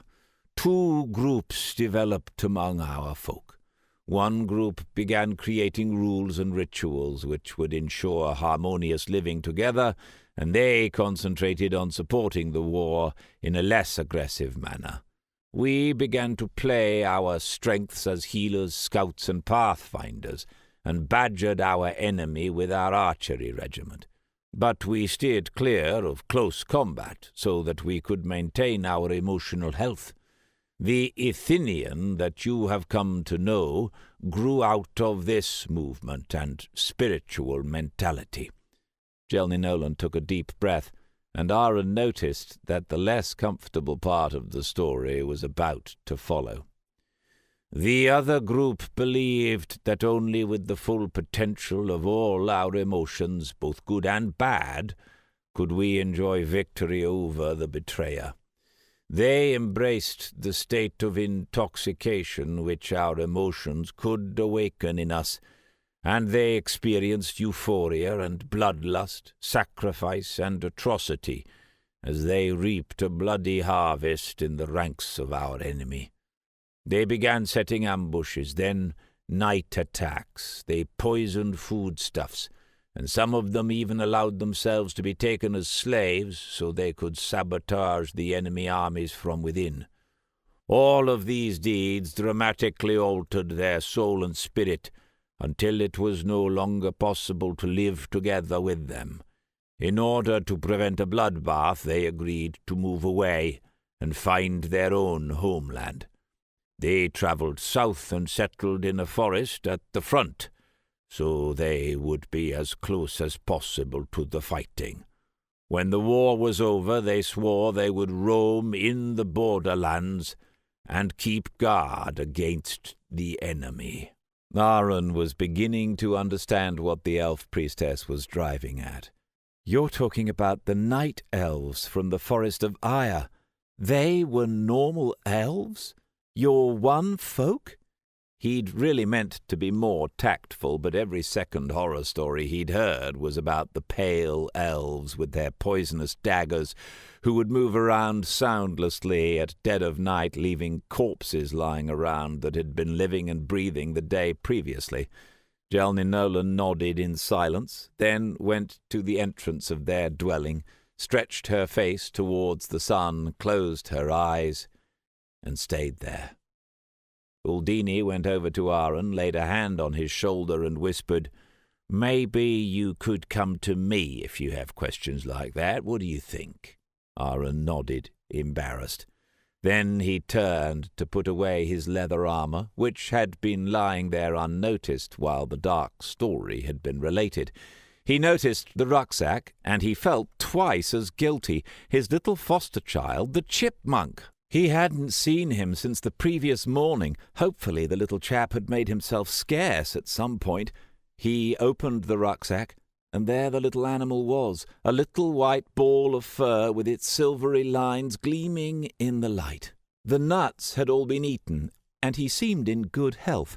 He took the rodent out carefully and examined the cut on its side. If he hadn't known where to look, he'd never noticed the fine line in the fur. "Cullen really did a good job on you, isn't that right?" whispered Aaron. The rodent's little head turned towards him, and the animal was making an angry noise when suddenly there was a clattering noise behind the apprentice. He turned around quickly and saw his master sprawled on the floor beside the upturned stool he'd been sitting on, staring open-mouthed at Aaron. The young man instinctively wanted to apologize, but then he noticed that Falk wasn't staring at him at all. Uldini looked over curiously too, before uttering a brittle laugh, creaking with dry humour. "Auntie," he called over his shoulder, "come in, please. You really have to see this." The elf came back into the lodgings, her eyebrows quizzically raised. Meanwhile, Falk had picked himself up and righted the stool. The priestess was about to ask a question when she spotted Aaron with his little charge. She stood stock still, went white as a sheet, and then walked over to him and stretched out her arms. "Could I have a look at your chipmunk?" she asked with a nervous glance over her shoulder towards outside. Aaron was quite intimidated by his friend's reaction and handed over the little animal, which was now chirping cheerfully and scrabbling about the priestess's robe. "It's not mine," explained Aaron quickly. He was sure now he had done something wrong and didn't want the others to be jumping to premature conclusions. "I only nursed it back to health after the swarm claw had almost killed it." But all eyes were on the animal, which had calmed down, clambered onto the priestess's palm, and was now looking deeply into her eyes. Uldini took a deep breath and then let out a sigh. "I think we're at fault here," he turned to Aaron. "Everything's been going so quickly, and none of us wanted to put too much pressure on you, but would the situation become clearer to you if we told you this? You recognize the voice of the forest, if it dwells in an animal, by its silvery white fur and its silver eyes." Aaron felt faint and sat down. "Are you telling me that—" He couldn't finish the sentence. It was just too difficult to acknowledge that he had carried the goddess's sacred animal around in his rucksack. Mind you, he had saved the life of the elves' most holy animal, and there was a very good chance that the voice wouldn't sentence to death the person who saved its life and his friends. "That explains the strange behavior of the swarm claws, too. They weren't after us. They wanted to kill the voice," added Falk when he noticed that his apprentice needed time to process the situation. "Bestowing the voice costs the goddess a lot of energy every time. If a young voice like this one had been killed by a dark one, The elves might have had to manage for years without leadership. And we'd have been neutralized. At least with the Voice's rescue, the complaint against us should be off the table, added Uldini resolutely. Falk and Jelny Nolan nodded in agreement, grinning cheerfully. Uldini turned to Aaron and gave a little bow. "Young man, you've saved our skins twice in the last 2 days. One thing is clear. I don't need any ritual to tell me that you're worthy. I was giving out about the lack of support from the gods yesterday, but tonight I think I'm going to pray long and hard and apologize. I'll go and spread the news before I start getting all sentimental." As the little figure was going outside, Falk called after him in an exuberant voice, "But leave out the bit about the rucksack. The fact that a human has saved the voice of the forest will be enough for them." Jelny Nolan was still standing deep in silent conversation with the little creature in her hand, when Aaron suddenly leaped up. The first shock was over, but instead of the joy he should have been feeling, he was uncontrollably angry. All the dangers in the Weeping Valley had been completely unnecessary. Had he been told everything earlier, he would have walked into the elf village the day before yesterday, he would have presented the voice, he would have been hailed a hero, and he would have been handed the soundless lute with a ribbon around it, and been congratulated with lots of backslapping. An angry red mist had descended on Aaron. He drew himself up to full height and jabbed a finger into Falk's chest. "From now on, you won't treat me like a small child. Celsina and Cullen could have been needlessly killed yesterday because nobody bothered to tell me anything more than the bare minimum.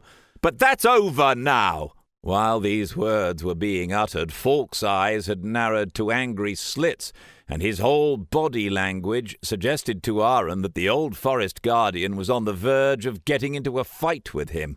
But he didn't care. Neither of them pulled back by even a hair's breadth, and the tension in the air was palpable.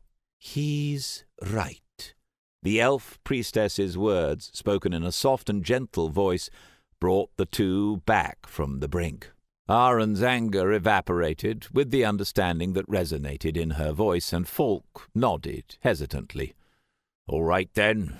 You have free rein. From now on, you can ask whatever you want, and you will get all the answers. We only wanted to protect you, but that didn't work too well, so we'll try it his way. But don't think you're going to be happy with all the answers." He held out his hand, and the young man took it. Falk gripped Aaron's hand firmly and said in a voice of steel, "And don't forget that I'm still your master. If you turn on me like that again, I'll have you running up and down trees until you think you've turned into a squirrel. Is that clear?" Aaron nodded silently. Then his hand was released, and he found himself in a bear hug. "You've been brave and clever, and I'm proud of you." Falk said that so quietly into his ear that he didn't understand him. Before Aaron could react, his master had released him and said loudly, "And now go wash yourself, put on something clean and polish your armor. The elves are going to want to see you, and the hero of the hour can hardly appear looking like a snotty-nosed kid in a filthy jerkin who doesn't know how to hold his bow." Aaron quickly grabbed his armor, went outside, and marched to the nearby stream which served all the village's daily needs. The old man stared after him, and Jelny Nolan came up beside him. "He's not a boy any more, but he's still not a man and has to deal with so many things. I understand why you acted the way you did." Falk glanced at her and answered, "Still, we did overdo it. He has earned our respect, and it's time we gave him more leeway." The priestess's voice then took on an amused undertone. "Do you really want to answer every question he asks?" Falk grunted and said quietly, "I just have to make sure he doesn't ask the wrong questions." Only Uldini was present when Aaron returned to their lodgings. He was sprawled out contentedly on a large cushion. "Good that you weren't here. It was all rather turbulent. Of course, all charges against us were dropped on account of your heroic deed. I think 2 of the older elves almost had heart attacks when they heard the news that a little human child was their saviour in their hour of need, while their tree-top guards were sitting around on their bottoms oblivious to it all." The arch-wizard giggled sarcastically and rubbed his hands. "I'm not a child any more," protested Aaron wearily. The wizard sat up and raised a defensive hand. "Most of the villagers here are 200 years old and more. What do you think they see you as?" The arch-wizard tactfully hadn't mentioned that he himself was considerably older than that, but Aaron got the message anyway. He sighed and began to get changed. It would be quite some time yet before everybody was taking him completely seriously. "I'm responsible for you looking as impressive as possible. Then we should go to the main square. The whole village is going to be there, and a few representatives from the nearby settlements." "I thought the whole settlement was here," answered Aaron in amazement. Uldini gave a friendly laugh and said, "Athenian stretches across the whole continent. Do you think there are only 300 elves living in the whole forest?" Aaron wanted to protest, but Uldini raised his hands reassuringly. "There are about 50,000 elves living in Evergreen, in settlements like this one, and in most cases it takes many days to get from one to the next. We came to this one here because it was easy to get to by the red posts, and Jelny Nolan was waiting here for us. She hasn't said anything, but rest assured she's been trying to make contact with the voice of the forest since she found out about you. Now we know why the old voice never responded." He drew his finger across his throat. Aaron felt a little uncomfortable when he heard the arch-wizard speaking so sarcastically and dismissively about such serious matters, but then it dawned on him that this little creature must have seen so many terrible things, and that this was his way of dealing with them. Aaron himself had changed considerably in the previous months, and his confrontation with Falk was evidence of that. Centuries full of responsibilities and change must have taken their toll on a person's spirit, even someone as mighty as the arch-wizard. Uldini lifted his hands up to his face in feigned shock. "Oh no, are the green sparks there again?" he called, and Aaron realized that he had been staring, lost in thought, at his companion. He turned away guiltily and hurried to finish his preparations. The wizard sniggered behind him. "I'm familiar with your reaction. You get used to it." Aaron wasn't sure if he was referring to his sardonic manner or to the distressing events of the last few days, and he came to the conclusion that the clever magus had probably meant both. After a time, Aaron turned around and said, "I'm ready. We can go." Uldini tilted his head and scrutinized the apprentice with a critical eye. Aaron may have put in an effort, but he was still an apprentice in tatty armour. The arch-wizard produced his crystal ball and let it float around Aaron a few times, while he quietly uttered some words. The young man looked down at himself and saw that his leather had taken on a bright sheen, as if it had been polished for hours. His clothes didn't have a speck of dirt on them. "That's the best I can do. Almost everyone present has powers of magic, and any illusion that I create will only make you appear vain. Everything is so much easier in the Sun Court." He stepped behind the apprentice and pushed him out into the light. "Come on, the others are waiting. Let's get it over with. I'm hungry."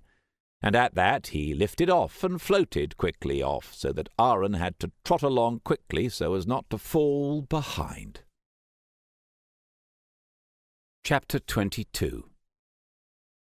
They met nobody along the way, and once they saw the enormous trees in the centre of the village, Aaron knew why. The whole platform was full of elves, who turned as one in his direction as soon as he came into view. No sound emanated from the gathering, and you could hear a pin drop.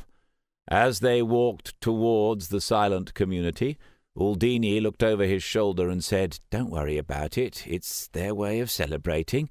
They're all bound together on the same emotional level at the moment, and they're jumping mental somersaults for joy. If you were an elf, you'd be participating and feeling fantastic. Just trust me, they're very grateful." Aldini's dry manner helped to calm Aaron's nerves, and stepped onto the platform. All the elves were greeting him with quiet smiles, and he managed to respond with a smile of his own.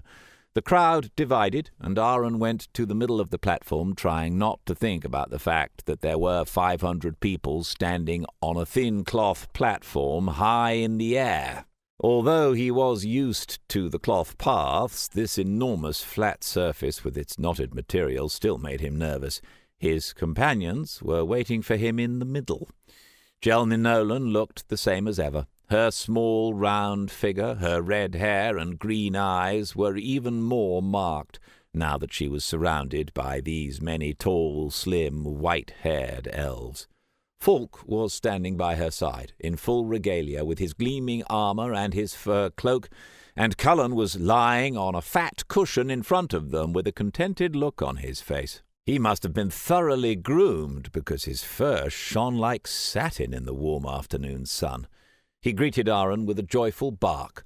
Aldini floated beside the high priestess and indicated to him to stand in front of them.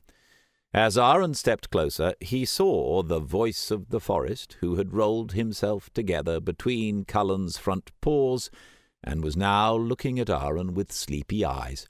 Jelny Nolan smiled at him and produced Tanenton. The artifact had been cleaned and polished, but the impression it left was still that of a simple lute. The priestess began to sing in the elf language, and her fingers plucked the strings, but no sound came from the instrument. At first Aaron thought the lute was broken, but then he felt it was talking to him, as if the individual sounds were being generated directly within his spirit. The priestess wove her song out of this spectral music, and suddenly it became clear to the young man that, although he didn't understand the elf language, she was singing the story of his battle with the Swarmclaw. He saw the images with his inner eye. It was as if everything was happening again, and when it came to the point where his dagger lunged into the Swarmclaw's chest, Cullen uttered a howl, which was the perfect imitation of the one he had uttered under the tree when he had distracted the Dark One. Then the song was over. Jelny Nolan placed her hands on the strings, and the horrific episode vanished. Aaron was dazed, and it took him a while to come back to the present. He blinked repeatedly to banish the memories. When he had regained his sense of orientation, he noticed that everyone present was bowing towards him, and Jelny Nolan spoke in a booming voice. "We thank you for your deeds." Then everyone straightened up again, and a quiet murmuring could be heard. The elves were beginning to behave like individuals again, and not as one large indivisible group. The ceremony seemed to be over, and the spiritually united bond had dissolved. Aldini clapped his hands. "That was refreshing. What is there to eat?" he called in a self-satisfied voice. The Magus was obviously familiar with the elf customs, for a short time later there was a movement among the crowd. Cushions were artfully arranged, and baskets of food were brought from the surrounding lodgings. Soon all the participants were sitting around, scattered in little groups on the floor. Aaron and his friends ate in the middle of the platform, which had filled up in no time. Soon there were elves sitting on all the edges of the cloth, their legs dangling in the air below. There was eating and drinking. The air was filled with laughter and the melodic language of the forest dwellers. There were groups of singers scattered about, and Aaron was amazed at how harmoniously the songs intertwined with each other. There still seemed to be some kind of unconscious union among the elves. Aaron was starving, and gobbled down everything he could lay hold on. Provisions had been pretty meagre the last couple of days, and so he stuffed himself with bread and honey, not to mention mint pasties stuffed with meat, washing them both down with a sharp-smelling fruit juice which tasted a little of apple and aniseed. Chewing with his mouth full, he asked his master quietly, "I thought elves didn't eat meat?" Falk nodded. "They only do it rarely. You could put it like this. They only eat what the forest has too much of. The rabbit population had to be reduced considerably this year, so that's why there are pasties." He bit heartily into one, then continued, "I remember one season when the river changed direction nearby and there was an explosion of blueberry bushes. For weeks afterwards all the meals had blueberries. As the gods are my witness, I avoided that fruit for years afterwards." He laughed and slapped Aaron on the back. He had rarely seen his master so happy, and Aaron was painfully aware that this place really was the forest guardian's home. He chewed thoughtfully on his pasty. Then he put it aside and asked Jelny Nolan, "Can I have a quick word with you?" She gave him a quizzical smile, and when he stood up, she followed suit. Aaron wound his way through the crowd until they got to a quiet spot near the edge. The elf priestess stood beside him and waited politely while he enjoyed the view and wondered how he should start. "Everyone seems to be very happy that we saved the voice," he began awkwardly. The priestess smiled in amusement and raised an eyebrow quizzically. "And you worked that out for yourself?" Aaron sighed. He was no good at these things, and it wouldn't get any better unless he came to the point. "I wanted to ask if I could make a request, now that we've helped you." The elf hesitated and looked at him in surprise. "You want a reward?" Jelny Nolan's aura had lost none of its power over Aaron, and the disappointment that was revealed in her question caused him to flinch. "Yes. No, well, not for me, anyway," he said quickly.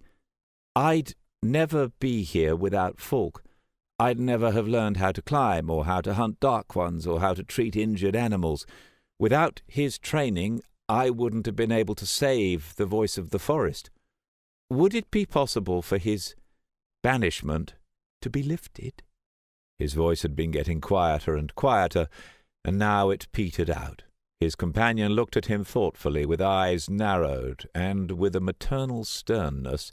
Then she nodded and said, "I'll see what I can do." She turned around and went, leaving a somewhat baffled apprentice in her wake, who didn't know what to make of her reaction. The elf priestess didn't return to the others, and so Aaron went back alone. Every elf he passed gave him a broad smile, or proposed a toast in his honour, or even bowed slightly before him. When he arrived back to his friends, he saw that Cullen had an enormous bowl of rabbit meat in front of him, which he was holding between his front paws as he wolfed down the food, growling with enjoyment. Uldini watched the wolf with amusement, and then turned to Aaron. "It seems our furry hero is perfectly content. The voice has retired back into the forest. He was probably afraid our friend would eat him by mistake." Aaron laughed and then became serious and sat down on one of the cushions. Daylight was gradually vanishing, and a soft twilight was settling in on the forest. He took another sip of the strange drink, and Uldini leaned over him. "Be careful with that. You hardly notice it, but there's some alcohol in it. If you drink too much and then go for another walk along the edge, well—" He wriggled his eyebrows in an exaggerated manner, and Aaron had to laugh again. The arch-wizard really knew how to use his childish appearance to his advantage, whether it was just to make jokes or to highlight the difference between appearance and reality. Falk was chatting to a group of elves some paces away, and Uldini leaned closer towards Aaron. "We're alone now, and I'm in a talkative mood. Falk took off your muzzle today, so if you have any questions, now would be a good opportunity." The wizard's offer took Aaron by surprise, but then he asked a question that had been troubling him for a while. "Why did you connect the reappearance of the paladin with the eternal spell? Would it not have been better if all the paladins were there before the betrayer wakes? Aldini's eyes lit up. A really clever question. We did discuss that at the time. We wanted to intertwine the problem and its solution, a balance of strengths, if you so wish. None of the other ideas were implementable. The most popular suggestion at the time was the Paul Pillar falls when the gods awaken. Sounds mad, doesn't it? But it wasn't. We would have had to connect the sleep of the gods to the Paul Pillar and thereby create a channel between them and him. Can you imagine how much power he would have been able to draw from such a connection? Other alternatives presented the same problem. If he or his servants had somehow managed to conjure up the end of the Bane spell, then you'd have a world without a paladin. So we decided to make things simple and foolproof. First you appear, then he wakes up. The paladins were our best option. Half of us thought the 13th would never come back. The other half thought the new chosen one would be found within a few months. Then we would have gone with the little child to the Paul Pillar. We would have carried out the ritual of naming and speared the swine without giving him a chance to bat an eyelid. The arch-wizard gave him a penetrating look. Nobody planned it to take this long for a new candidate to appear. We came up with the idea of the focus stones 60 years later when it became clear that there was no short-term solution in sight. But now, hundreds of years later, the situation has completely changed.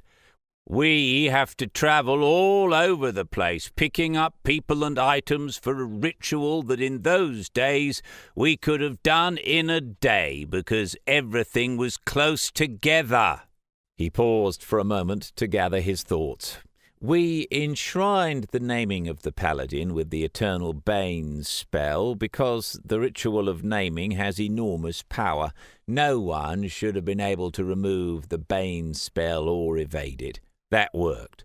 But the powers of the 13th paladin were set free with your election, and now he can tap into this power, slowly but surely, through the connection between the Bane spell and your election.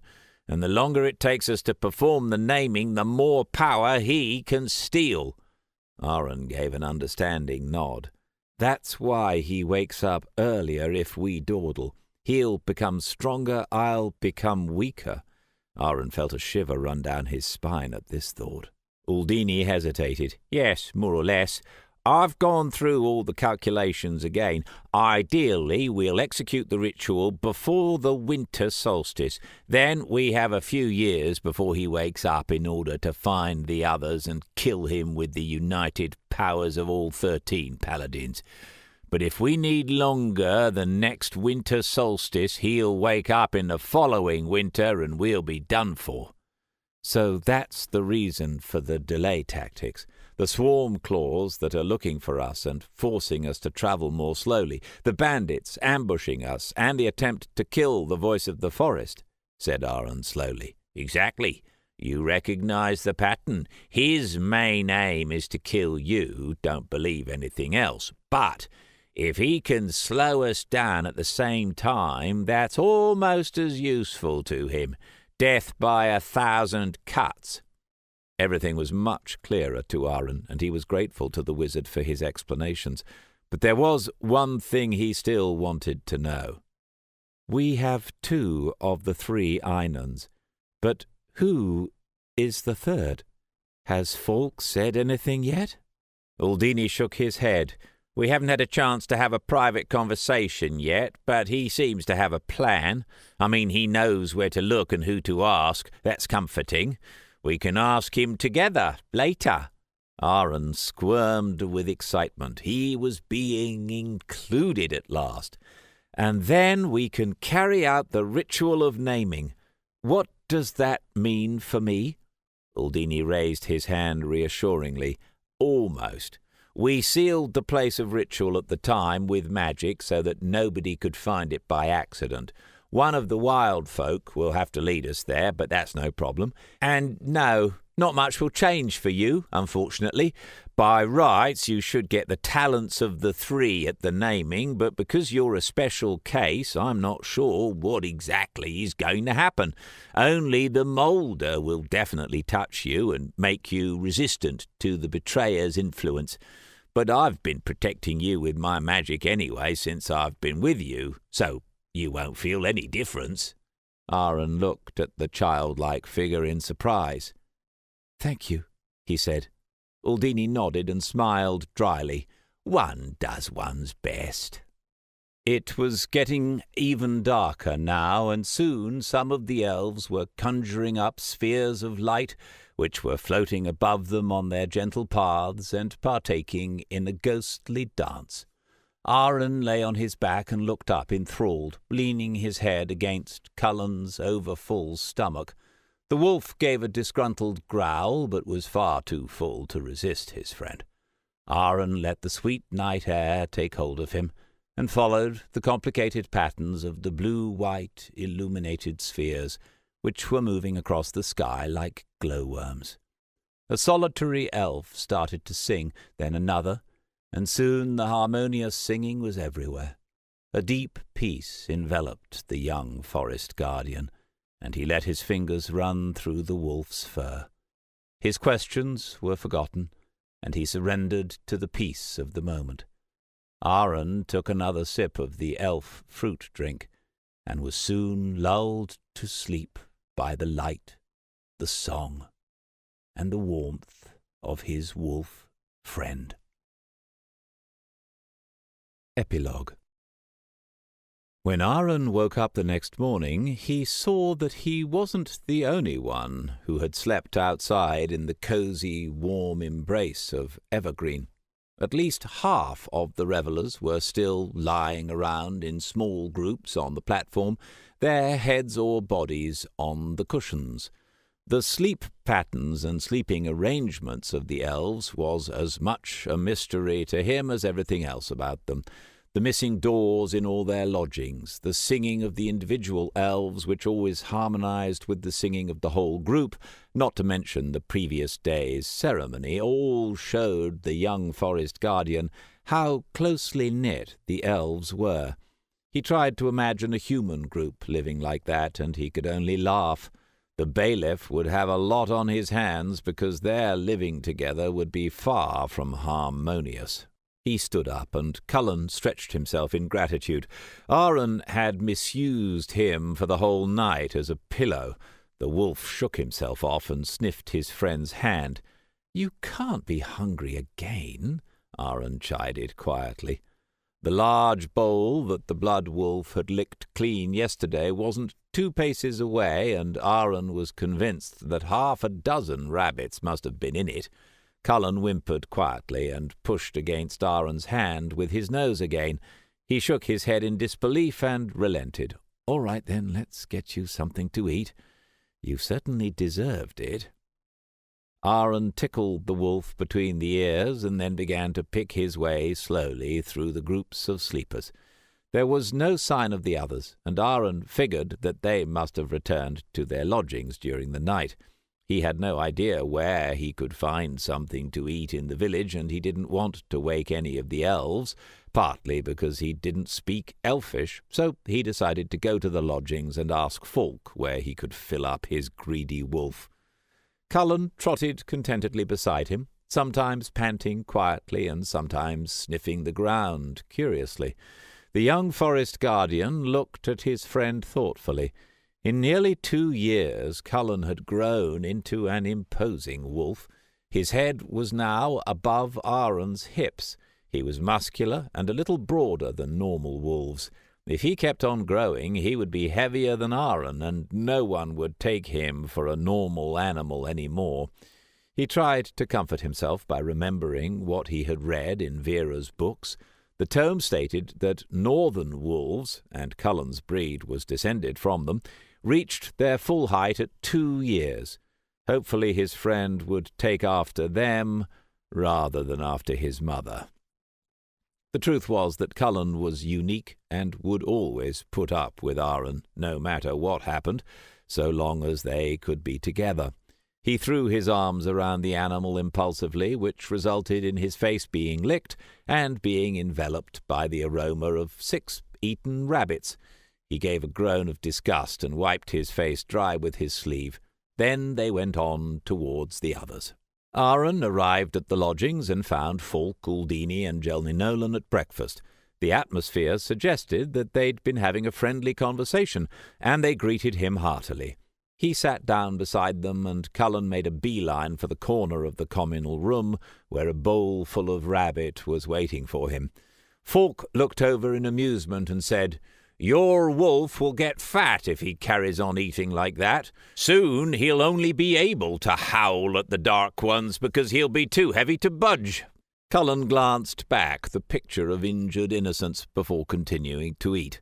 Jelny Nolan smiled and responded, "And he's vain. There was no need for his howling yesterday. The song would have brought forth the memory anyway. But he wanted to show off." The animal gave a quiet whimper, but carried on eating. Uldini shook his head. "I'm telling you, he's slowly beginning to understand every word we say. It seems it's not only his tummy that's growing." And he tapped his head. Aaron was glad that everyone seemed to be in a relaxed mood.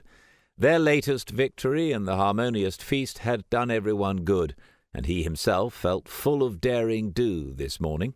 Hoping he wouldn't destroy the mood, he asked, "So what happens next?" Fulk answered calmly, "First we have to leave Evergreen, then straight through the night marshes to King's Island. That has the only harbour with a connection to the Silver Cliff, and from what I've last heard, there we will find a dwarf who would be suitable as an Einan." "Who is he?" asked Uldini curiously, but Aaron was hardly listening. He would ride through the length of the night marshes. He would land on King's Island, a small island that contained a capital city of the same name.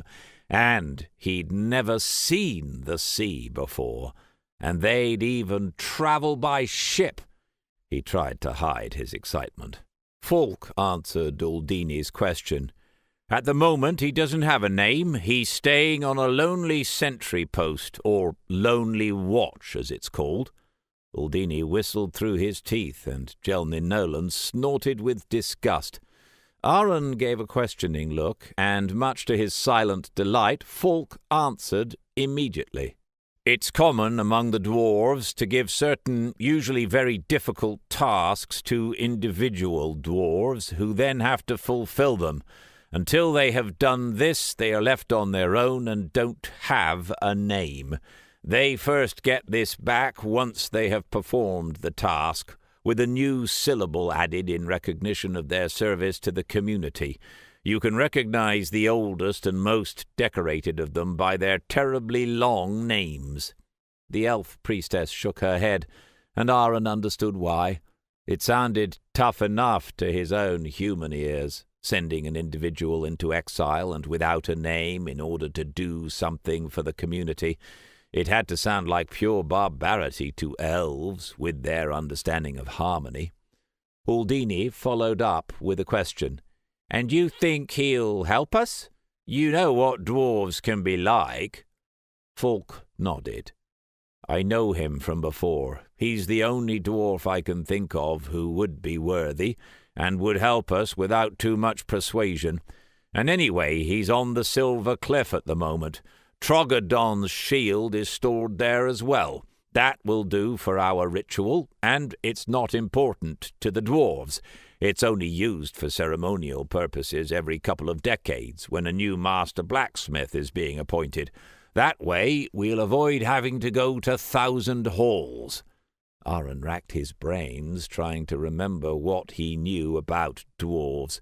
There were 2 dwarf settlements. Thousand Halls, the actual kingdom of the dwarves, lay to the south, beneath the eastern sun plains. The High King had his seat there, and most of the dwarves' military might was based there too. The Silver Cliff, on the other hand, was a small enclave, which specialized almost exclusively in trade with Kelkor and the Night Marshes, and lay on the banks of Kelkor. Aaron could understand why Fulk would prefer to go there.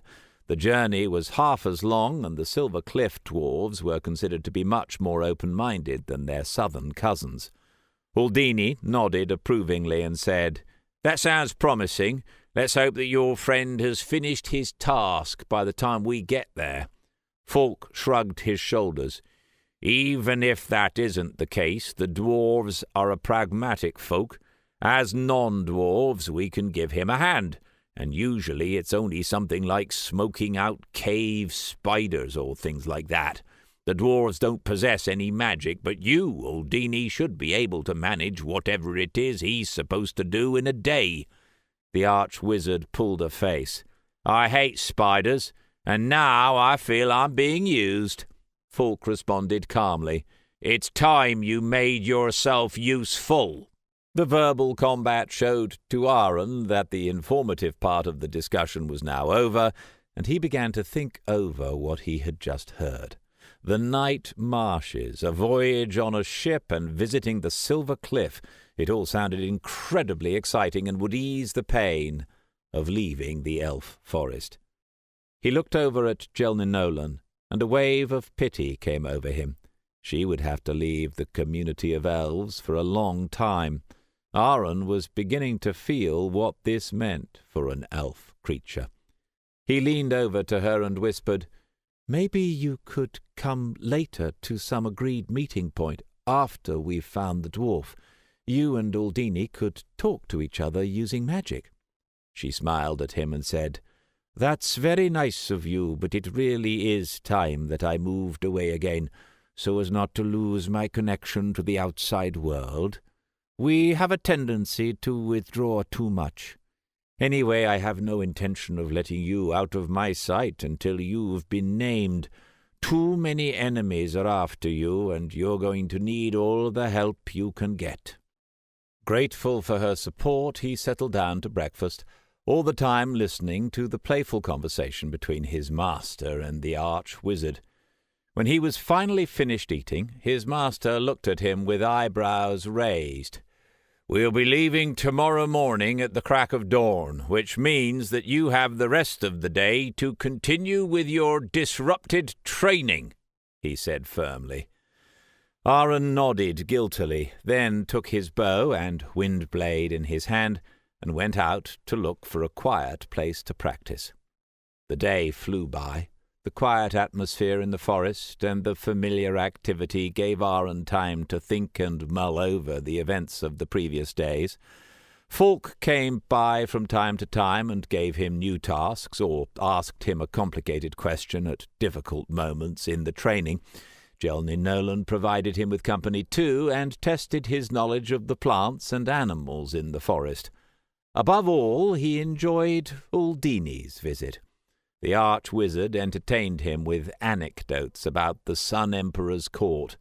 Late in the afternoon, his master gave him climbing exercises to complete, until finally, shattered and exhausted, but nonetheless content, the apprentice made his way back to the guest lodgings. A hearty stew was on the table, and Aaron helped himself. Then he curled up under his blanket, relaxed his exhausted muscles, and dozed off to the sound of his companion's quiet conversation.